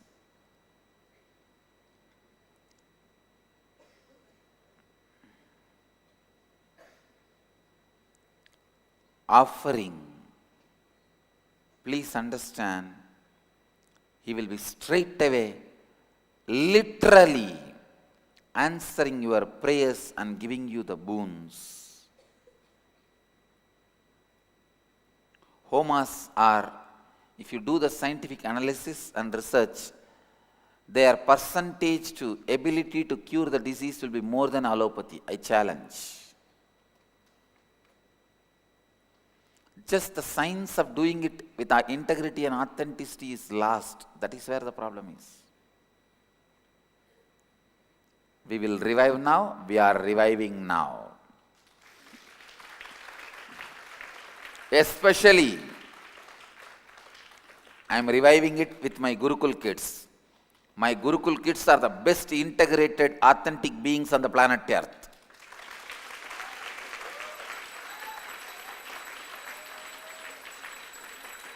They are going to be chanting these mantras. Do you know the effect of that in the planet Earth? You will see. You will see. And I commit with you all, I'll create group of my Gurukul kids able to do all these yajnas like a Varuna yajna, and literally 100% I guarantee when they go and perform those yajna in any city, simply it will rain.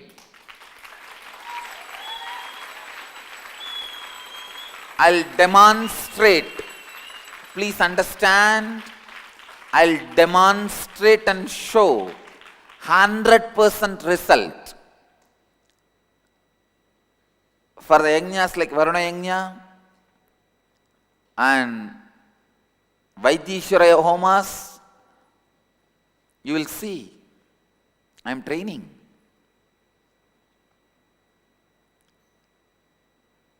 Especially when they practice this Mallakamba and all these martial arts, even their muscles will be integrated into their integrity. I am training. Already I am successful, but still I am training them with more details, including how the Yajna Gunta should be created, yantra, everything will be so authentic.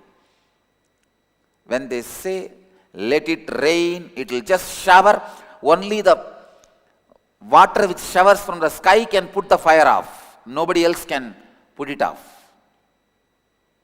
And it will shower and put the fire off. Only then the yajna will end. Till then yajna will go on. Only when it showers, they will say, okay. Agni tvam samudrangacha prithvi tvam sitalabhava. Means ending the homa. It is just the power of integrity and authenticity and responsibility. Decision to enrich.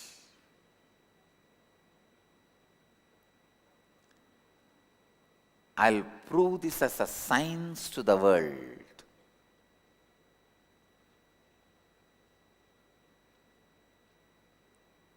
Science to the world.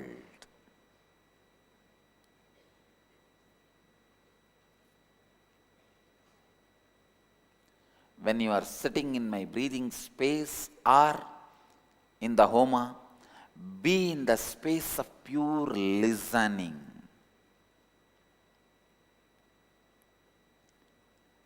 Deities land in the homa. The presence opens up in the homa as a sound. Understand? Then they become fire. But the vehicle through which they land is a sound. So listen, listen. Be in the space of pure listening.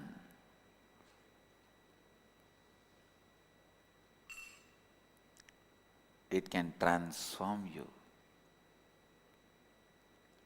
It can transform you. It can just transform you.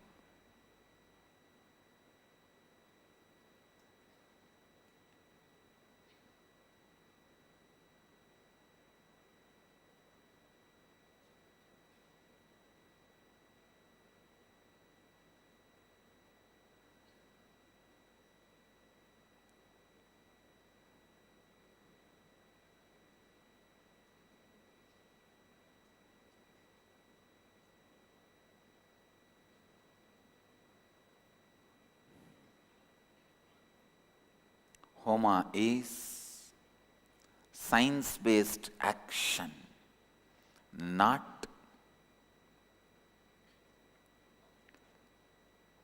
faith-based action.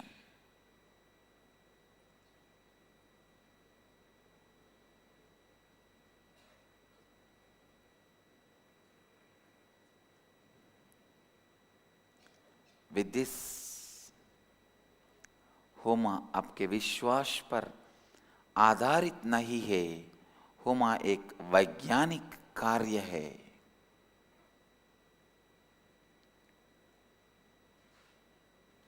Let you all achieve, experience, live, express, radiate, share and explode in eternal bliss. Nityananda. Nityananda Dhyanapītam, Nityananda Nagar, off Mysore Road, Bidadi, Bengaluru. Phone 0802722.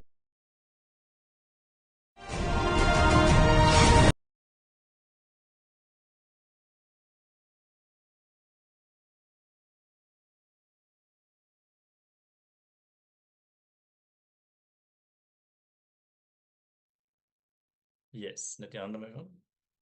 Beautifully, Swamiji has revealed this very powerful technique, which can directly lead you to the enlightenment experience if you practice it sincerely.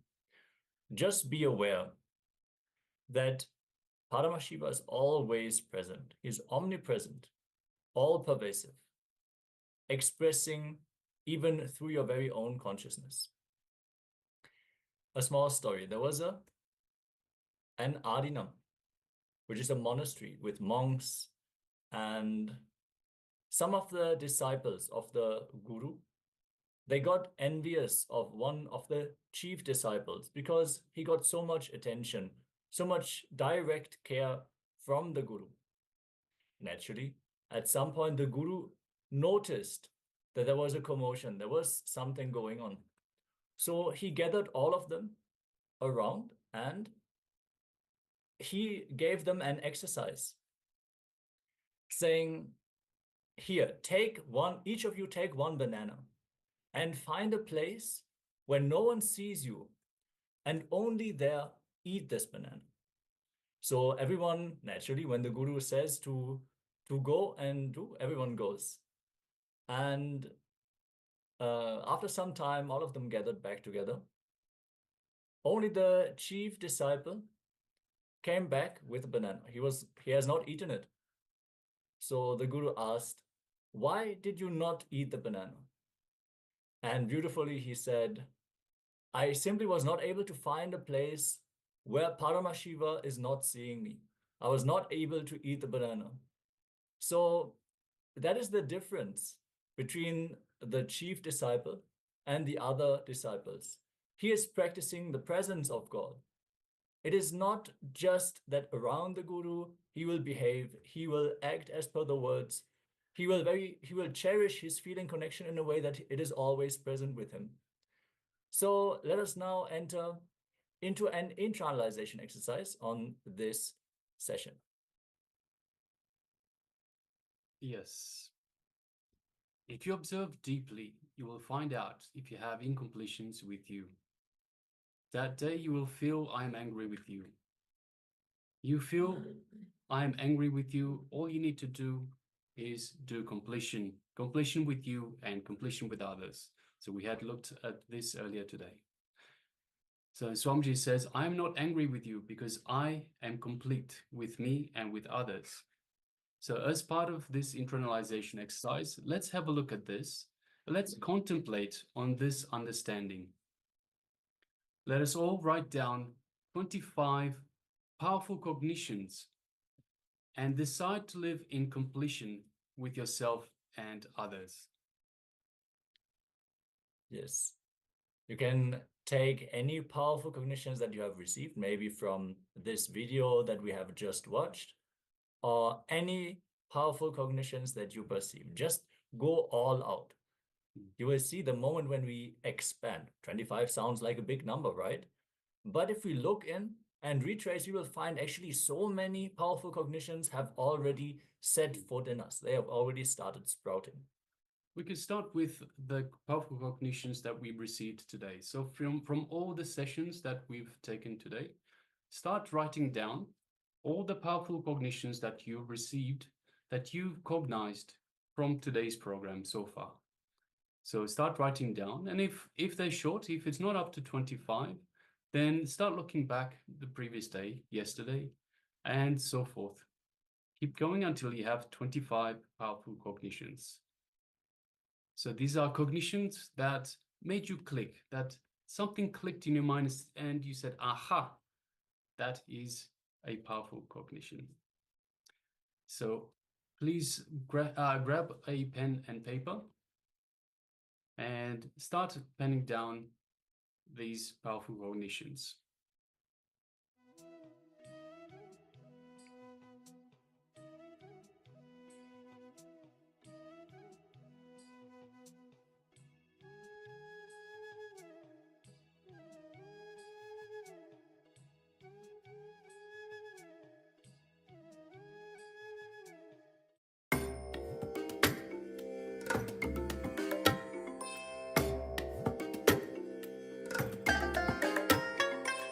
I bless you all.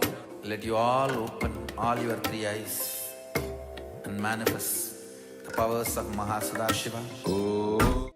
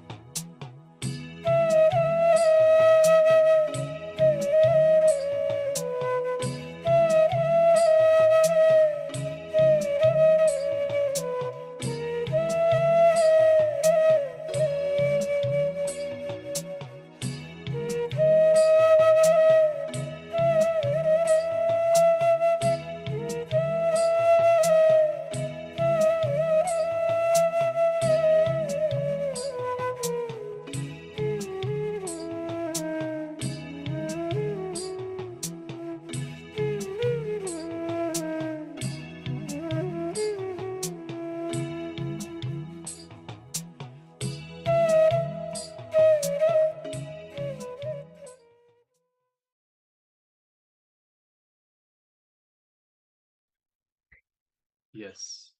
So keep going. Identify those 25 powerful cognitions, whether it is from today. So start with the ones you've had today and the ones from yesterday and so forth. Keep going until you have 25. As you go through, feel free to share the powerful cognitions that you've had. Share them with everyone in the chat box. Yes, even if you're not able to gather up 25, if we share in the chat, we will be able to surely reach 25 powerful cognitions. So make sure you share all the clicks, all the understandings. Even if you have any questions about the content, you can share those here in the chat as well. Yes. Also, responding to Ma Chen Hai Hui. So in terms of the Akashic reading, Ma, that is happening tonight. It'll be tomorrow morning or this morning for you. In Beijing is 7 a.m. For India is 4:30 a.m. So the Akashic records, Akashic reading will be at 7 a.m. Beijing time, 4:30 a.m. India time. Yes, So you can ask any question that you want. So anything that you would like an answer to, please feel free to ask in the darshan, in the Akashic reading session. Yes, also requesting the Chinese translation to please share all the powerful cognitions from the Chinese participants in the translation room. And let us take maybe another few minutes to just round up this internalization exercise before we move on to the next round of the power manifestation.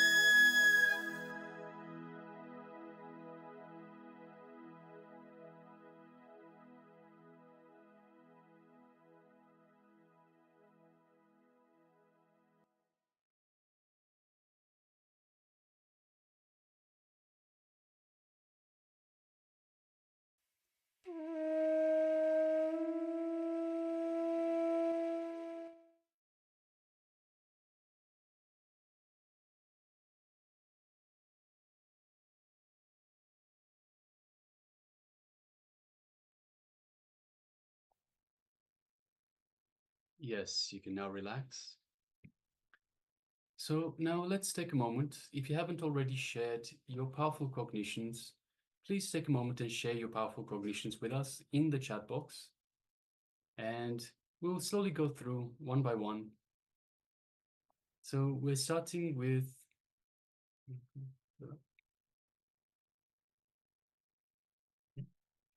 yes. So Ma Chen Hai Hui says to create a happiness axis, not a pain axis. So Swamiji tells us beautifully, both axes are actually not real. So we create from all the moments of happiness, we put them all together and make a decision that our life is happy. Or from all the incidents of pain, we put them together and create a pain axis and we say our life is pain. But in reality, each individual incident is unconnected. It is not connected to any of the previous ones. Every incident is a result of different circumstances, different situations, and different stimuli. So Swamiji beautifully says there is no happiness axis, there is no pain axis. There just is the present moment, whatever is happening. Yes.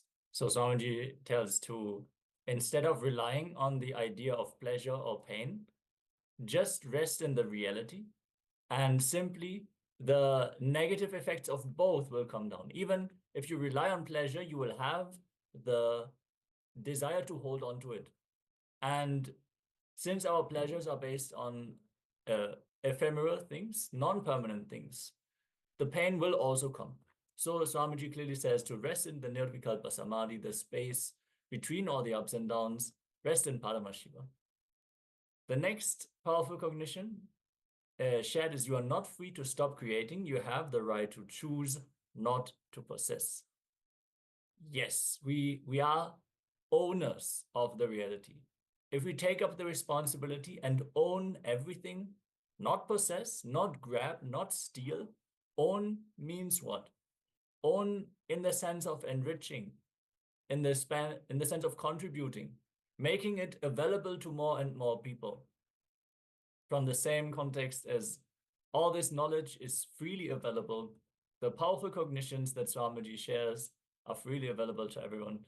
So in that regard, yes, very much so. Yes, Ma Zhenghui again shares poverty is crime, life is work and mobility and action. Yes, so all life is work and action.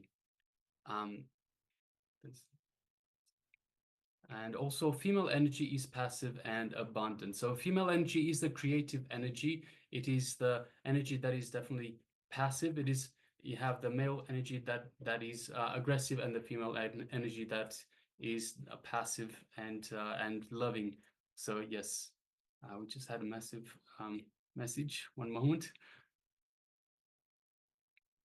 Let's go back up. Yeah, at the top. Okay, yes.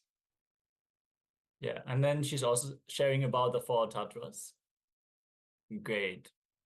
Ma Nityananda Paramashiva Parashakti is sharing multiple powerful cognitions in one go. Yes, so we have instant completion. Drop the belief you are carrying and change your action. 8 for unlock 7. Oh, 2 to 8. Okay, to unlock 7 chakras, powerful cognition. Drop your fantasies and welcome reality to unlock the Muladhara. Yes, so this is from the chakras from the other day when we were going through each individual chakras. So what is blocking the chakra? What unblocks the chakra, and what are the powerful cognitions from those in regards to those chakras, in unlocking those chakras? So yes, very well, very beautifully remembered, Ma.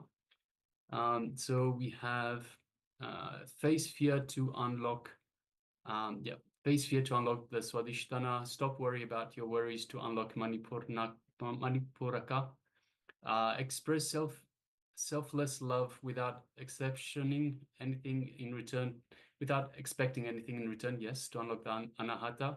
You are unique, yes, to unlock the vishuddhi. Drop your ego and dissolve in divine to unlock the anya, and gratitude and appreciate everything around you to unlock the sahasrara, yes. And number 9, life is purposeless, yes. Existence is purposeless. Life is purposeless. There is no roadmap as such saying existence wants this to happen or that to happen. It just simply is. It just simply happens. So there is indeed no purpose to existence itself. So if we have this powerful cognition with us, we understand that nothing really matters. Nothing really affects us because nothing is permanent. Everything is impermanent, so we can simply drop it. The only truth that we need to understand is that we are Paramashiva. We are the source of everything, and we are truly divine. That is our true self. Yes, Ma Lo Po Yu is sharing. Swamiji reflects how we are with ourselves and with others. We drop anger once we are complete with ourselves and others. Directly from this previous session. Thank you so much for catching up with the session we just had. Beautifully, he shares that many times, maybe when we feel we did not align with what Swamiji expects of us, even though we can't even grasp what is Swamiji's image of us, we think Swamiji expects something from us. And when we don't align with what we think is his expectation, we even fear that he is angry at us or unfulfilled. But since he is an enlightened master, he has achieved the complete completion. So once you are in complete completion with yourself, naturally you will radiate that and express that to other people. So Swamiji beautifully shared that he is Ashotosha, easily pleased. Without anything that is happening from the outside, he is in that space of eternal bliss. Yes. And Ma Nityananda Paramashiva Parashakti is also sharing, I use this 9th cognition to completion for incompletion in the yoga session. Just remember that cognition and I feel released. Great. That is amazing. Using even the powerful cognitions during the yoga. Actually, I myself also have one experience during the yoga when Swamiji shared that if you are in the deep feeling connection with him, that is all that you need to enter any asana. And I had a very strong blockage in my hip region, and I decided, okay, let me test this powerful cognition. Let me just use it. Swamiji says I can enter any asana, and simply I would flow into that asana and be able to enter that asana completely. And then on the next day, I was very sore. But thank you for sharing, Ma. Yes, great. Thank you. Yes, with this, we are going to move on to the next segment. Thank you all so much, whoever has shared, and whoever is yet to share, you can still feel free to share any powerful cognitions in the chat, not only in this session, but generally when you click with some of the truths in our sessions, whenever Swamiji is sharing, or whenever the acharyas are sharing also, you can share your powerful cognitions and see, whenever we receive the jnana, the ultimate truth, we all digest it in our own individual way. We cognize different aspects of the multi-dimensional logic. So every jnana always has layers. So depending on our current mindset, on our mood, on our personal situation, whatever is already going on in our inner space, we might resonate with certain parts of the jnana. So when we click and we share that with other people, we open up a new dimension of the multidimensional logic with them, which they are generally not able to perceive because of where they are at in their lives. So it is very, very much the best thing that you can do is to share powerful cognitions with others, because this also invites them to share powerful cognitions with you. So you're also able to receive the various different dimensions of the powerful truths that we receive from Swamiji. The next segment we are going to enter is all about intensity.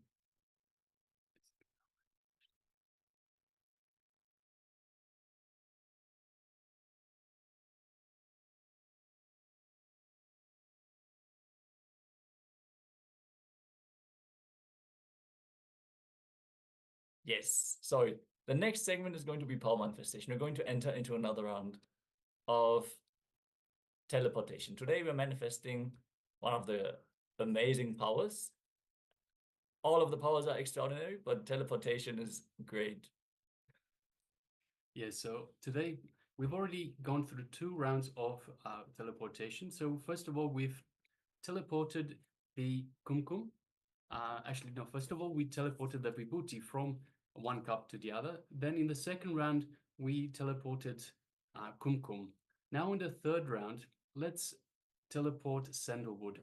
So I request all participants to once again grab the 2 cups that they have used previously. Grab the 2 cups and grab some sandalwood and just have it in front of you. And once again, if you have the camera with the timestamp, please start recording the power manifestation. And so I request everyone to please quickly gather these items. Show them.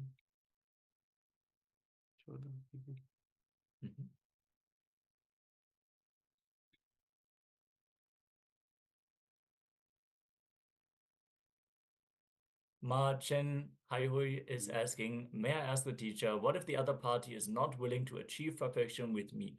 Do I still need to be satisfied with the other party? Understand?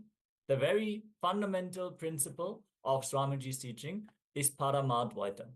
That means ultimately there is only Mahapurusha. Only Paramashiva exists. All of the expressions that we experience is also Paramashiva, complete and powerful as Paramashiva. That means if there is something you want to manifest, you can manifest it. If you fear there is a different person existing other than you, that you need to move and they need to agree to move, that is not Paramadvaita.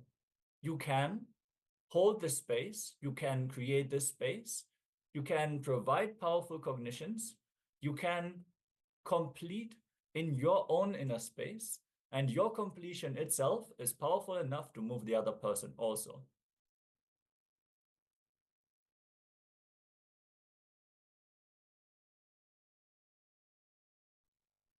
Did this answer your question, Ma?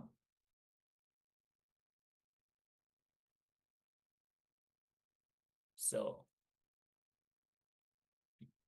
All right, so we request all participants to please gather the 2 bowls that we've used earlier. So 2 bowls in which we have, one is empty and the other one has some sandalwood. And have them in front of you. Good.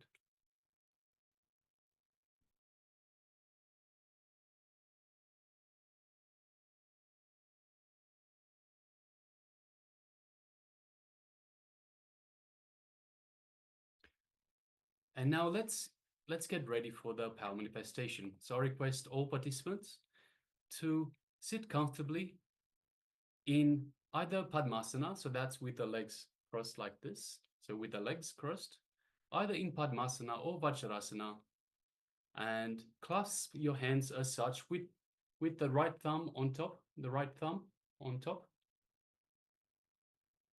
and connect to Swamiji. Have Swamiji in your inner space. Have Paramashiva in your third eye, and start chanting the Mahavakya. Om Nityananda Paramashivoham. And have the strong desire, the strong will to teleport the powder from one cup to the other. So keep chanting the Mahavakya over and over. And again, I remind you, it is the power manifestation happens from a space of oneness, from your connection to Bhagavan Sri Nityananda Paramashiva, to Swamiji, and to the divine. So Swamiji is the embodiment of the divine. So through Swamiji, we can ask Swamiji, we can connect to the divine and ask Swamiji to teleport the powder from one cup to the other, to manifest this power for us. Yes, if you want, you can also hold on to any of the powerful cognitions that we have just shared in the chat.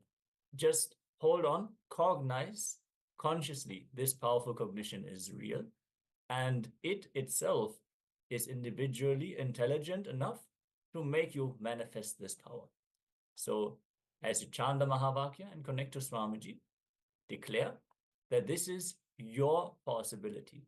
Through the powerful cognitions that we are cognizing, we can manifest this power. With this, let us now enter into this round of the power manifestation. We're also going to play a oneness capsule, so you can also visually entangle with Swamiji. Also, the oneness capsules are energized by Swamiji to empower us to manifest the powers as well. So let us now enter into this round of the power manifestation.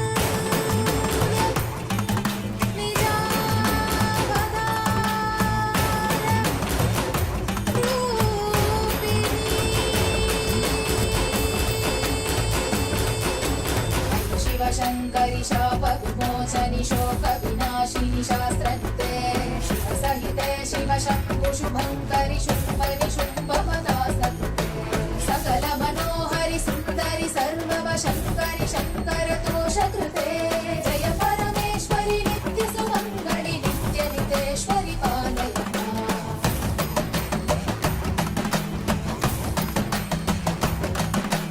करुणकटाक्षिणि सूक्ष्म विवेक्षणि काङ्क्षित साक्षिणि सर्वविदे शुभजन शाश्वत मानस भावित कामित याचित पूर्णकृते सुकर सुखीकृत दुष्कर नाश कृते जननिन्दित क्रोध कृते जय परमेश्वरि नित्य सुमङ्गलि नित्य नितेश्वरि पालय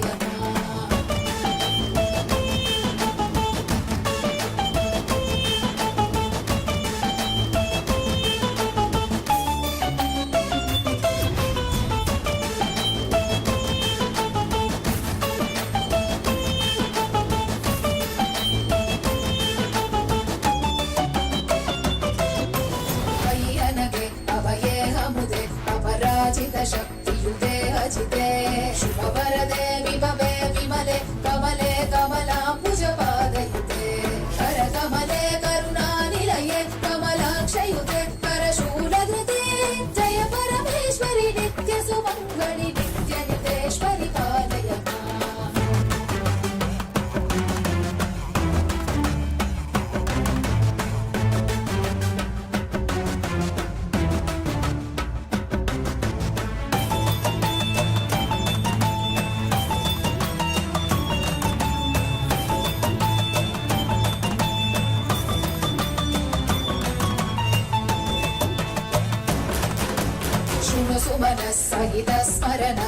सुस्वरनाद च मे हृदये शिव शिव शब्दनिनाद मृदङ्गश्रुते कुरु नृत्य ममाधिपते शिव नटराज समेत हिताण्डवलास्य कृते शिव हर्ष कृते जय परमेश्वरि नित्य सुमङ्गलि नित्य नितेश्वरि पालय बहु अवतार कृते जनपालित शासित भूमि पवित्र कृते युग युग शम्भविते च कलौ नित्यानन्द रूप शरीर कृते परम शिवेश्वरि नित्य महेश्वरि नित्य कलामयि नित्य नुते परम शिवेश्वरि नित्य महेश्वरि नित्य कलामयि नित्य नुते जय परमेश्वरि नित्य सुमङ्गलि नित्य नितेश्वरि पालय जय परमेश्वरि नित्य सुमङ्गलि नित्य नितेश्वरि पालय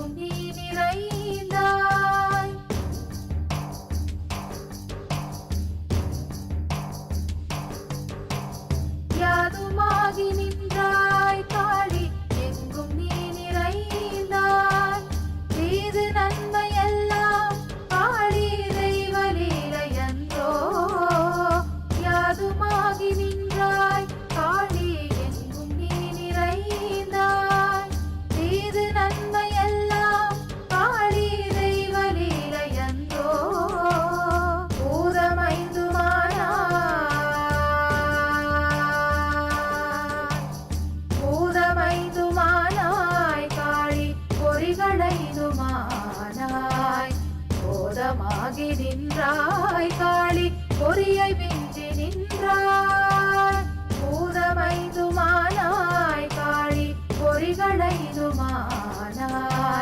பூதமாகி நின்றாய் காளி பொறியை விஞ்சி நின்றாய் யாருமாகி நின்றாய் துன்பமில்லாத நிலையே சக்தி தூக்கமில்லாத விழிப்பே சக்தி அன்பு கனிந்த கனிவே சக்தி ஆண்மை நிறைந்த நிறைவே சக்தி சக்தி சக்தி பாட்டில் வந்த களியே சக்தி வாழ்வு பெருக்கும் மதியே சக்தி ஊழ்வினை நீக்கும் உயர்வே சக்தி சக்தி சக்தி உள்ளத்தொளிரும் விளக்கே சக்தி சக்தி சக்தி சக்தி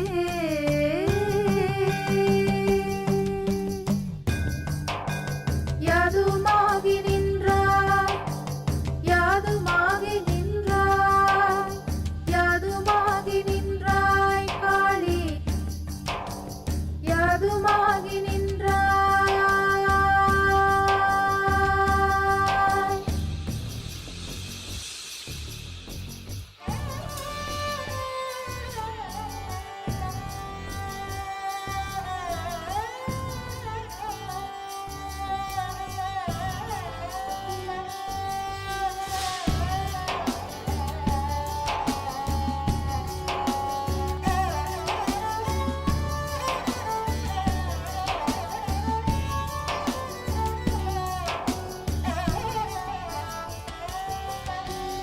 இன்பமாகி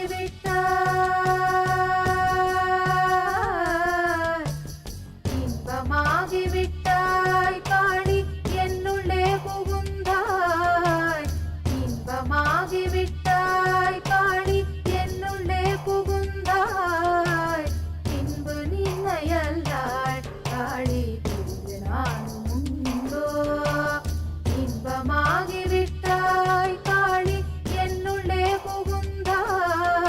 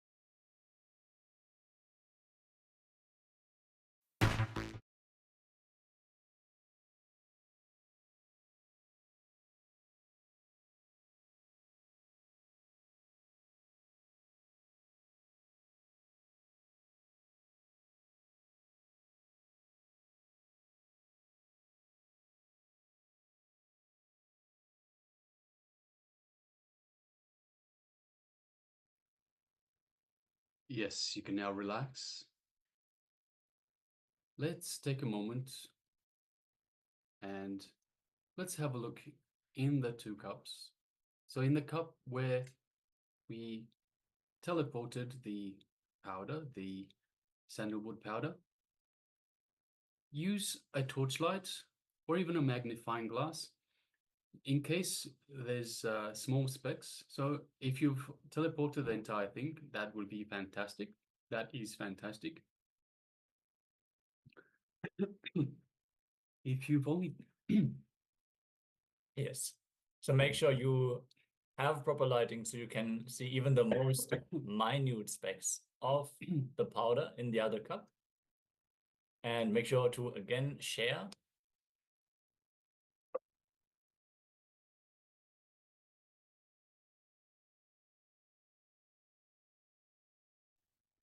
Yes, I apologize.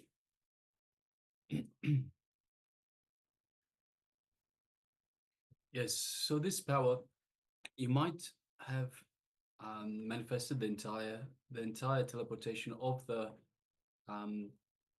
fine powder, of the sandalwood powder, or you might have teleported just a speck or just a tiny little bit. So please be vigilant, have a look through, pay attention to the smallest, minutest detail in just to double check this power manifestation, whether you've successfully manifested this power of teleportation. So please take a moment, and once you've identified whether you've been successful in this power manifestation, do let us know in the chat box. Share with us so we can celebrate with you. Yes, even if you feel you are yet to manifest this power, you can also share this in the chat. Just get into this habit. Anything you experience, simply share it. Immediately just surrender it at Swamiji's feet. And with this attitude, this very, yes, Nityananda Paramashiva Parashakti is sharing it to manifest. Thank you for sharing, Ma. If you start celebrating even these, even just being here as part of this great happening, naturally, from this space, you will start manifesting the power.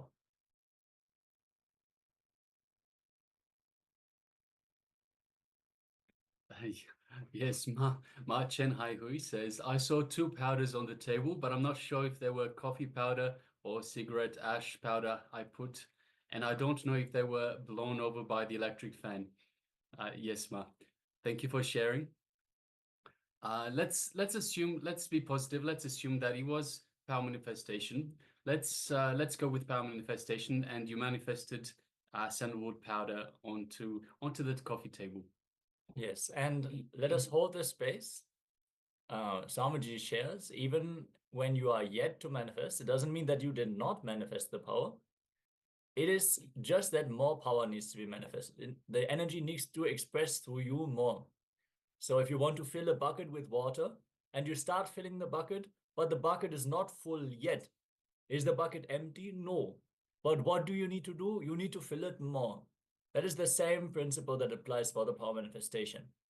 You will see, if you're not able to perform an asana, all you need to do is you need to do more yoga. You'll be able to perform the asana. Same way with the power manifestation. It is not actually practice. It is not a skill that you can train and you get better at it. It is just that the energy needs to express through you once fully, and then you will get the knack of it. You will be able to connect to Swamiji in any mood that you are in any situation, and you'll be able to manifest the power. Yes, and it could happen, it could come at any time. It could happen at any time. Just one click, one powerful cognition. This is one reason why we ask you to share your powerful cognitions. It could be anything.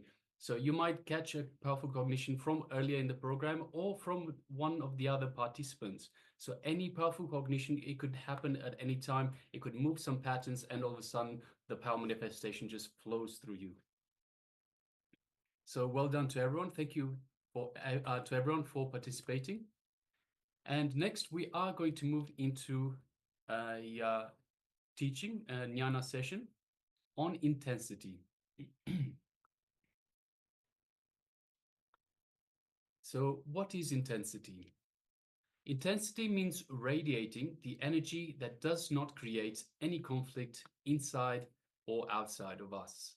So any conflict, any energy that is radiating that doesn't create any conflict inside or outside. Intensity is intensely being inside you. It flows smoothly and yet very strongly. Intensity is integration. Intensity is focus. Intensity is sincerity. Usually, intensity leads to a solid feeling. You may be intense, but you may have lost the ability to flow.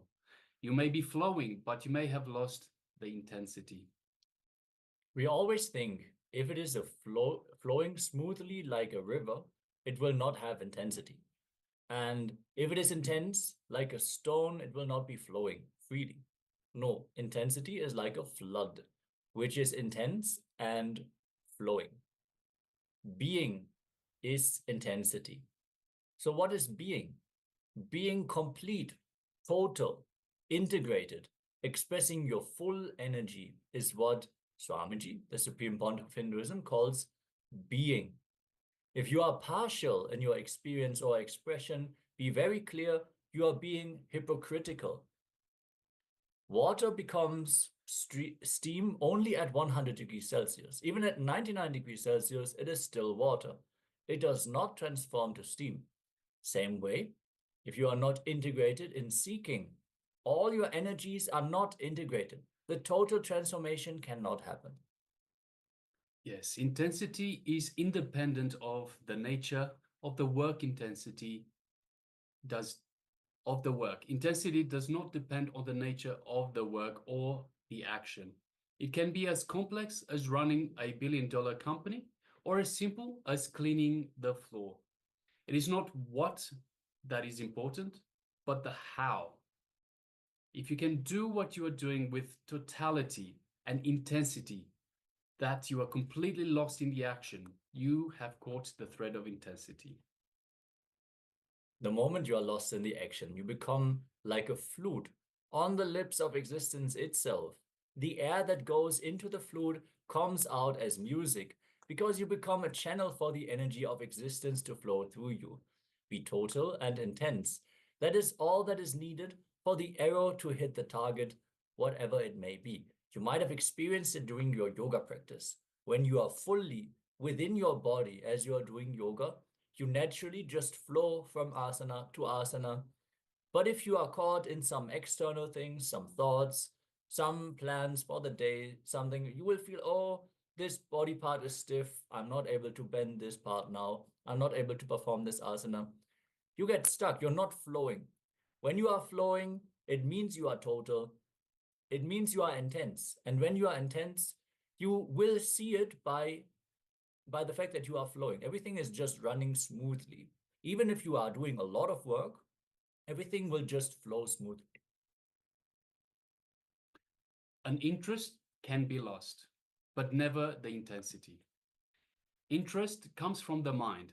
Intensity comes from the being. After a while, maybe short or long, you get fed up with your own interest. With intensity, it is a thirst of your being. It transcends the rationale of your logic. Intensity is a call from the deep. When your whole being is burning with a single intense desire to realize the ultimate, you will simply absorb the master's instructions. The magic of transformation is bound to happen. Only then will you be open to receive him. Until then, it is just an interest. Be intense in whatever you do.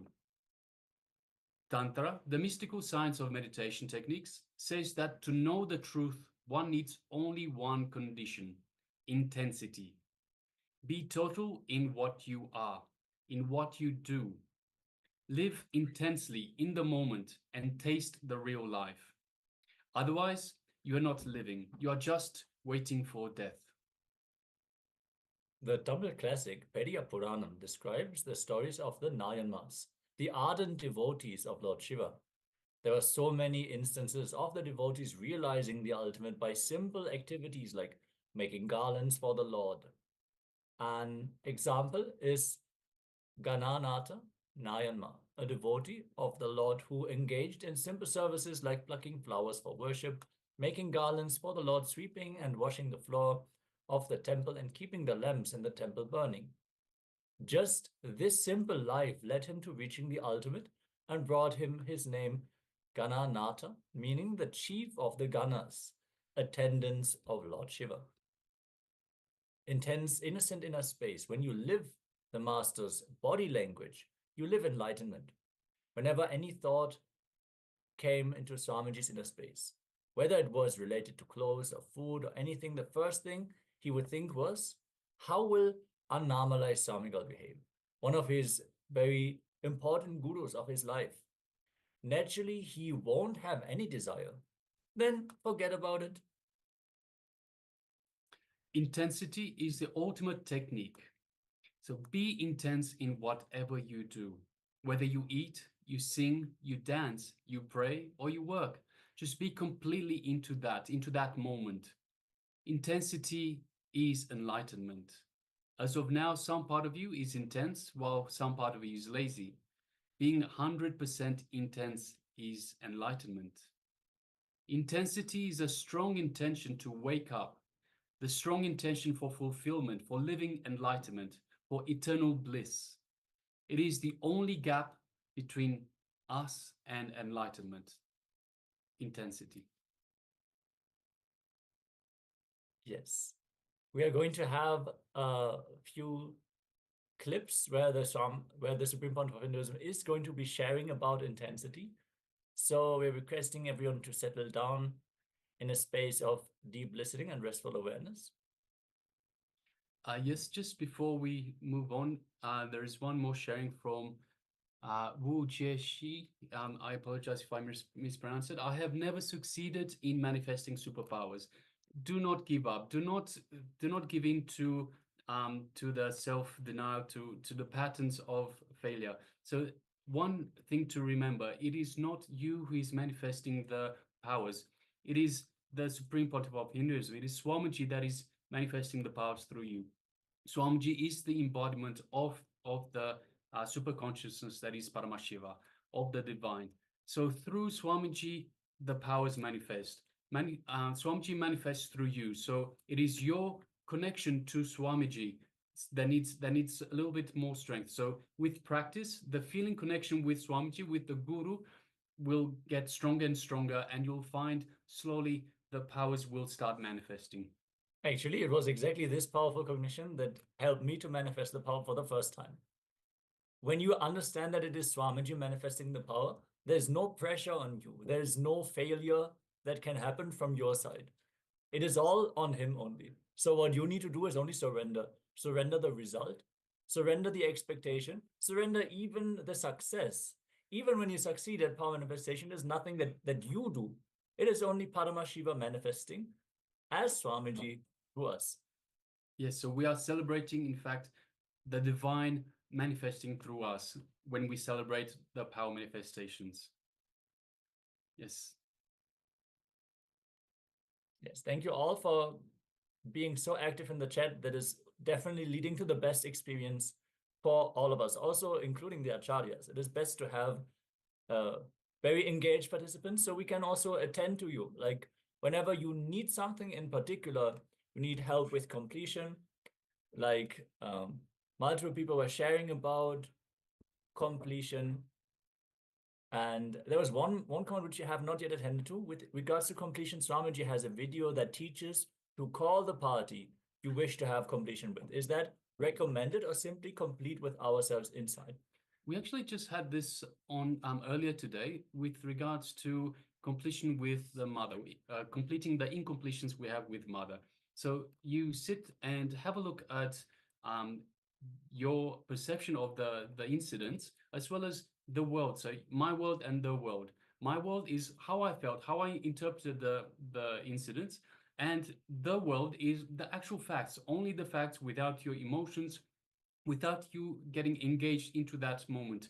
So comparing those two, you get a sense of completion, you get a sense of understanding what emotions, what incompletions you have in that respect, what patterns you have in that respect.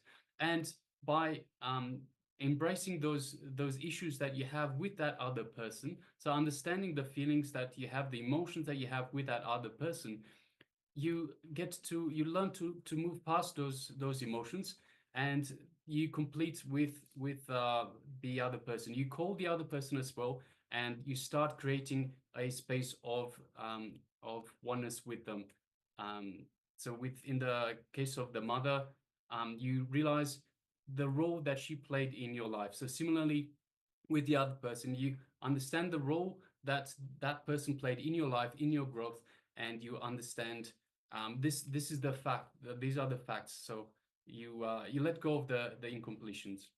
Yes, so fundamentally, the completion does happen within you. That is correct. Calling the person is one step of this process. And see, it is also a direct test if you actually complete it. If you complete it, there will be no resistance to calling that person at all. If you do not want to call the person, still be very clear there is some incompletion left which you are holding, some distance that you try to keep with that person. Being complete means freely being able to open up, showing yourself vulnerable in front of that person also. So I hope in regards to your question, that was the answer that you needed. Hmm? No. Yes, Maagora Swarupini is sharing, please help me to show the intensity, concentration, and continuous enthusiasm of class, life, and work. Yes, all our processes, all the power manifestations, all the jnana segments, they will lead you to exactly that experience. So by you having that decision, that intention to manifest this, and you enter into the class, naturally, all the powerful cognitions that you receive will be aligned with your goal. You will receive the powerful cognitions that will make you manifest this. So simply be persistent and attend in the class sincerely, like you are sending the message now. Even this itself will lead you to manifest this as your reality. Yes, Ma Chen Hai Hui is also sharing, I find it difficult to immerse myself in life and always think, is there a problem with that? So Ma, there are obviously some incompletions. So Ma Chen Hai Hui, there are some incompletions that you have with the life. So I think later on we have a look at the 4 different identities that we have within ourselves. So we have the identity that we see ourselves. We see the identity that we project to others. So we had a look at this earlier in the program. There's also 2 other identities: the identity that others have of you, how others see you, and there's also your identity of life, how you see life. And it's this identity that you have an incompletion with. So you need to find, why do you have this identity? Why do you have this cognition that you find it difficult? Why do you find it difficult to immerse with life? So have a look at the earliest incident when you found it difficult, and relive to relieve. So we've already gone through this technique. Relive that earliest cognition of where you said life is difficult to get immersed in, to participate in. So once you identified the earliest memory, so it could be probably something before the age of 7. Once you identify that incident, relive that incident exactly as you were. So as you were a young lady, whatever you were wearing, whatever you were feeling, whatever you were smelling, tasting, everything, every part of the situation of that incident, relive it exactly with exactly the same cognition, exactly the same mind as you would back then. So don't use your logic as you are now, but go back in your memories and see how you would have reacted, how you would have thought, how you would have perceived, and how you did perceive that particular situation, and relive it in exactly the same way. So, and if you cried in that particular situation, cry again. So feel that emotion, feel that situation absolutely fully, totally, intensely, 100%. And by reliving that moment, and you can relive it a number of times until you feel that it's lighter, that it's completely gone. So sometimes it might take 3, 4, 5, sometimes even 10 times reliving, depending on how deeply rooted this incompletion is. So relive it and then check inside. Is it gone yet? No, it still feels there. Then keep going. Relive it again and again until it loses hold on you. Once it loses hold on you, then you know that it's gone. Yes. I hope that answers your question, Ma.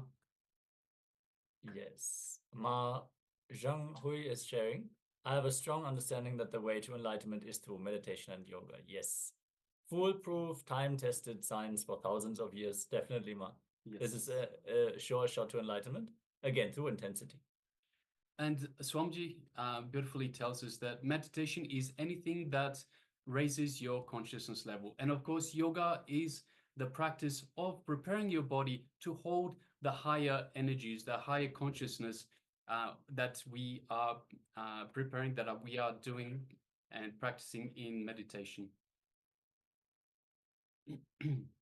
So I request all participants, if you have any other questions, please feel free and share, and we're happy to discuss. We're happy to address any issues, any misconceptions, anything that you're unsure about.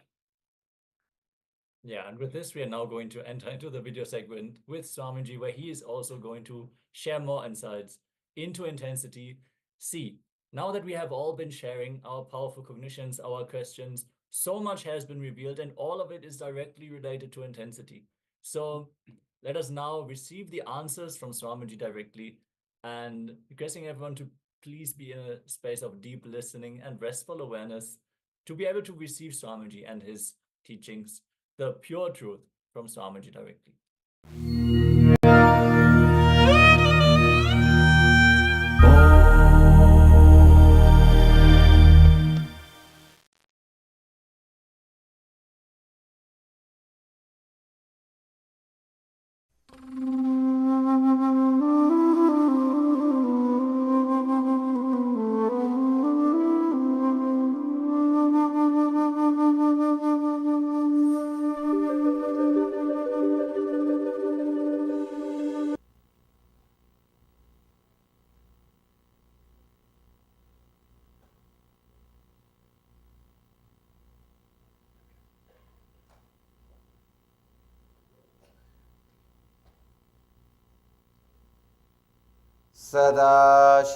सदाशिवसमारम्भां शङ्कराचार्यमध्यमाम् अस्मदाचार्यपर्यन्तां वन्दे गुरुपरम्पराम्.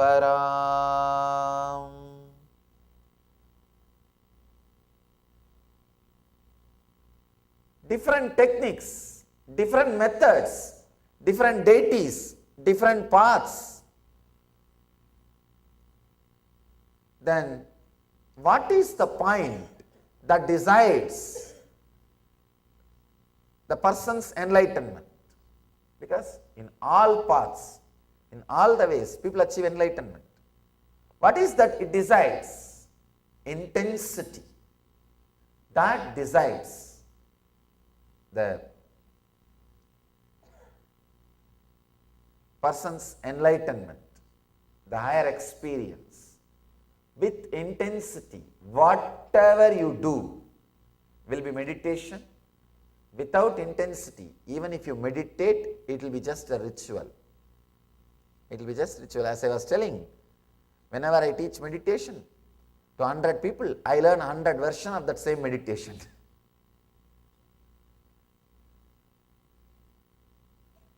Mrutimatyadi matratvat tatopi visheshaha.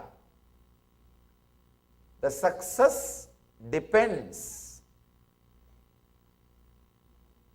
on the person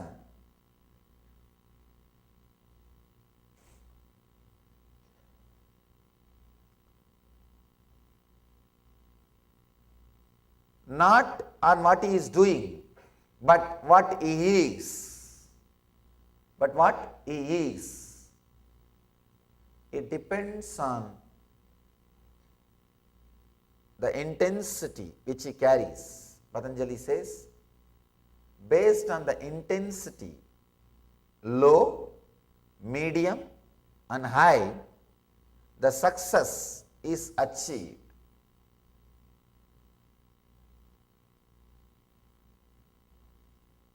I just want to drill this one point again and again and again, so that you will become intensely intense. You will become intensely intense.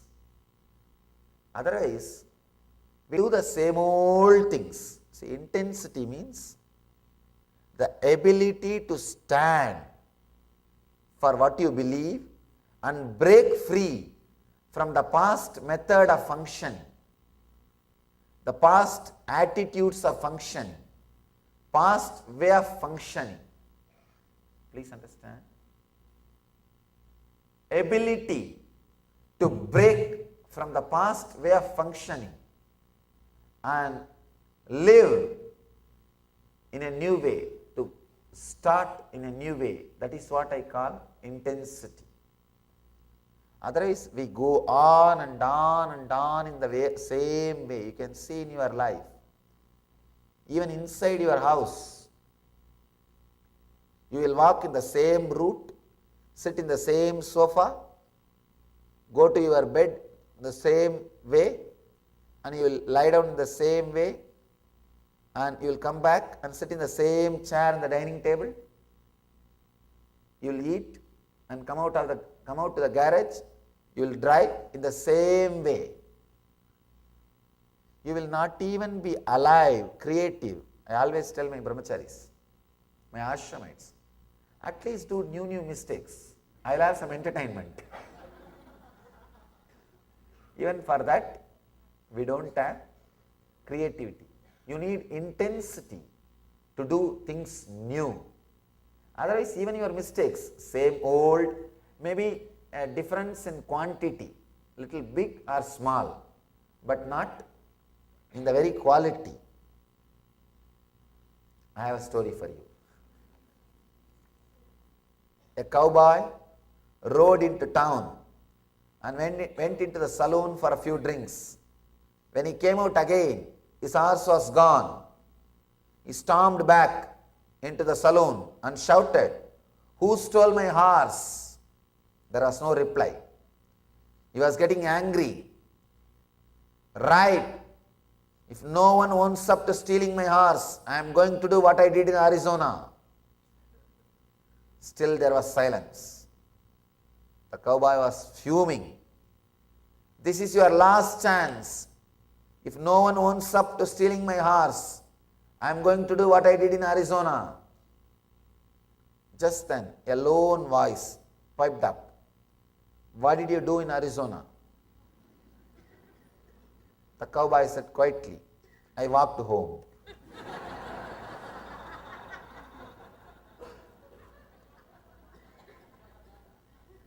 You may be doing the same thing, and there is no intensity. You will be doing the same thing. You will be doing the same thing. Understand, intensity is not seriousness. Intensity means deep passions and passion. Deep passion and deep passions. Strong will and strong prayer. Strong will is passion. Deep prayer is passions. Please understand. If you understand intensity as just will, passion, sometime you may become serious. I have seen people become very serious. Seriousness is sickness. All seriousness is sickness. Somehow, the Indian spirituality is suffering with this one constipation.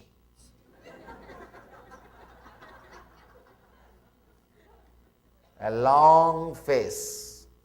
Yogi means a long face. If you see a yogi or some spiritual guy or claims to be a spiritual guy with a long face, he doesn't need your respect. He needs medicine for constipation.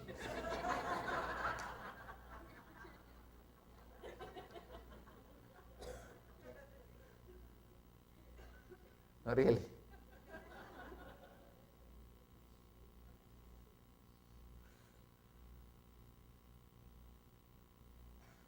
Many times, somehow that seriousness is associated with intensity. No. Intensity is sincerity, but not seriousness. You will be intense and be relaxed. Intensity without passions will raise number of thoughts. See, just intensity, passion, without passions will raise number of thoughts. It may lead to outer world success, but never inner world success. Just a deep patience, acceptance, without having number of thoughts, may lead to inner world success, the silence, the peace, but not the ultimate enlightenment itself. Please understand. Just passion naturally will raise the number of thoughts. You will be successful in the outer world. The more number of thoughts you have, the more successful in the outer world. If you have just passions, you will deeply accept everything.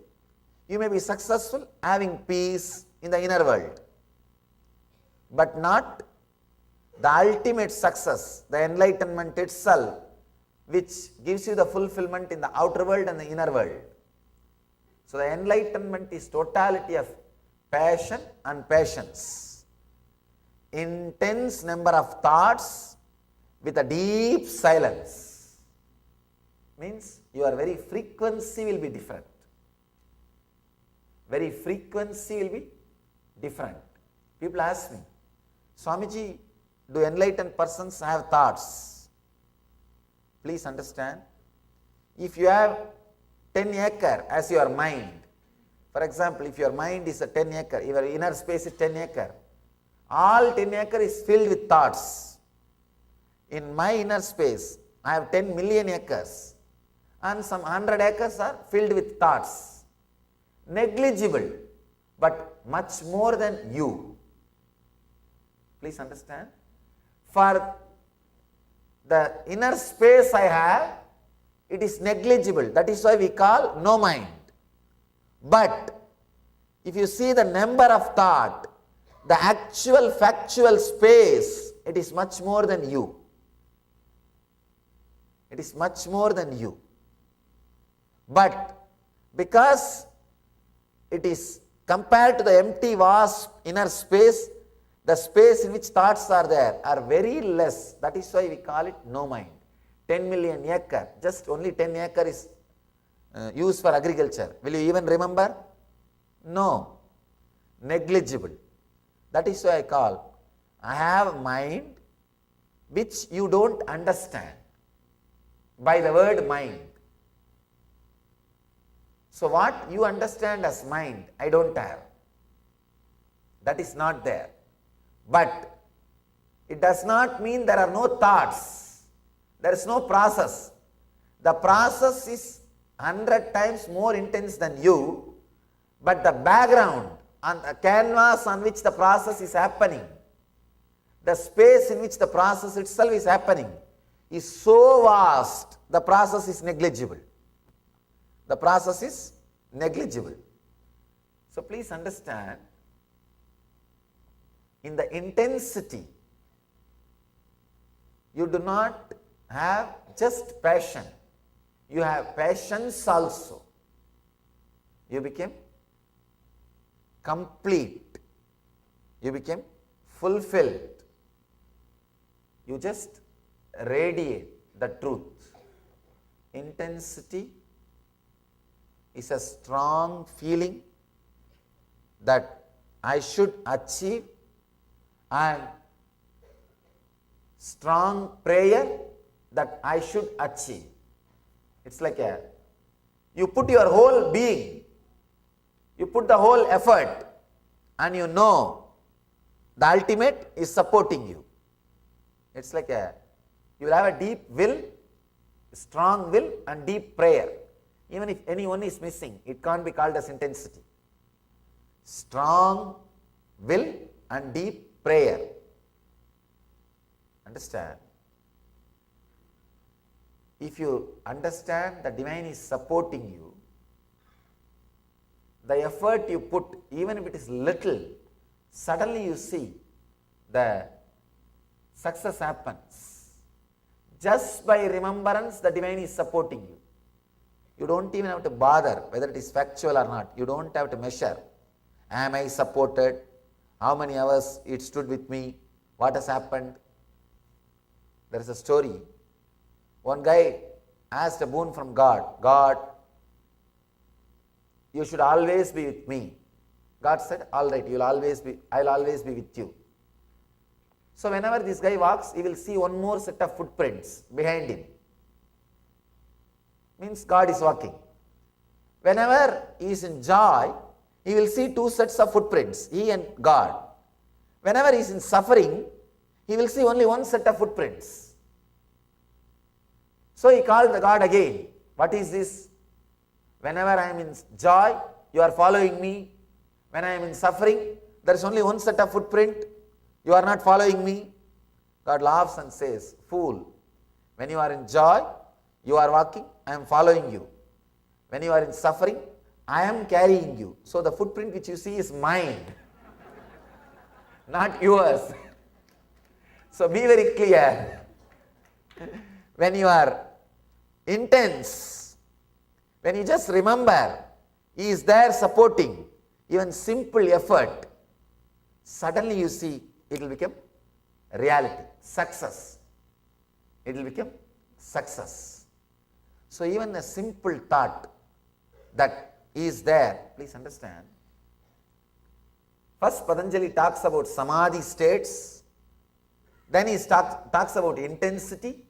The next sutra he talks about is surrender.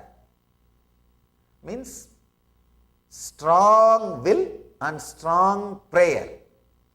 Even the idea you are supported, suddenly you will see you are successful. You are successful. The next sutra is Ishvara Pranidhananiva. Just by surrendering, people can become enlightened. Just by remembering, you are supported, you achieve. I have a story for you. A man drove his car into a ditch on a quiet country lane. Fortunately, a farmer passed by with a horse. This guy asked, could your horse pull my car out of the ditch? Driver asked. Farmer said, buddy is a big strong horse. We will see what he can do. He will be able to do it, I think.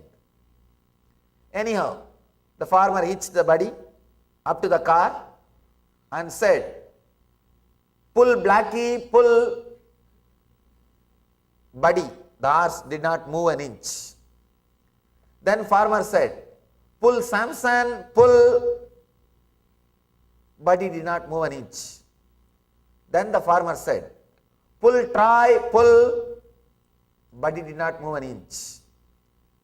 Then the farmer said, pull, buddy, pull. And buddy, the horse, effortlessly pulled the car out of the ditch. The driver was grateful but mystified. He asked the farmer, tell me, why did you keep calling your horse by the wrong names? Like Blackie, Samson, Troy. The farmer said, well, you see, my buddy is blind, and if he thought he was the only one pulling, he will never move.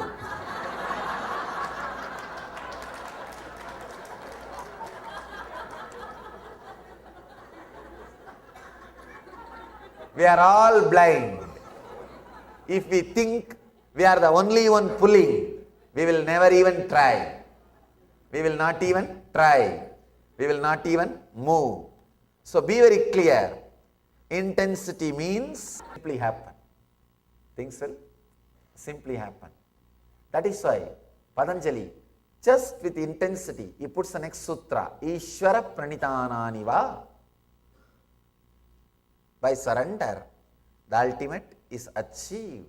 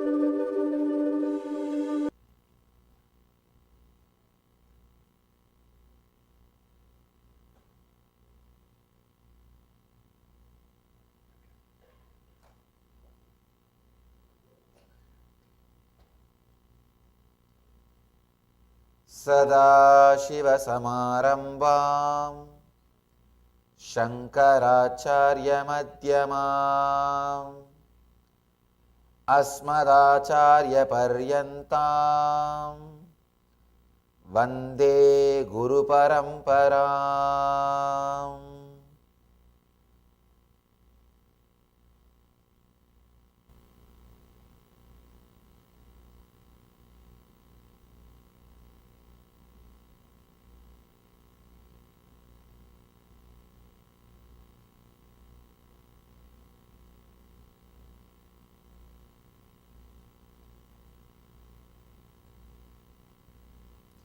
I welcome you all with my love and respects.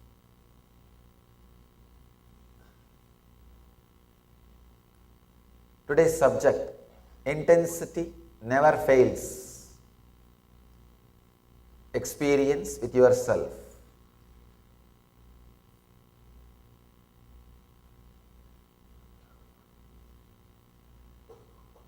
The 21st and 22nd Sutra of Patanjali talks about intensity. And in the next Sutra, 23rd Sutra, he talks about surrendering.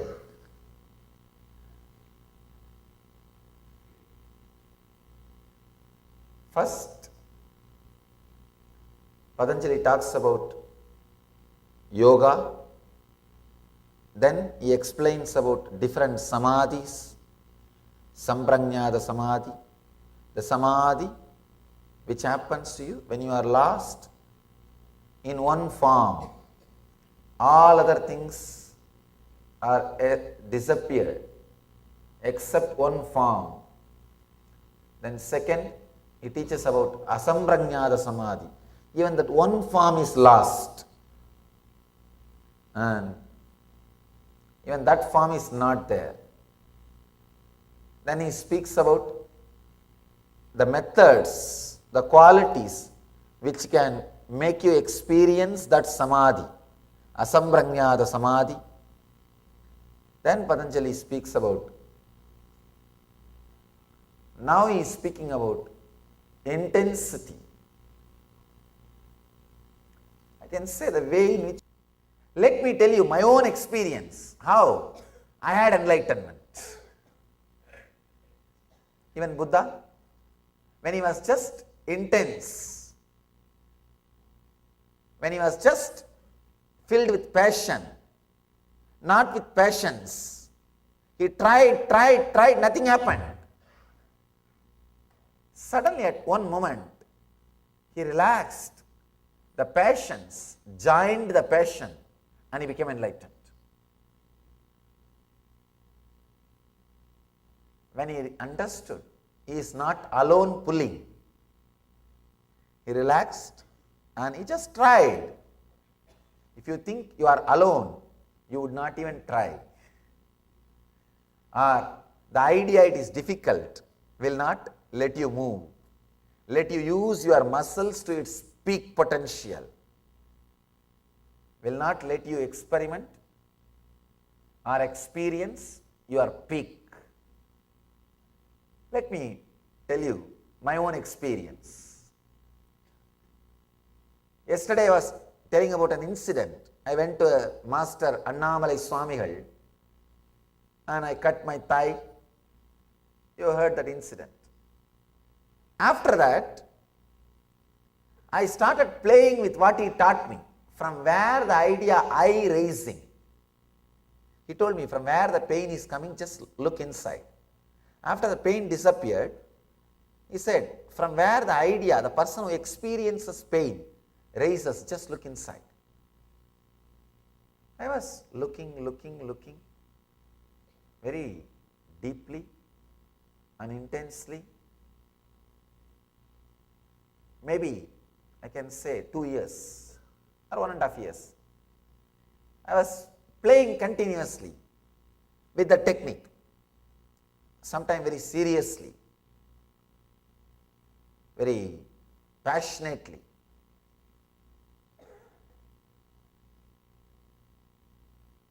In a way, that thought has become my only thought. Continuously just having only that thought. Actually, that passion takes care that all other thoughts disappear except that thought. Now you need patience to relax even from that thought. Understand? Intensity is combination of passion and patience. You have to have intensity, the passion, so that all other thoughts disappear. Now you need to have patience even to unclutch from that thought, that one thought. So almost everything else has disappeared except that one thought from where the thoughts are raising.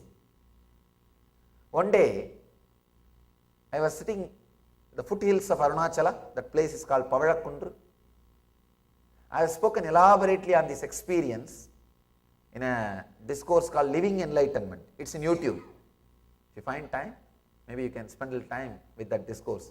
I have spoken elaborately, step by step, how the experience happened. Today we don't have that much of time, but at least I'll share the essence.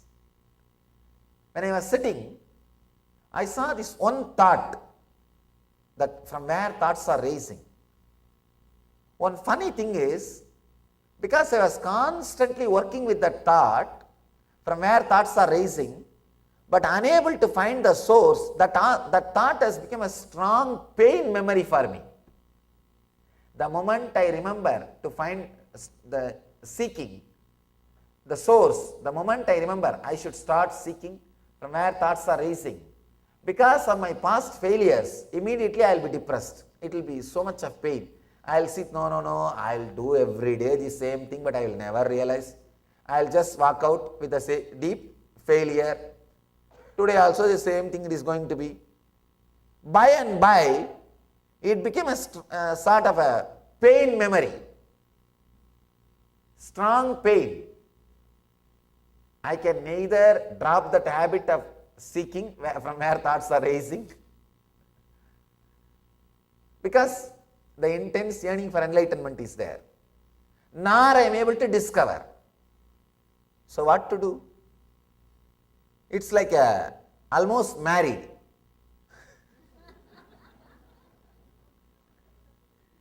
In Indian village system, still marriage, the divorce is a taboo. You can't divorce.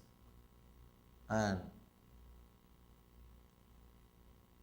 funny thing, in Sanskrit we don't have a right word for divorce, because the concept did not exist.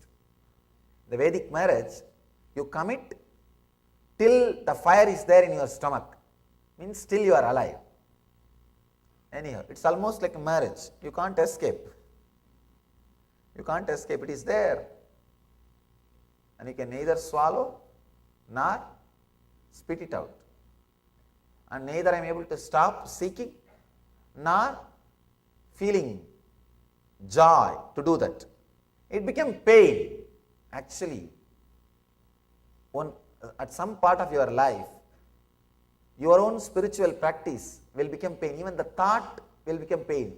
Because you think, oh, even if I do, many times I tried, nothing works out, but I am not able to stop also. What to do? What to do? Just you have to do. It became a passion, but the passion was not there. It became kind of a strong pain memory. So I was sitting at the foothills of Arunachala. It was a full moon day, Vaigasi month, at exactly 1 month from tomorrow. Tomorrow is Purnima, tomorrow is Chitra Purnima, and Vaigasi Purnima, the next month, Purnima. Evening, it was a beautiful time. I enjoy nature always, even now. Hill, water body, means ocean or river, is my favorite place. If I know in that city, ocean is there, at least once a day, I will spend a little time with the ocean or with hills. It's my life, it's my passion. So I was just sitting with open eyes. Sun was setting, moon was rising. I was not even meditating. Usually I will have only two thoughts. One, the thought, who am I should find out. The other, the thought, even if I seek, I am not going to achieve. That pain. Only these two thoughts will be jumping. Binary code like a 0, 1, 0, 1, 0, 1, 0, 1. Only these two will be there. And both have the same source. Suddenly, I don't know how it happened. Both the thoughts, the passion lost its power over me because of the deep passions I experienced, a deep relaxation I experienced in that evening moon, when the moon was rising. The deep passions I experienced, the deep passive feeling I experienced, the relaxed feeling I experienced, the settled feeling I experienced. It's like in Indian villages I have seen, they will use a big bamboo stick to burn dead bodies. After they burn everything is burnt, they will throw that stick also into the same fire. Same way, I used this one thought, who am I, to seek the source of the thought, to burn all other thoughts. Now, this thought needs to be burnt. This stick is there in my hand, giving me suffering and pain, not getting down, not coming down. There is a beautiful story of Brahma Kapal. Shiva removed the head of Brahma, one head, because Brahma was very egoistic.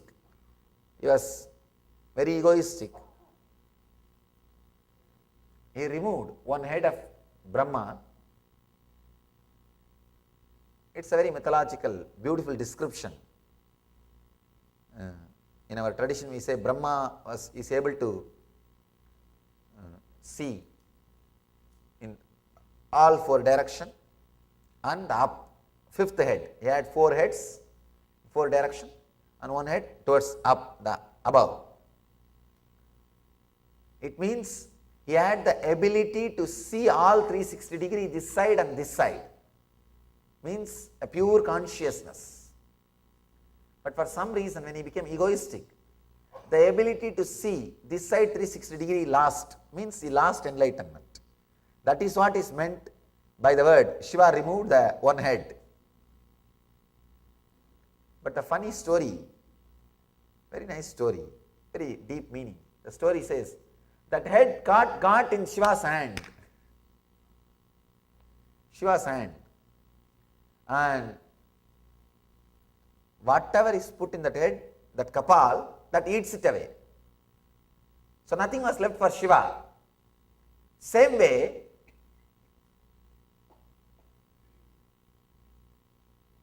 see that head, everything that head eats, nothing was left for Shiva. That kapal has become a big torture for Shiva. Same way, all the other thoughts were burnt, eaten by this one thought. But this one thought is not leaving me. It became a big torture. But somehow, when that patience, I can say in a way I got completely fed up with this whole thing. Seeking and unable to find with this whole thing. So I just sat in that moonlight, moon rising. For a few seconds, my being forgot to seek, forgot to create the thought, the passion of seeking. It just entered the space of passions. Suddenly, at that moment, clicked. Something clicked. Because of my passion, already I raised my frequency to a different level. Now my passions, my relaxed being, just I relaxed into that frequency. Something clicked. Suddenly something broke, opened into my being. How I feel, how all of you feel alive inside your skin. The same strong feeling that I am alive, I started experiencing even outside my skin with the whole thing, with just whole thing. The tree, plant, hill, stones, the earth and the sky, with everything. Suddenly I started feeling I am alive, I am vibrant, I am living it.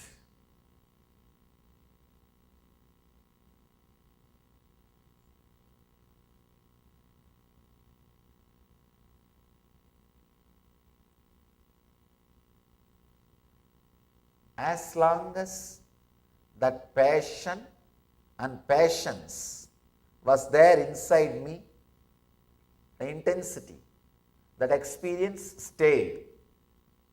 But after 2.5 days, the passion took over the passions. The passion to hold on to that experience took over the passions to relax into that experience. Please understand, whenever you want to hold your bliss, you will miss it. Bliss means what? Choicelessness is bliss. When you choose bliss, you have chosen suffering. If your hands are open underwater, river will be flowing. You will be holding the river. The moment you hold the river, you try to hold it, what happens? You have only empty hands. If you are with open hands, breeze is blowing. The moment you hold, you have only empty hands. So, the moment you choose bliss, you choose suffering. Choice is suffering, choicelessness is bliss. The moment my passion took over the passions, it disappeared. It just disappeared.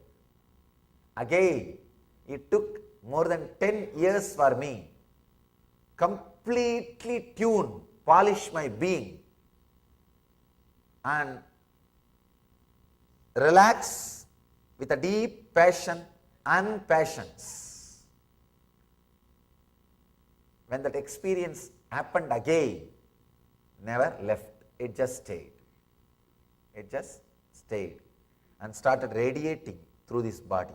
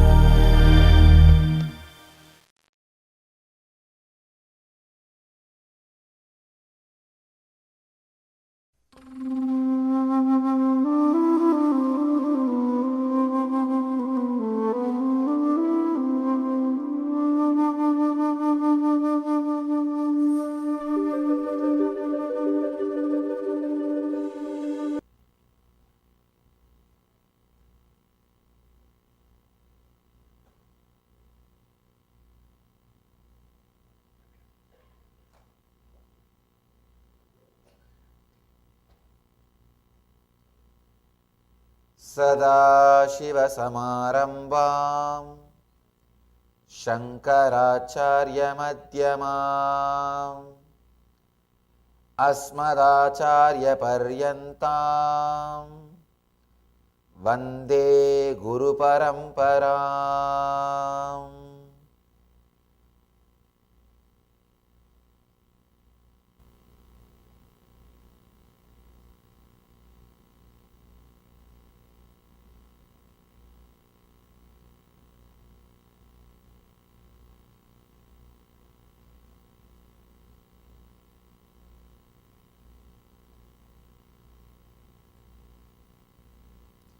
I welcome you all with my love and respects.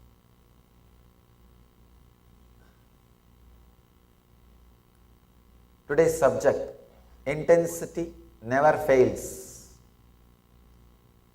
Experience with yourself.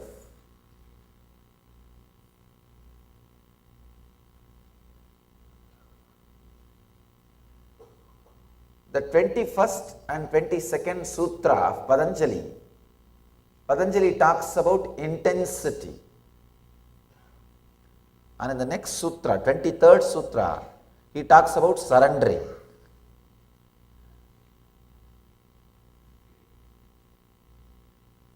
First, Patanjali talks about yoga. Then he explains about different samadhis, samprajñāta samadhi, the samadhi which happens to you when you are lost in one form. All other things are disappeared except one form. Then second, he teaches about asamprajñāta samadhi. Even that one form is lost, and even that form is not there. Then he speaks about the methods, the qualities which can make you experience that samadhi, asamprajñāta samadhi. Then Patanjali speaks about,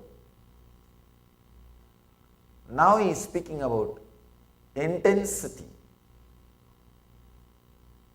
I can say the way in which Patanjali has put the sutras, I can understand he is giving importance to the concept intensity much more than samadhi itself. Please understand.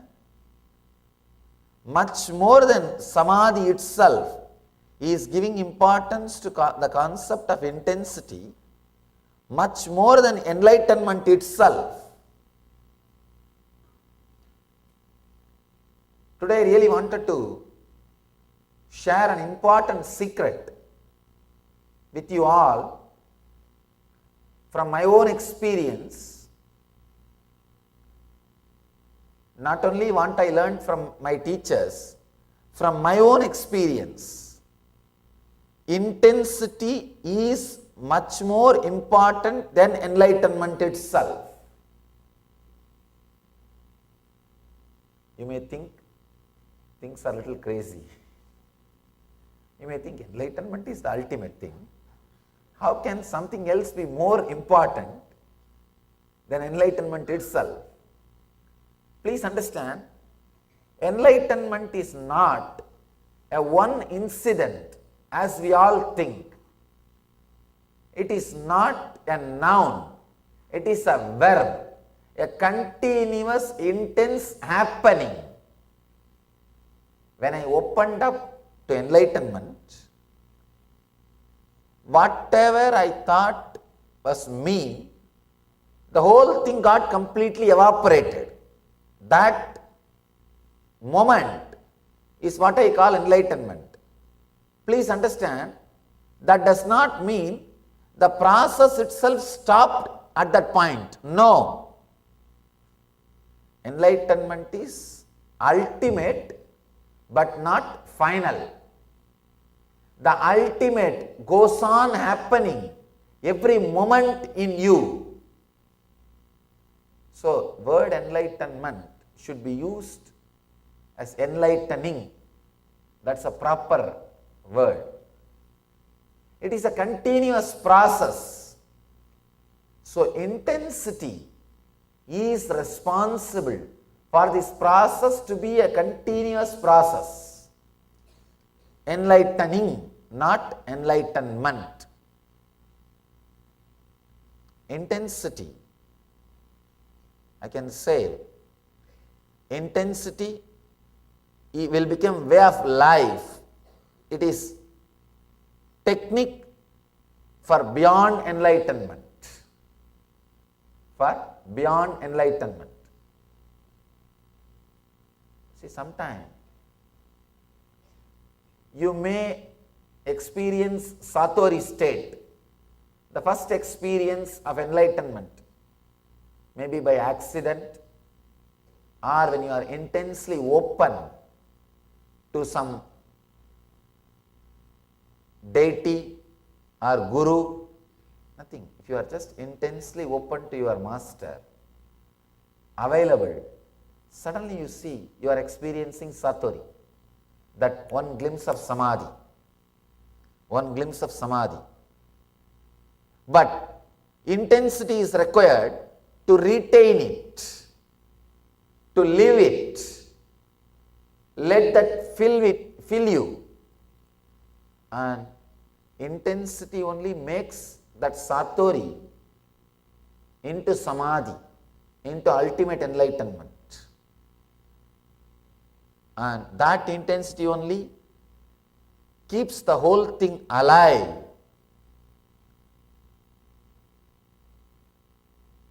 That only continuously makes the big bangs and black holes happening inside your system. See, Big Bang is the ultimate but not final, because every moment that ultimate is happening. Enlightenment is the, you see, this moment suddenly you feel, oh God, this is the ultimate I can ever experience.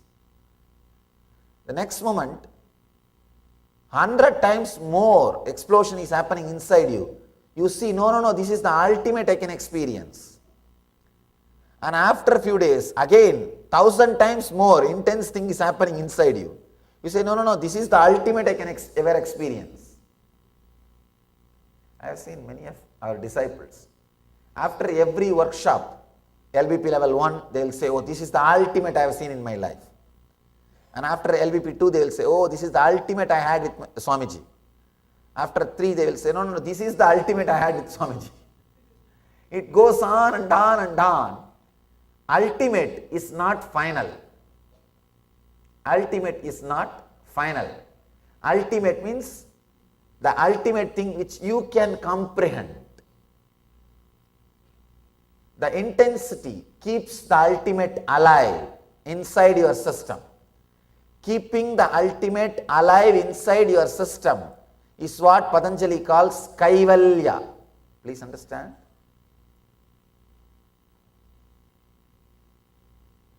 The very beginning, Patanjali talks about Samadhi, fulfillment.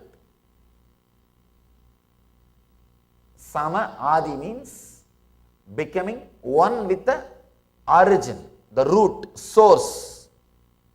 Sama means the source. Adi means, Sama means becoming. Adi means the source. Becoming the source is Samadhi. He starts with Samadhi. The first chapter is called Samadhipada. And after describing Samadhi, after teaching Samadhi, Patanjali teaches intensity.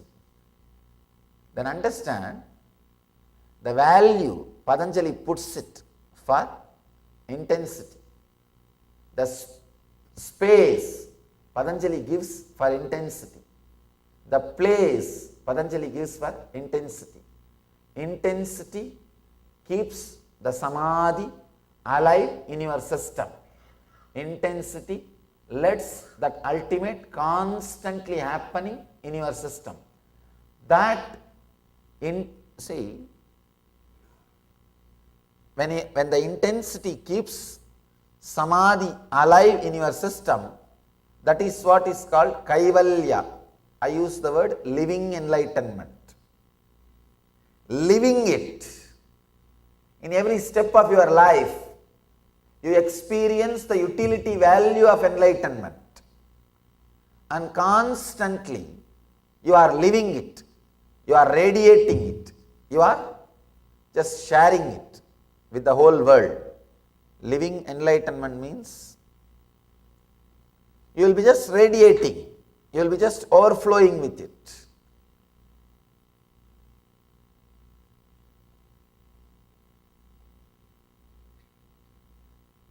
You don't even have to teach if you are living enlightenment. Suddenly you will see your very breathing inspires people. Of course, I use teaching so that more and more people will be introduced. These ideas, these truths can be introduced to more and more people. That is the purpose of using this method of talking, teaching. Otherwise, simple breathing, simple being will inspire millions. I have seen my own predecessor, Raman Maharishi, a great master from my hometown. He never moved out of that small city.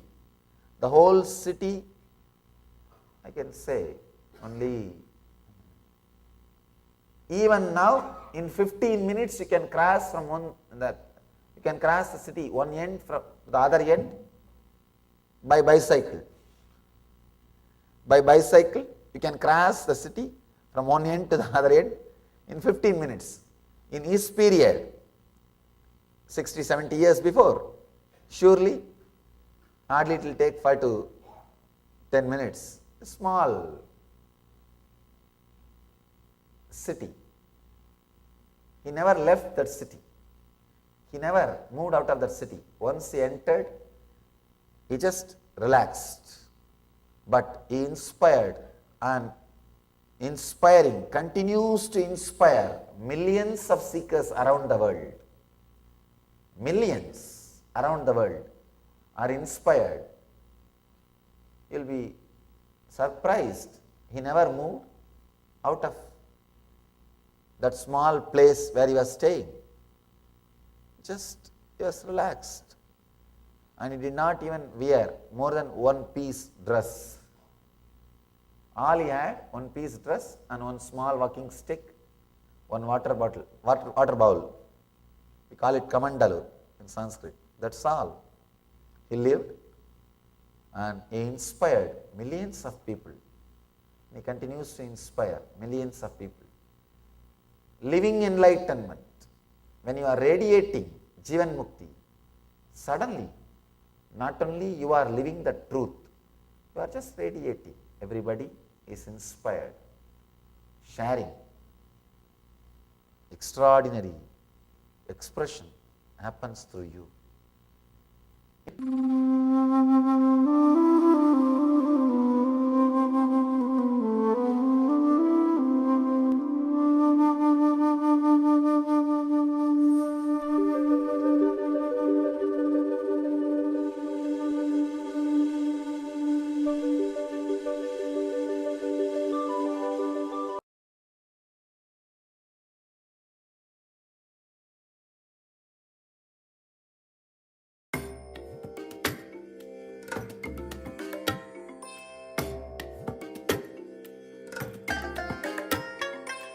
I bless you all. Let you all open all your three eyes and manifest the powers of Mahasadashiva. Om Nityananda Paramashivoham. Om Nityananda Paramashivoham. Om Nityananda Paramashivoham. Om Nityananda Paramashivoham. Om Nityananda Paramashivoham. Om Nityananda Paramashivoham. Om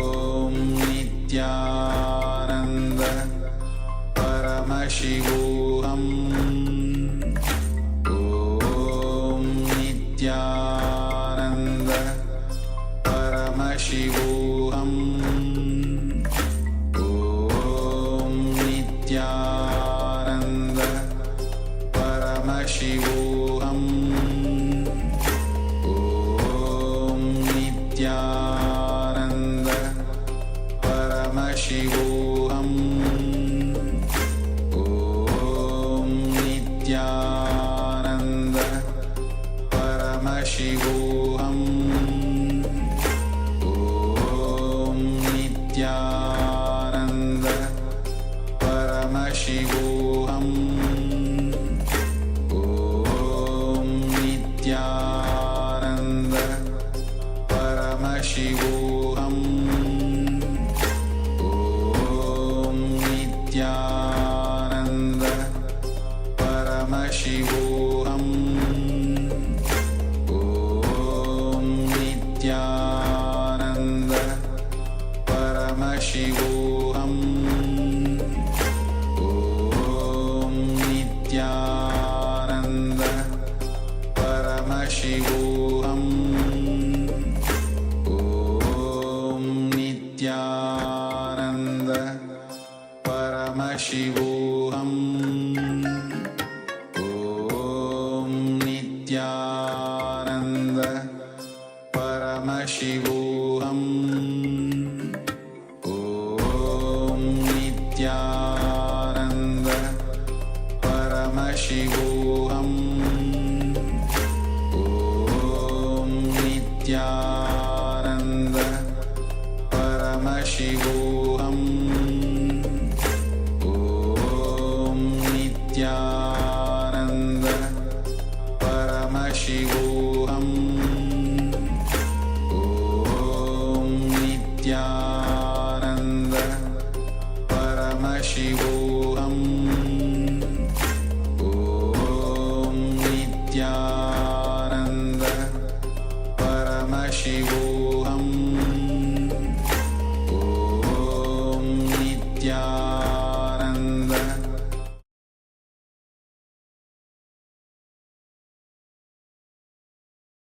Yes, Internalization, and welcome back after this powerful session on intensity.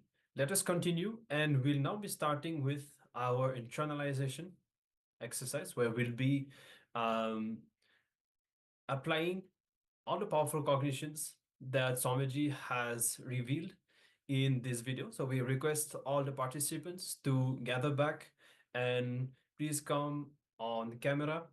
We still see many people who are not on camera. Please come back and be in a space of listening as we continue with this session on intensity. Yes. So now we'll be entering a powerful meditation technique to become intense. This is a very powerful meditation technique from the Shiva Sutras. And these aphorisms or sutras say that die into the infinite void where you are no more, moving beyond the senses into Shiva consciousness. So this is a very powerful technique that we are going to be learning how to actually implement this in our life in a form of a meditation. So this secret that has been revealed in the Shiva Sutras is called the Shanmukhi Mudra, as it will be difficult to maintain the position as you're going to be keeping your hands in an upright position to cover all of your 5 senses. You can use the support of a chair, placing the chair in front of you, or if you're seated on a chair, you can rest your elbows on the table in front of you. Otherwise, if you're seated on the floor, you can rest your hands on a chair or a small table and practice this meditation technique. So the meditation technique is very simple but intense at the same time. So let us understand and look into this meditation. So first, if you're wearing spectacles, I request all of you, you can remove them because you're not going to be keeping your eyes open. So keep your spectacles aside, or even if you're wearing contact lens, you can keep them aside. So the position of this Shanmukhi Mudra is very simple. With your thumbs, close your ears. You'll be closing your ears. With your index finger, you will be closing your eyes. With the ring finger, you will be gently closing the nose, not completely. You will allow the airflow to continue. And at the same time, you'll be keeping your ring finger above the upper lip and the little finger on the lower lip. So completely blocking all of the five senses and sucking yourself inside that void of your inner space. Yes, so now for the next 21 minutes, you will be following the steps given below. You'll be closing the nose partially and just reducing the prana flow. And when your mind settles down by itself, you will experience that the flow of the prana will reduce. And you'll be in the Shanmukhi Mudra as we have described just now. And inhaling and exhaling as slowly as possible and as deeply as possible, keeping your mouth shut tightly and visualizing that both your eyeballs have become stones. And this way, you will make sure that your eyeballs are immobilized. Okay, so these are going to be the steps for the next 21 minutes. And you will be intensifying your awareness. Of course, we'll project the instructions in just a few moments if you need.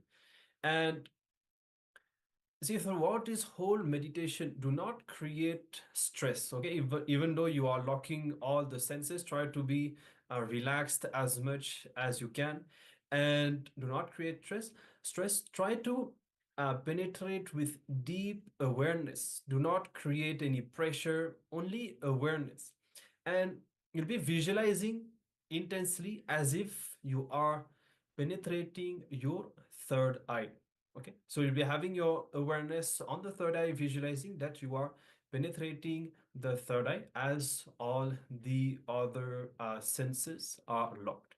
Okay, so we'll be showing the assignment in just a few moments. You can start, make sure that you are seated comfortably. As we said, if you need some support, the chairs or the table in front of you, you can arrange yourself for this meditation. And you can start performing the Shanmukhi Mudra as soon as you are ready.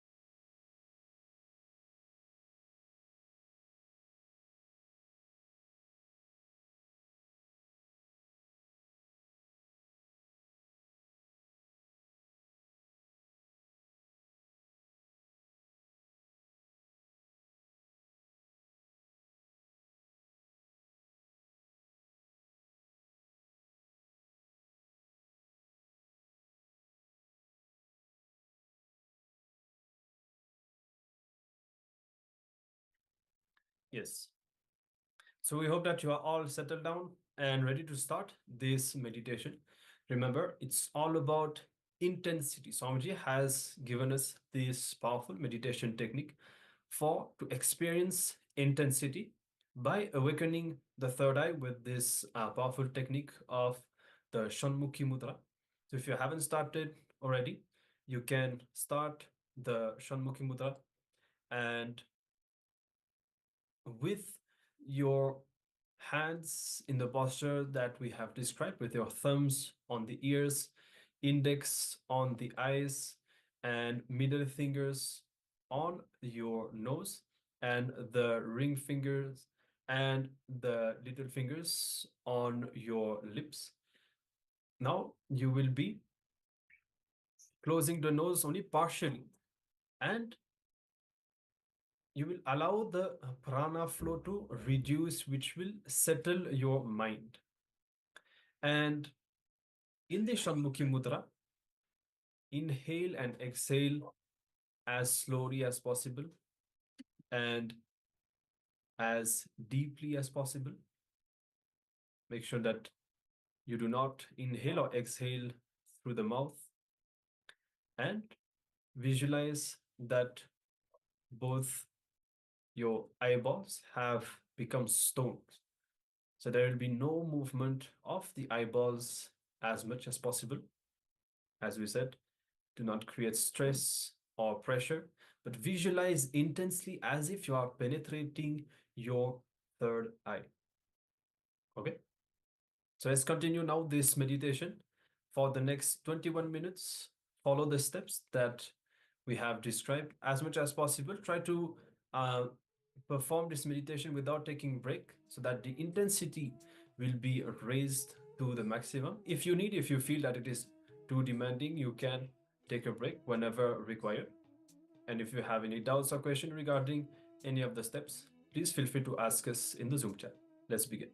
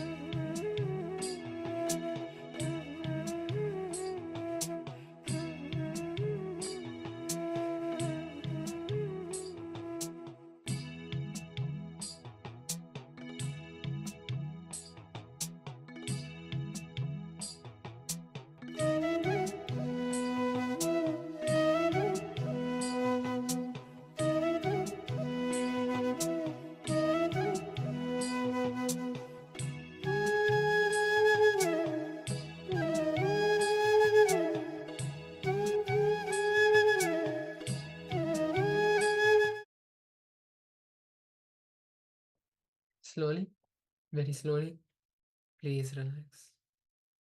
Let us now take a moment to bring awareness back to our body, to relax from this intense process of the Shanmukhi Mudra.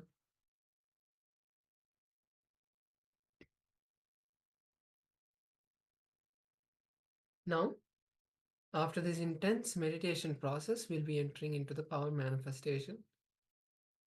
And we're going to be manifesting the round 4 of the power of teleportation. And this time, we'll be teleporting particles of the prasadam, the blessed food that has been offered to the deities. So now, let us enter into this power manifestation.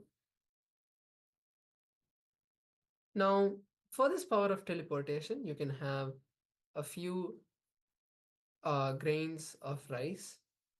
If you have rice, then you can use that. If you don't have rice, you can even start with any powder that is perfectly fine, like turmeric, vibhuti. Even if you don't have these powders, any other, for example, rice flour or corn flour, you can use any powder also to start the power manifestation. Now,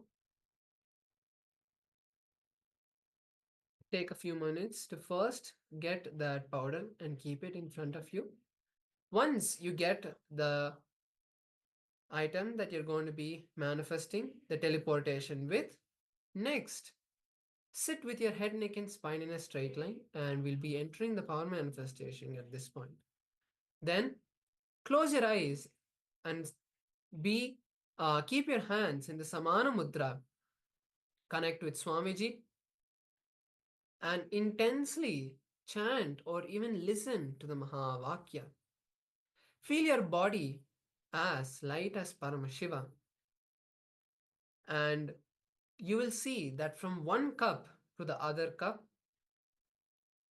visualize that the deity in front of you is giving you that food or that prasada, that offered items, and placing it in the other cup which is there. And then at the end of the manifestation, we'll be verifying if the teleportation has happened from the cup A to the cup B. Now, we'll be playing the oneness capsules of Swamiji, where he is giving the various darshans. Just by watching those darshans intensely, you will feel that oneness with him, that experience of Advaita and feeling connection. Enjoy the darshan of Swamiji and let us enter into this power manifestation.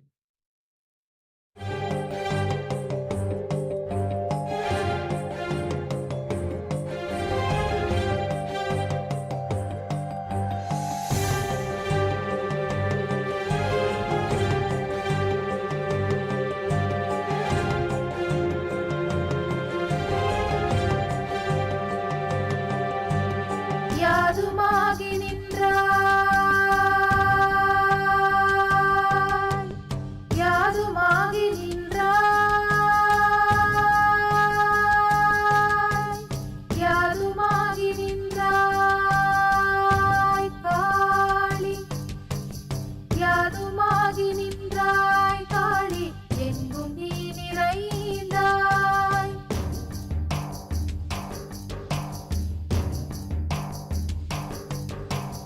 யாதுமாகி நின்றாய் காளி எங்கும் நீ நிறைந்தாய் செய்து நன்மையெல்லாம் காளி தெய்வ லீலையன்றோ யாதுமாகி நின்றாய் காளி எங்கும் நீ நிறைந்தாய் செய்து நன்மையெல்லாம் காளி தெய்வ லீலையன்றோ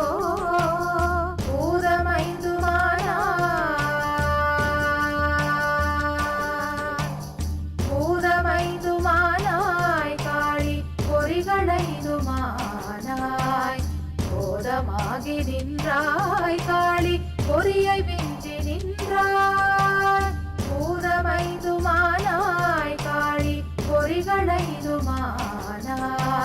போதமாகி நின்றாய் காளி பொறியை வென்றி நின்றாய் யாருமாகி நின்றாய்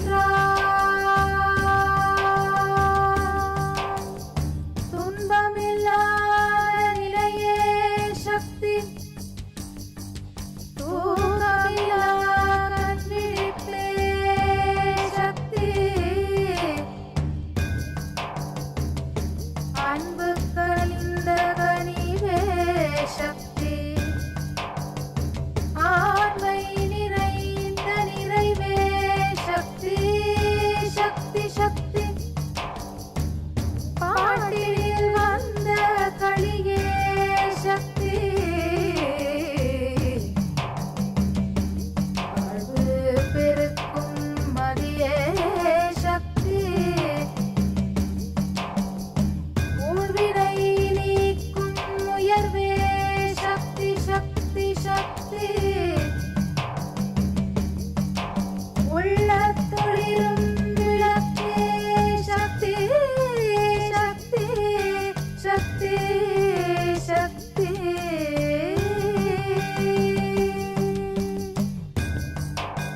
யாதுமாகி நின்றாய் யாதுமாகி நின்றாய் யாதுமாகி நின்றாய் காளி யாதுமாகி நின்றாய்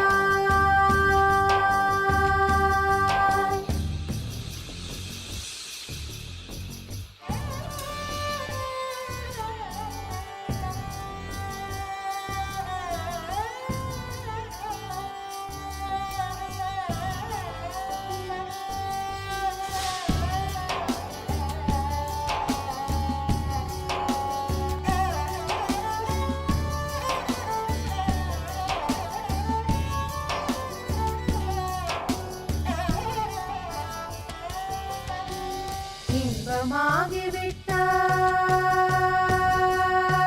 விட்டாய் இன்பமாகி விட்டாய் காளி என்னுள்ளே புகுந்தாய் இன்பமாகி விட்டாய் காளி என்னுள்ளே புகுந்தாய் பின்பு நின்னையல்லாள் காளி பின்பு நான் உண்டோ இன்பமாகி விட்டாய் காளி என்னுள்ளே புகுந்தாய் பின்பு நின்னையல்லாள் காளி பின்பு நான் உண்டோ அன்பளித்து விட்டாய் காளி காளி காளி காளி காளி காளி அன்பளித்து விட்டாய் காளி ஆண்மை தந்து விட்டாய் துன்பம் நீக்கி விட்டாய் துன்பம் நீக்கி விட்டாய் காளி தொல்லை போக்கி விட்டாய் துன்பம் நீக்கி விட்டாய் காளி தொல்லை போக்கி விட்டாய் தொல்லை போக்கி விட்டாய் காளி தொல்லை போக்கி விட்டாய் யாதுமாகி நின்றாய் காளி யாதுமாகி நின்றாய் காளி ஓம் காளி ஓம் சக்தி ஓம் காளி ஓம் சக்தி ஓம் சக்தி ஓம் சக்தி ஓம் சக்தி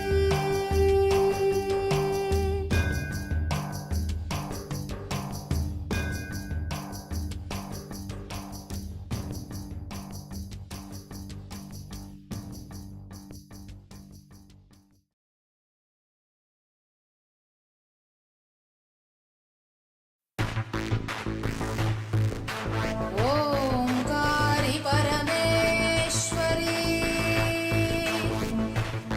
षोडशी पराशक्ति अरुणाचले पीतकुजाम्बिके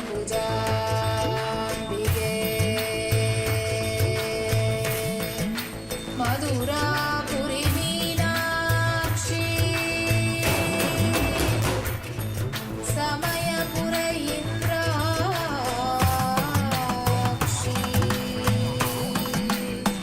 कांची कामाक्षी काशी विशालाक्षी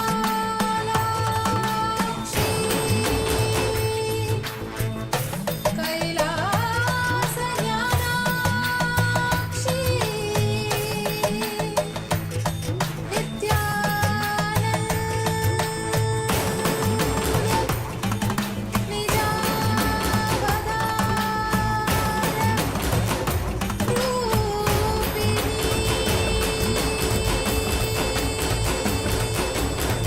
शिवशङ्करि शाप विमोचनि शोक विनाशिनि शास्त्रकृते शिवसहिते शिवशम्भु शुभङ्करि शुम्भ विशुम्भ पदास्तकृते सकल मनोहरि सुन्दरि सर्ववशङ्करि शङ्कर दोषकृते जय परमेश्वरि नित्य सुमङ्गलि नित्य नितेश्वरि पालय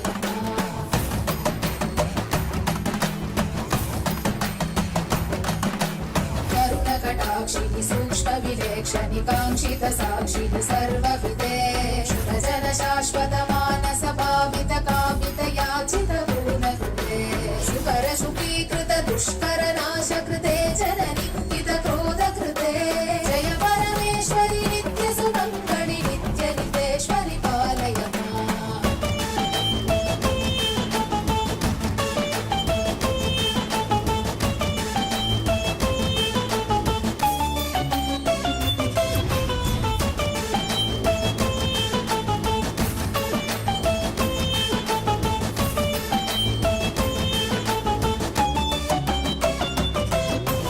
अय्यनगे अभये हमुदे अपराजित शक्तियुते अजिते शुभवरदे विभवे विमले कमले कमलाम्बुजपादयुते करकमले करुणानिलये कमलाक्षयुते करशूलधृते जय परमेश्वरि नित्य सुमङ्गलि नित्य नितेश्वरि पालय माम्।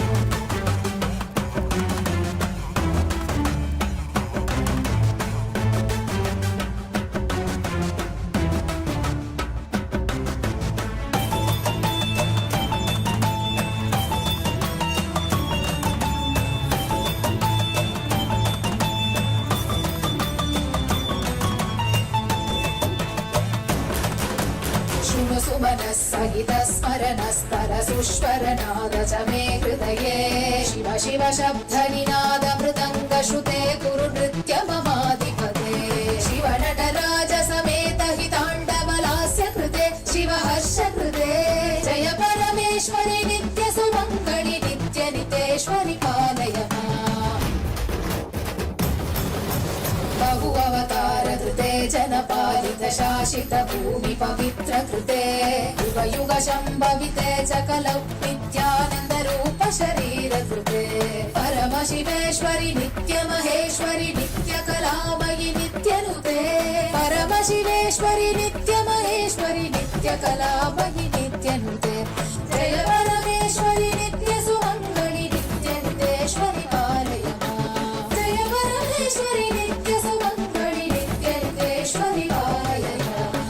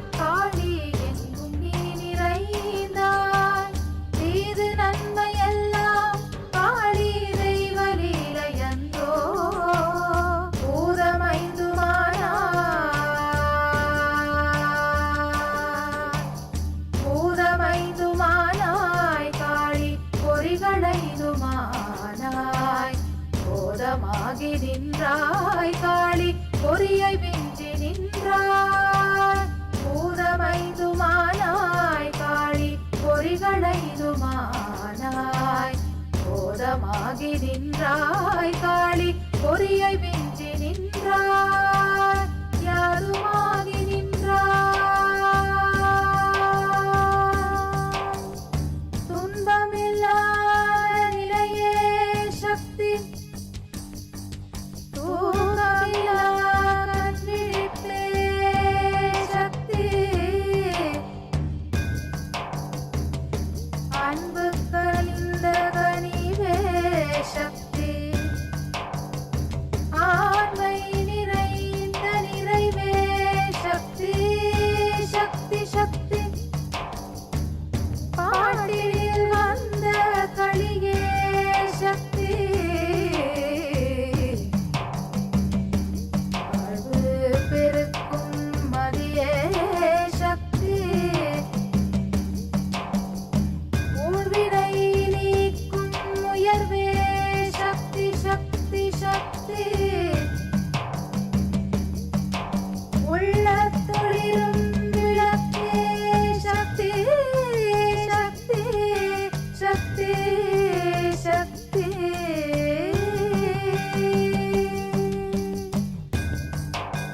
யாதுமாகி நின்றாய் யாதுமாகி நின்றாய் யாதுமாகி நின்றாய் காளி யாதுமாகி நின்றாய்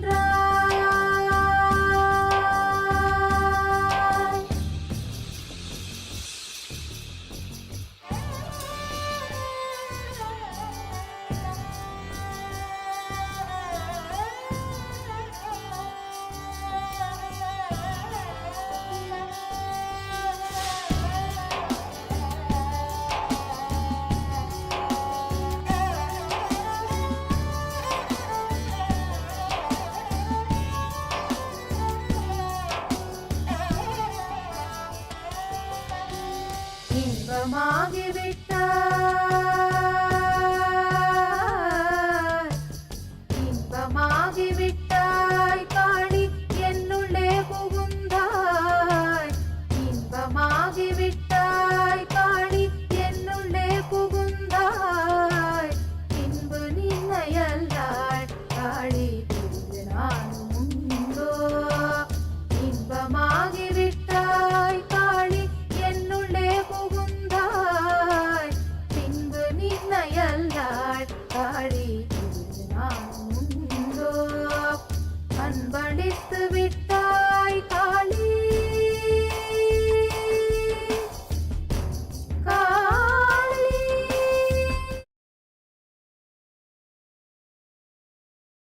Now, slowly, very slowly, please relax.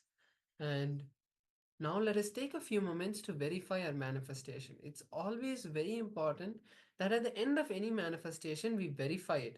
Because when we verify our manifestation only, we understand that, okay, I have manifested, I have been in the right space during the manifestation. Ultimately, the power manifestation is not to manifest any of these powers. It is to experience that oneness with Paramashiva. So you should rate, you should value your power manifestation, how good it was, not based on your external experience of, for example, in today's power manifestation, we were doing the teleportation. So even if it is not teleported, your experience, how restful were you? How much of Paramashiva were you able to feel in your inner space is the most important part of the power manifestation. Let's now take a few more moments to share and verify our manifestation. I request all of you to share in the Zoom chat as well how your manifestation went. Were you able to feel that power manifestation experience during this round and what your experience was? We encourage all the participants to share, put a message in the chat. What was your experience during this round?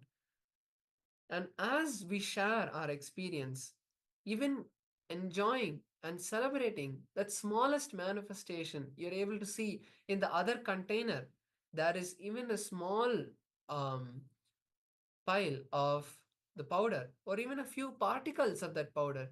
That is still a manifestation and you must celebrate it. Do not be skeptical about anything that you have seen. It is the manifestation of Paramashiva's energy that has happened in you.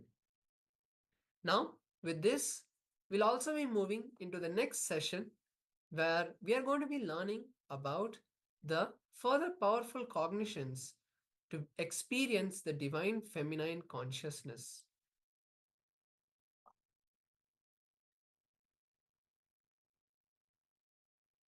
Yes.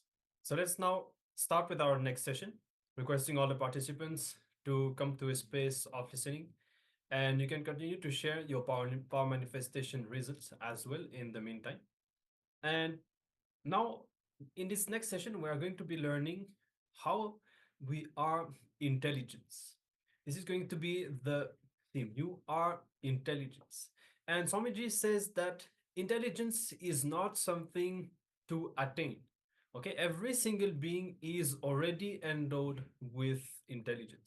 Every one of us already has intelligence. It is an inherent, inborn quality of life, just as fire is hot and ice is cold. Okay, so this is the first understanding. Actually, many of us we've seen many times some people believe that, for example, when children are born, we literally need to give them intelligence, and this is a trend that is happening in certain societies. But Swamiji says that actually the opposite. Children are already born with intelligence. You just need to provide the right vatavarana, the right ambience for that intelligence to flower. And by nature, we have all the intelligence in our human body. The difficulty is that we strongly believe that we are limited, even though we are not. We do not have limitation. We have been conditioned to think that we have only limited capabilities, that we cannot do so many things, and so we have forgotten how to use these capabilities. So all of us have received certain conditioning, due to which a large amount of the intelligence that we have is forgotten. And that is why right now we believe that we have only a limited potential, and that there are so many things that we are not able to do. And as we just said, children are born intelligence. They are so spontaneous and enthusiastic. But the problem is that the family, the society, and the conventional school destroy this natural intelligence within the child with the undue importance they pay to logic, memory, and competition. So many of us can look back in our lives how these different things, the logic, competition, and so on, have been taught to us, and it has been imposed as a conditioning, due to which the original excitement for life that we had as children has been stifled. And Swamiji further says, should allow your complete being to simply express itself, and you will see that your natural intelligence will flower beautifully. This is what is called being integrated and fulfilled. So this can even be used as a technique, just like we practice intensity, practicing being complete, being total in every moment, in anything that we do. Now, one more thing is that we think we are very intelligent. And so, as we said before, we try to mold our children to become intelligent like us. But the problem is, when we start this process, we first teach the children the logic of running in life driven by either fear of or greed. So here there's a fundamental flaw in the way we understand the potential of children or humans, or our potential in general, and how they should be raised. Instead of allowing their natural intelligence to flower, we only impose conditioning on them, uh, because we believe that we are intelligent, and we have to make them intelligent. Yes, you have a natural, spontaneous intelligence inside of you. You have tested it as a child, because every time you were starting to walk, when you started to think, when you started to call your mother's name for the first time, that is the spontaneous intelligence which, whenever you fell down, you learned from those mistakes and you understood, okay, the balance of my feet have to be in this particular way. You looked at your mother and father very closely and you were able to learn even without them teaching you how to walk, run, jump, play, and everything. It is just the decision and the spontaneity inside of you that gave you that ability to learn. When knowledge is applied in the right place at the right time, it is intelligence. And spontaneity is when we easily express our knowledge in the right place at the right time. In other words, we are using our intelligence spontaneously. So there's a beautiful story that Swamiji is sharing with all of us to explain this with an analogy. Swamiji says, once there was a boy learning a lot of new things at school and home. One day he told his teacher, yesterday I killed 3 female and 2 male flies. The teacher was curious and asked, how did you know which were male and which were female? The boy said simply, and he replied, 3 of them were on the mirror and 2 were on the cigarette box. So intelligence is being used here by that boy to look at life at a very different way, and he spontaneously just comes up with an understanding about what that is. It may be not the right answer, but that spontaneity and that interest in all of the things in life is what is intelligence, and that expression of being a child. Even though now today we may be 20, 30, 40, or even 80 years, only when we have that yearning to always be alive and learn and understand things that are happening around us and imbibe them, enjoy them, and understand them, we will be able to enjoy life beautifully. So, intelligence is being aware and spontaneous. Understand one important thing is that when you are deeply aware, you will not make mistakes. With deep awareness, you are in the present moment. And when you are in the present moment, you are alive and alert, which is called as intelligence. Now, once a sergeant in his training session asked the recruits why the walnut wood was used for making the rifle. Okay, so we have another story here. And the recruits thought hard, and one of them answered saying, because the walnut is harder than other types of nuts. And the sergeant brushed him off, saying, that's wrong. Wrong answer. Then another recruit ventured and he said, because it is more durable. And the sergeant again shouted and brushed him off, saying, that's wrong. A third person then tried his luck and said it's because it is waterproof and that's best for rifle. And the sergeant, finally tired of all the answers by now, replied saying, you boys surely have a lot to learn. And there's a simple reason why we're using walnut wood. That is because that's what is laid down in the rule book. And that's the only reason. So living every moment in total awareness is meditation. And here we understand how we have to go beyond the conditioning. Okay, in both of the stories, we see how the conditioning just stops us from expressing spontaneous intelligence. And finally, we are just reduced more and more to I should say a set of defined behaviors, defined understandings. That is what male is, that's what female is, that's what we should do, that's what we should not do.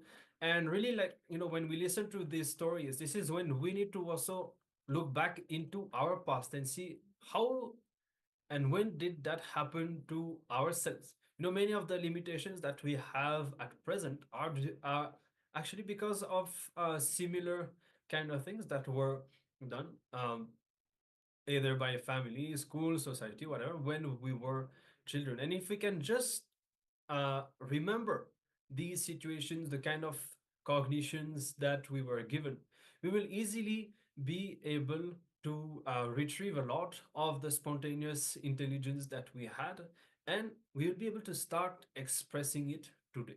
So, as we go through this session, make notes, or at least mental notes, and look back into your own life, where and how it might also have happened.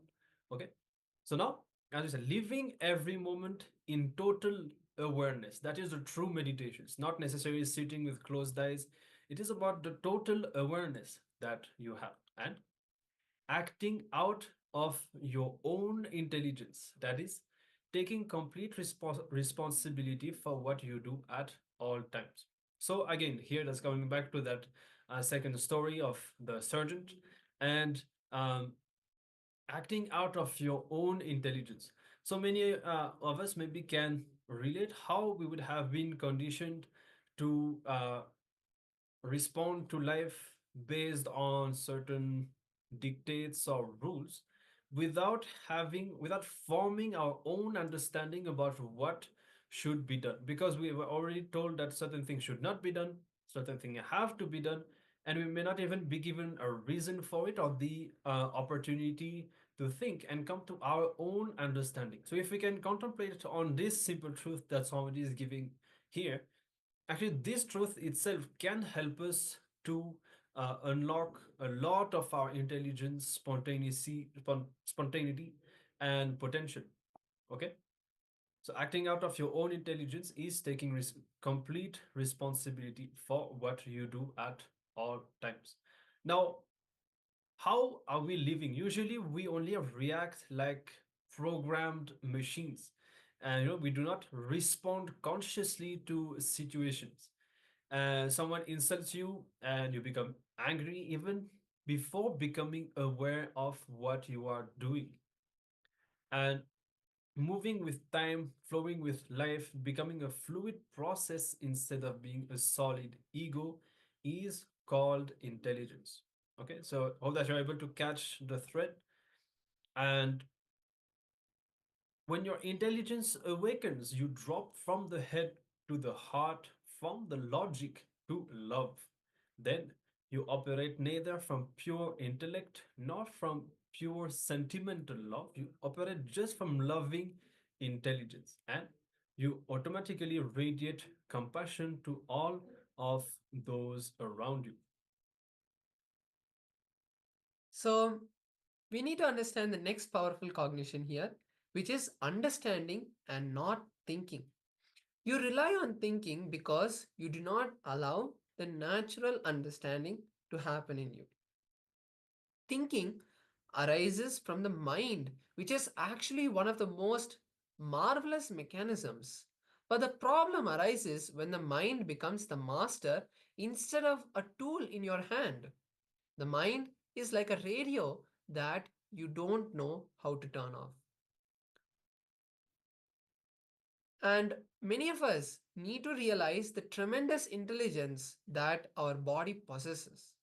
Just think, when your body can digest food, pump blood, adapt to the environment, any environment, whether it's hostile or pleasant, whether you are in a desert or you are on the Mount Everest, our human bodies are able to adapt to the environment, and at some times perform thousands of complicated tasks, whether it is our heart beating at the same time as our stomach digests and our nerves pass the electronic information from each of our body parts to the brain, and the brain back to the body parts, all of these happening simultaneously, complicated task without the help of the mind and without the help of any outside or external factor. That intelligence inside your being is driving it. If you reflect on this, you will realize that there is something called the bodily intelligence, the biomemory, as Swamiji also calls it. So, another beautiful story from Swamiji for us to understand this truth. So, once there was a king who went to an enlightened master and asked him, I have heard that you are an enlightened man and you radiate energy around you. You are always in bliss. What do you do? The Zen masters are always very known for their mystical way of teaching. And the Zen master beautifully said, I eat when I eat and I sleep when I sleep. The king at that time would have not been able to understand this. But when we understand or reflect on this story beautifully, when we are in the present moment, at that time, any number of tasks that are given to us, we'll be easily able to accomplish it because we are in the moment and we are not thinking. The thoughts inside of us are like a powerful tool, but when the tool becomes the master, when you are not able to control, it starts taking up the energy that is needed to perform the tasks. Rather than performing the tasks, you will be only thinking about how to perform the tasks, all the complications that you will encounter, instead of actually working on the task and completing it. So we have been taught that the center of our intelligence is our brain. Our body is not a centralized system of intelligence controlled by the brain. The human body is a highly evolved, distributed system of intelligence, beautifully and seamlessly orchestrated. Even today, all of us should understand one thing from the scientific aspect as well. Today, scientists have found out that there is a complex neural network in our heart as well. And this micro brain, which the scientists are calling today, also is there in our heart and is responsible for our emotions. You may think, no, our brain pumps various hormones and that is why we feel the various emotions. No. Scientists today have found out that it's not the brain alone that decides what we have to feel, it is the heart as well. And even another interesting thing is our gut. And all of us know about the power of our gut. Even we use it in our daily language, saying that I have a gut feeling about it. Why do we have that phrase? Because it is actually a thing where your body is able to sense something. Your body, leaving your brain, is intelligent enough to control, manage itself. So, another beautiful process Swamiji is sharing with us is the Nitya spiritual healing. Actually, your body has a capacity to heal every disease, physical or mental, howsoever complex it might be. The secret is to use the lost science of self healing and the energy of Paramashiva, the ability to channel that energy that is overflowing inside each one of us towards that particular part in our body or that particular mental uh, low feeling that we have, using this energy of Paramashiva that all of us have, we can heal any disease. And Swamiji is showing us. Many of us will know or hear stories of various people and disciples, thousands of them in fact, who have been healed from cancer, migraine, to even small fevers. Swamiji is able to channel and replicate that Paramashivatva, that experience of Paramashiva in each one of us. When our body sees that Paramashiva energy, it immediately restores and bring itself to the perfect health. Now, Swamiji further tells us that we are not needed to run our own life. And an important thing to understand, which may surprise, is that you have an independent intelligence in your system that runs your life without even your own interference. Okay. And right now, you think that you need to interfere with your intelligence in order to run your life happily. Okay, so all of us can see how we're continuously thinking and struggling and thinking what do we need to do to make our life happen, and we may even we may worry, thinking what should be my next action and so on. But actually, the truth is, if we step back, allowing the intelligence to express itself, then our life will be a beautiful, organized flow. The less of us is put into our life, the better our life is going to be. Now, this may be a surprising revelation, but the truth is that the universal or cosmic intelligence responds to every thought of ours. And I'm sure all of you would have already heard of the experiments on the water by Dr. Masaru Emoto, how the thoughts that we have um, so in this experience, he directed different kinds of thoughts on water, observing the effect of these thoughts on the molecular structure of the water. And beautiful thoughts like love, gratitude, and so on would create beautiful, in fact, perfect patterns in the molecular structure of the water. And on the opposite, when thoughts like anger, hatred, and all that were sent to the water, then what was observed in the through the microscope was some kind of a chaotic shape that would look very ugly. And now we have to understand how our own bodies are made of 70% water. Okay, so the thoughts that we have a very strong impact on our body. And as Swamiji says, our body is our mind. It's even been scientifically measured how the mind is present all over the body. Every single organ influences one aspect of your thinking. So if one organ is not healthy, then it will naturally create negative thoughts, negative feelings, and so on inside you. So that is why the thoughts that we have are directly connected to our body, and they play a major role in the way we live our lives. Now, some further revelations that Swamiji gives us on this topic of intelligence is the connection with nature and what makes us become insensitive to nature. The moment our ego comes into play, we become insensitive to nature. When our identity that we are a separate person is felt very strongly inside us, then the innocent way of relating is lost, and this is how we lose the connection with the nature.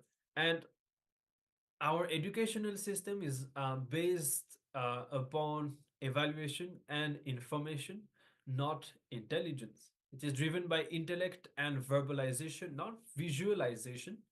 And the intelligent person lives moment to moment, not through logic, and does not believe in borrowed answers. Okay, so here we have a different important statements. Again, coming back to the educational system, it is not designed to evaluate one's capacity to have spontaneous intelligence and like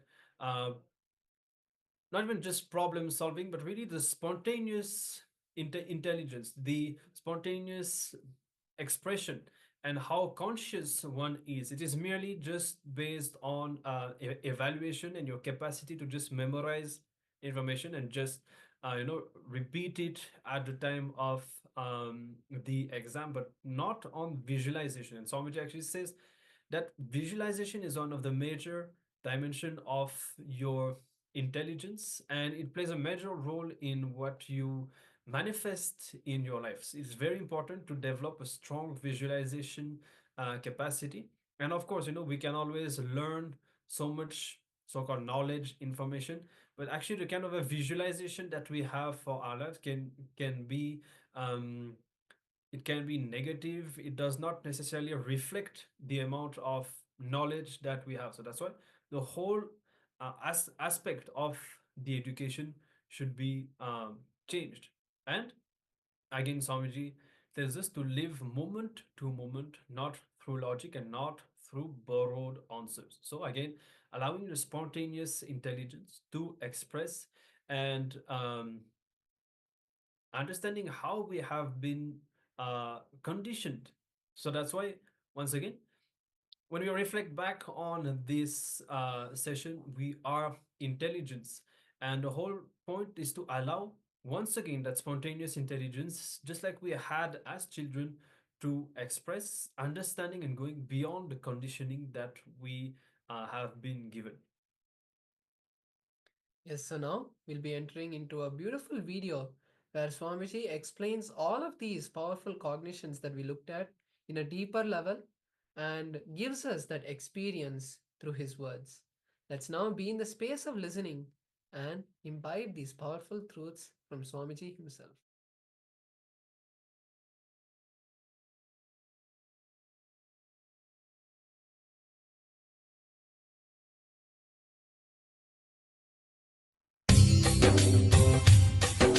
स्वभावचिन्मयानन्दं कृपापूर्णं जगत्पतिं हरिषड्वर्गजेतारं नित्यानन्दगुरुं भजे.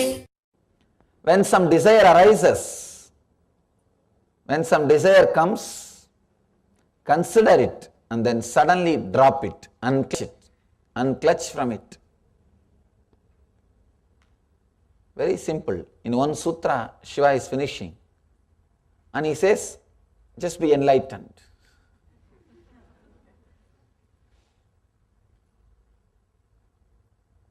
Actually, you don't need more words to experience the truth at all.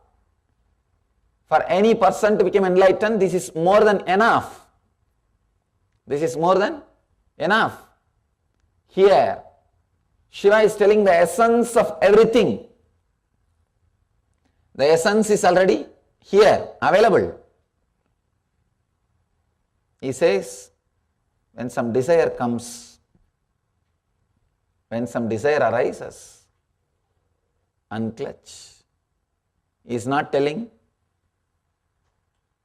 slowly do, little bit this, no Vishwashi. Straight away he is telling, when some desire arises, consider it. Consider it means witness it. Don't judge. Just see it. See. Then the moment you are seen it, unclutch from it.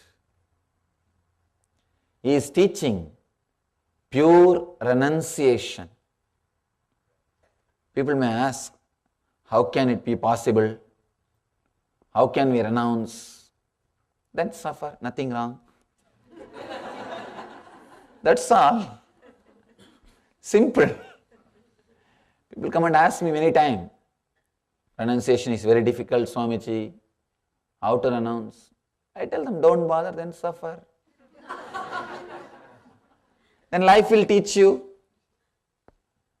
two things. Either you learn from enlightened master or life will teach you.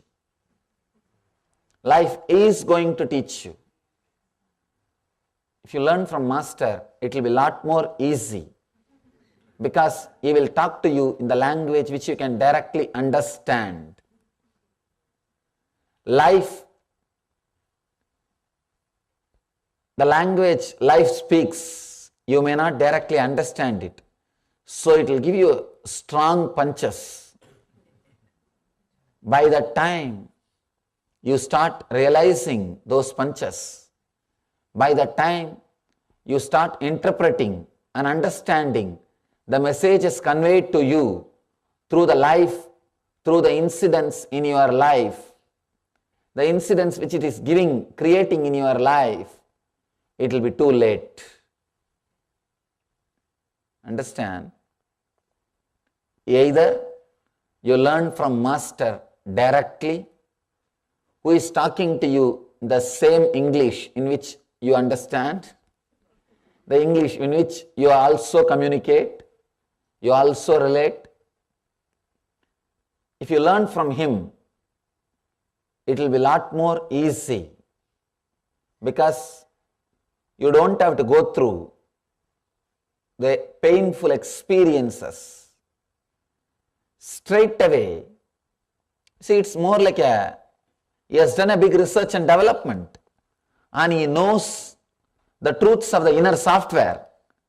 Here he is ready with the software. Just download and start living it.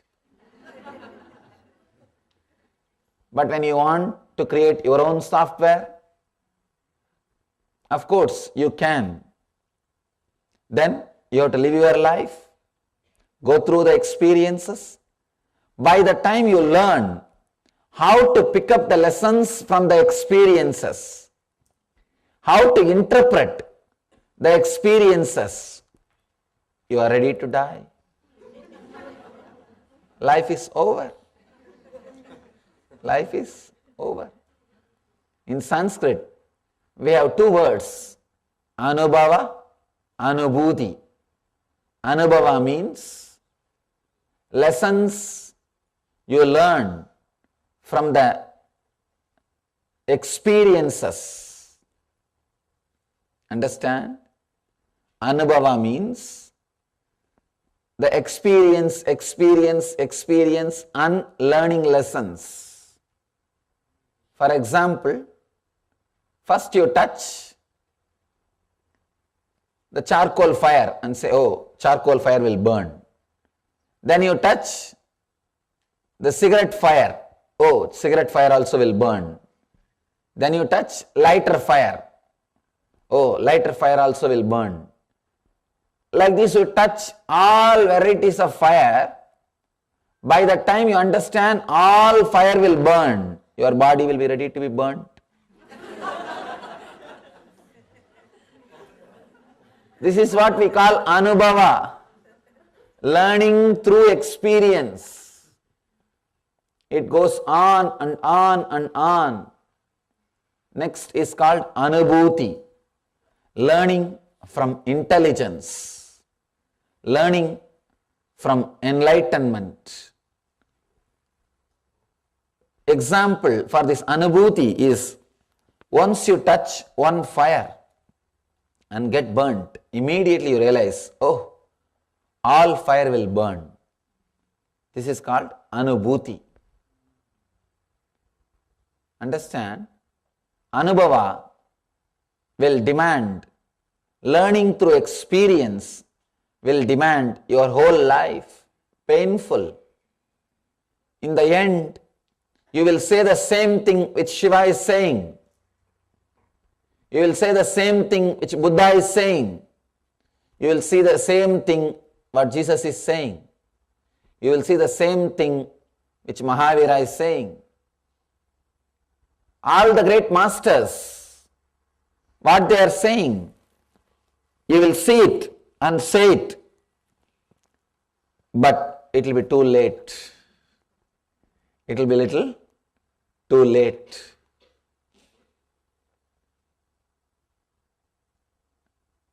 Somebody goes to Ramakrishna, a great enlightened being, lived in India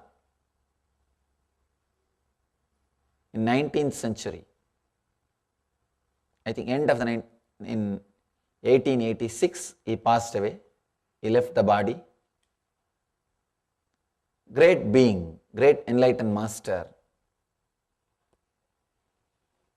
Somebody goes to him and asks, Master, is there a way to connect outer world and the inner world and live with both? Ramakrishna says, yes, there is a way. You can enjoy both. But first, you have to achieve the inner world. First, achieve the inner world means first forget about the outer world. Put your energy, turn your energy towards the inner world. Achieve the inner space. Then suddenly you will see, you will have the outer world but not disturbed by it. He gives a beautiful example. Boat, which always stays on the water, but water should never stay inside the boat. Boat can stay on the water, but water can't stay on the boat. Achieving the inner space, which is not moved by anything. Achieving the intense energy and excitement which is independent of anything is a basic need. Here, Shiva is also saying the same thing. First, let you achieve the inner space. Let you achieve the inner space. Unless that happens in you, no help is possible. I have seen many people using the great spiritual truths in a different way, promising to develop yourself as a personality development programs, or to create wealth, or to create some other things of the outer world to you. I can also sell with that packaging. It's not a big thing. It is not a big thing. But understand, the truth, the ultimate truth is totally different. The truth of enlightenment is totally different. And I really feel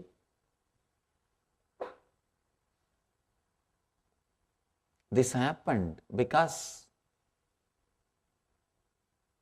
you do not go to learn the truth from the source. To reach the source, you need to walk up the hill. So you are now dependent on the bottled waters who are labeling it. No, it is from the source. It may be from the source. By the time they bottle it, label it, and bring it to you, enough corruption has happened. Enough of dilution has happened. Enough of pollution has happened. At least with water, we have some system. We can transport it without pollution, but with the truth, the moment it goes to somebody's head, and if he does not become enlightened, and if it comes out, it is polluted, corrupted. It's already corrupted. I always tell people, even if it is a little difficult, learn from enlightened sources. Learn from authentic tradition. It will be little difficult. They will take little time. They will demand little austerity. They will demand little bit of penance, tapas. They will demand little time and energy and your attention. But you will reach the truth. You will achieve the truth. There is no instant packaging. There is no shortcut for enlightenment.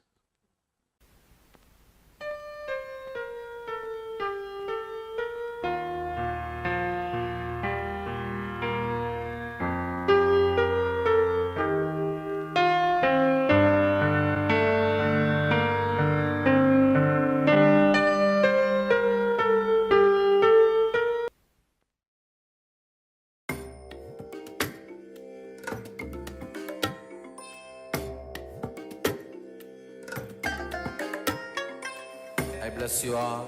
Let you all open all your three eyes and manifest the powers of Mahasadashiva. Om Nityananda Paramashivoham. Om Nityananda Paramashivoham. Om Nityananda Paramashivoham.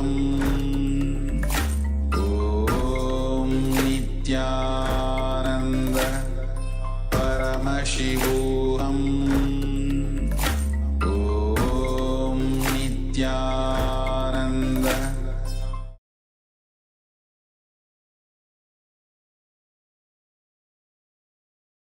Yes.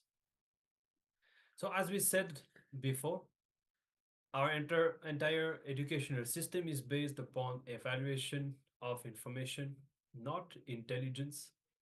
And we need to come to a space where we live in the present moment, not through logic. And here Swamiji beautifully told us, we should always learn only from enlightened sources, because any other knowledge that we receive is always going to become an incompletion inside us. And I'm sure many of us would be able to relate how when we started being taught, receiving knowledge that was from unenlightened sources, even we will have felt that the more knowledge we receive, the more we feel that there is something undigested inside, and that we are becoming more and more bound, that knowledge, so to speak, is not giving us more and more freedom. It is not leading us to the truth, and it is not leading us to express more and more spontaneous intelligence. Okay, so maybe we can reflect on that a few minutes, how this would have happened to us. And now we'll be having a short meditation technique where you will be cognizing that you are intelligence. And when you do that,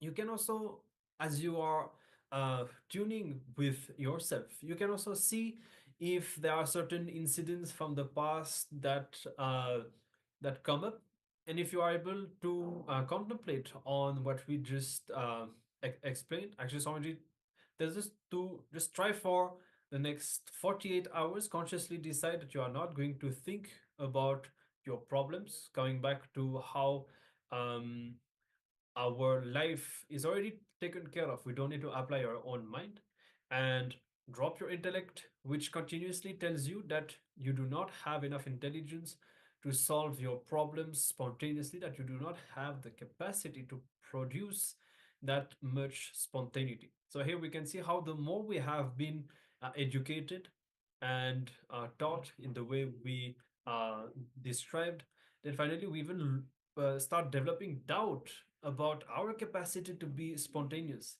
And Swamiji, there are even other satsangs where Swamiji was very jovially saying how when you are in the enlightened space, spontaneously you can handle absolutely any situation. You'll always have the spontaneous intelligence to play with any situation.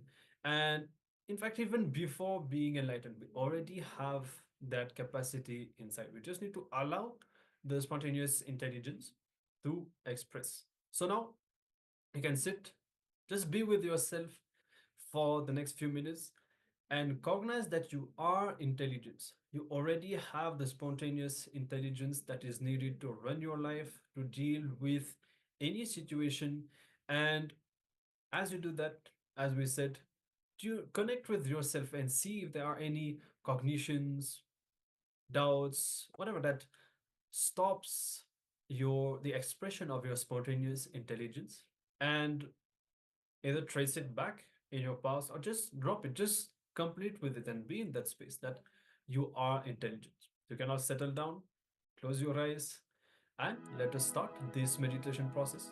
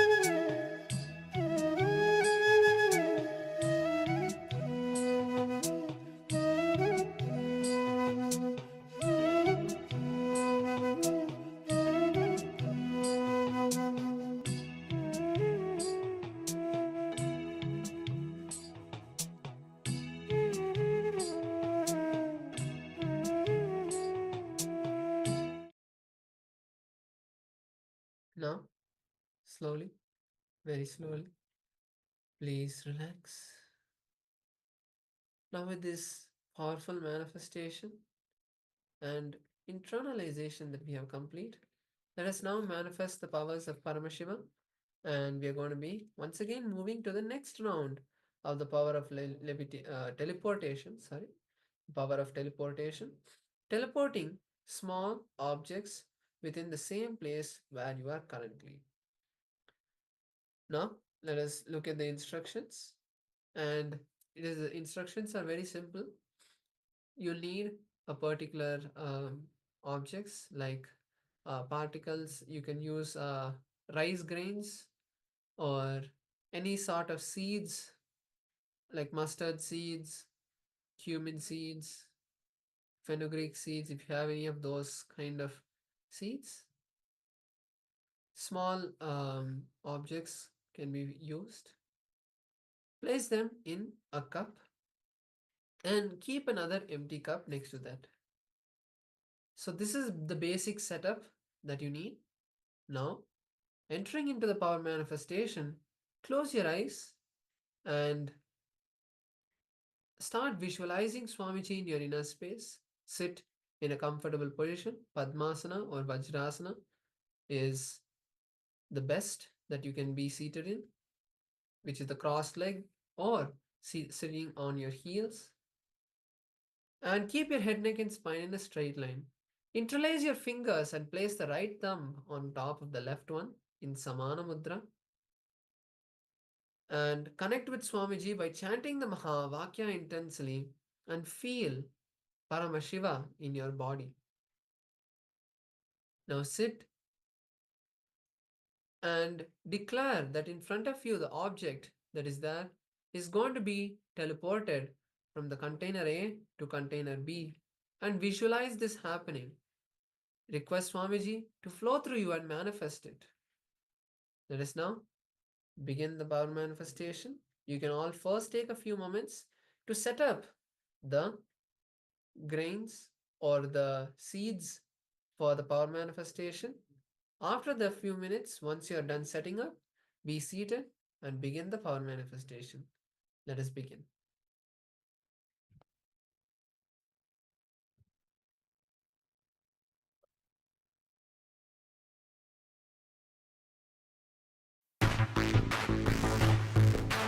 Omkari परमेश्वरी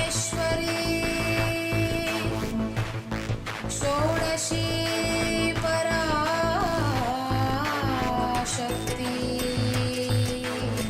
अरुणाचले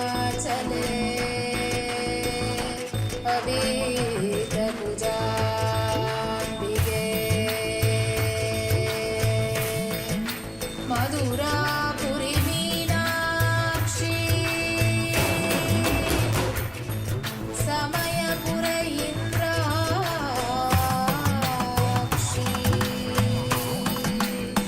कांची कामाक्षी काशी विशालाक्षी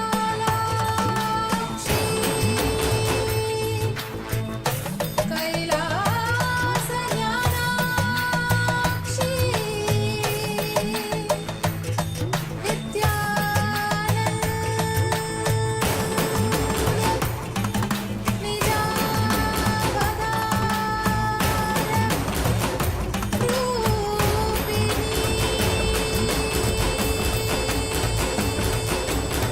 शिवशङ्करि शापविमोचनि शोकविनाशिनि शास्त्रयुते शिवसहिते शिवशम्भुशुभङ्करि शुम्भनि शुम्भपदास्तुते सकलमनोहरि सुन्दरि सर्ववशङ्करि शङ्करतोषकृते जय परमेश्वरि नित्यसुमङ्गलि नित्यनितेश्वरि पालय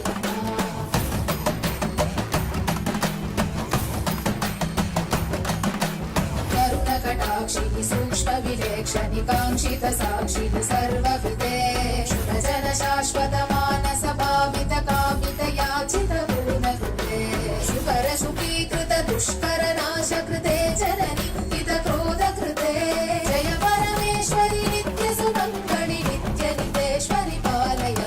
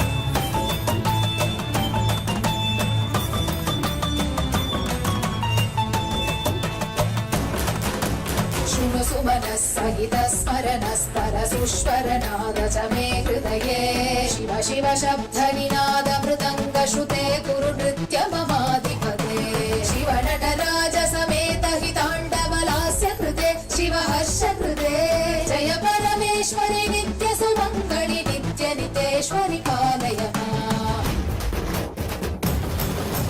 बहु अवतार कृते जनपालित शासित भूमि पवित्र कृते युग युग शम्भविते च कलौ नित्यानन्द रूप शरीर कृते परम शिवेश्वरि नित्य महेश्वरि नित्य कलामयि नित्य नुते परम शिवेश्वरि नित्य महेश्वरि नित्य कलामयि नित्य नुते जय परमेश्वरि नित्य सुमङ्गलि नित्य नितेश्वरि पालय जय परमेश्वरि नित्य सुमङ्गलि नित्य नितेश्वरि पालय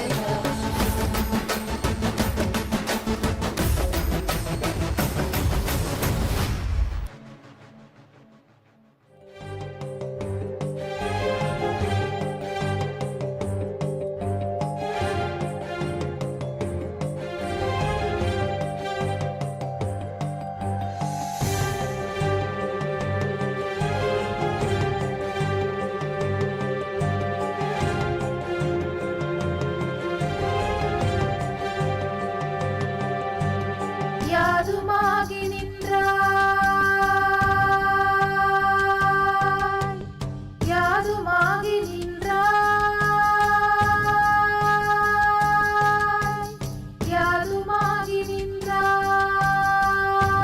காளி யாதுமாகி நின்றாய் காளி எங்கும் நீ நிறைந்தாய்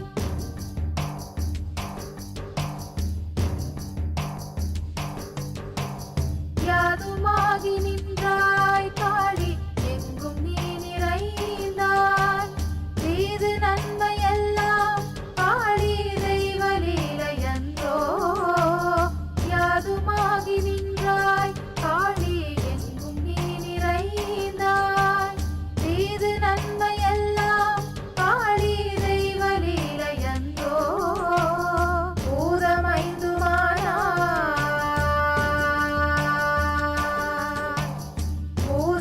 பூதமைந்துமானாய் காளி பொறிகளைந்துமானாய் போதமாகி நின்றாய் காளி பொறியை விஞ்சி நின்றாய் பூதமைந்துமானாய் காளி பொறிகளைந்துமானாய் போதமாகி நின்றாய் காளி பொறியை விஞ்சி நின்றாய் யாதுமாகி நின்றாய் துன்பமில்லாத நிலையே சக்தி தூக்கமில்லாத விழிப்பே சக்தி அன்பு கனிந்த கனிவே சக்தி ஆண்மை நிறைந்த நிறைவே சக்தி சக்தி சக்தி பாட்டில் வந்த களியே சக்தி வாழ்வு பெருக்கும் மதியே சக்தி ஊழ்வினை நீக்கும் உயர்வே சக்தி சக்தி சக்தி உள்ளத்தொழிலும் விளக்கே சக்தி சக்தி சக்தி சக்தி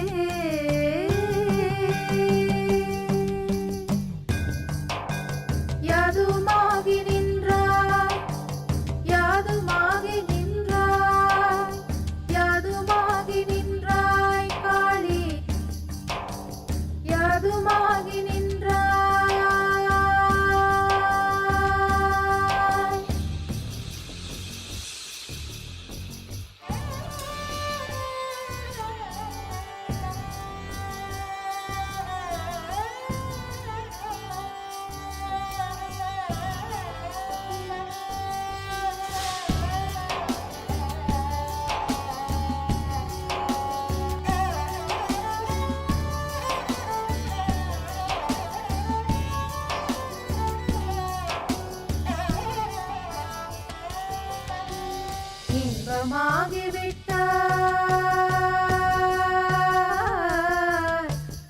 இன்பமாகிவிட்டாய் காளி என்னுள்ளே புகுந்தாய் இன்பமாகிவிட்டாய் காளி என்னுள்ளே புகுந்தாய் பின்பு நின்னையல்லாய் காளி பின்பு நானும் உண்டோ இன்பமாகிவிட்டாய் காளி என்னுள்ளே புகுந்தாய் பின்பு நின்னையல்லாய் காளி பின்பு நானும் உண்டோ அன்பளித்து விட்டாய் காளி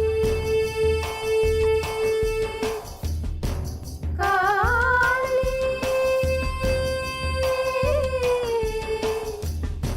காளி காளி காளி காளி அன்பளித்து விட்டாய் காளி ஆண்மை தந்து விட்டாய் துன்பம் நீக்கி விட்டாய் துன்பம் நீக்கி விட்டாய் காளி தொல்லை போக்கி விட்டாய் துன்பம் நீக்கி விட்டாய் காளி தொல்லை போக்கி விட்டாய் தொல்லை போக்கி விட்டாய் காளி தொல்லை போக்கி விட்டாய் யாதுமாகி நின்றாய் காளி யாதுமாகி நின்றாய் காளி ஓம் காளி ஓம் சக்தி ஓம் காளி ஓம் சக்தி ஓம் சக்தி ஓம் சக்தி ஓம் சக்தி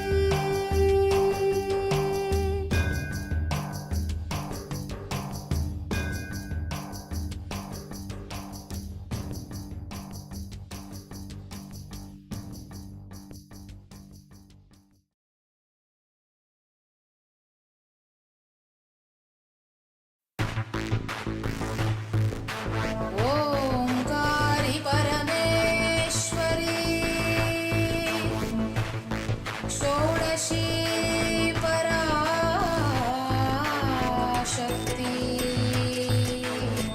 अरुणाचले अभीतभुजाम्बिके मधुरापुरी मीनाक्षी समयपुर इन्द्राक्षी काञ्ची कामाक्षी काशी विशालाक्षी कैलास ज्ञानाक्षी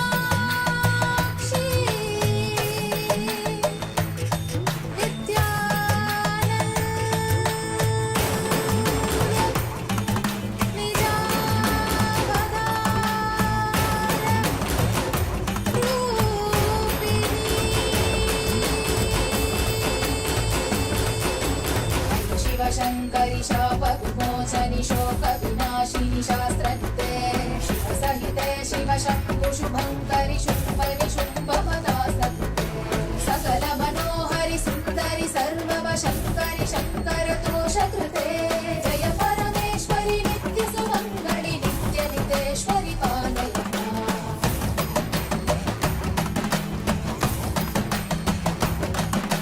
करुणकटाक्षिः सूक्ष्मविवेक्षणि काङ्क्षित साक्षिः सर्वविदे शुभजन शाश्वत मानस भावित कामित याचित पूर्णकृते सुकर सुखीकृत दुष्कर नाशकृते जननिन्दित क्रोधकृते जय परमेश्वरि नित्यसुमङ्गलि नित्यनितेश्वरि पालय माम्।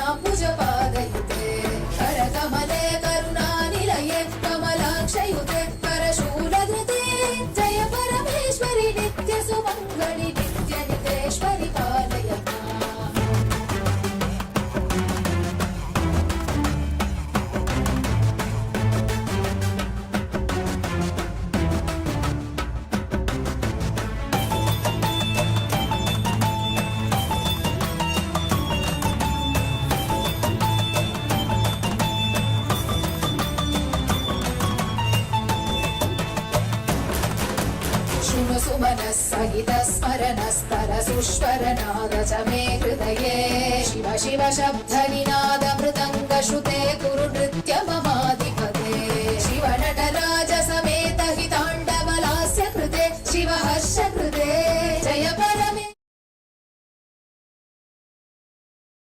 Now, slowly relax. And with this beautiful round of power manifestation, we can now take a few minutes to verify our manifestations. You can all start sharing in the Zoom chat how you were able to see any teleportation that has happened. And also, I would like to take this moment to share with all the participants that today we are going to be having the Devi Parashakti Akashic readings. And what does this mean? This means that Devi Paramashiva Shakti herself is going to be landing in the Supreme Pontiff of Hinduism and answering all of our questions, all of our burning questions about our future, requests and boons for healing and wealth, and ultimately manifesting the right relationships and that Guru Bhakti for Swamiji. So now, let us take a few minutes to share our comments about our manifestation in the Zoom chat. And in the meantime, also, I request all the participants to also get ready for the darshans once you share your manifestation experience. And in a few minutes, Swamiji himself is going to be coming live and blessing us with the Devi Paramashiva Shakti Arulvak, the Devi Paramashiva Shakti Akashic readings. Let us now begin and enter into this next darshan preparation.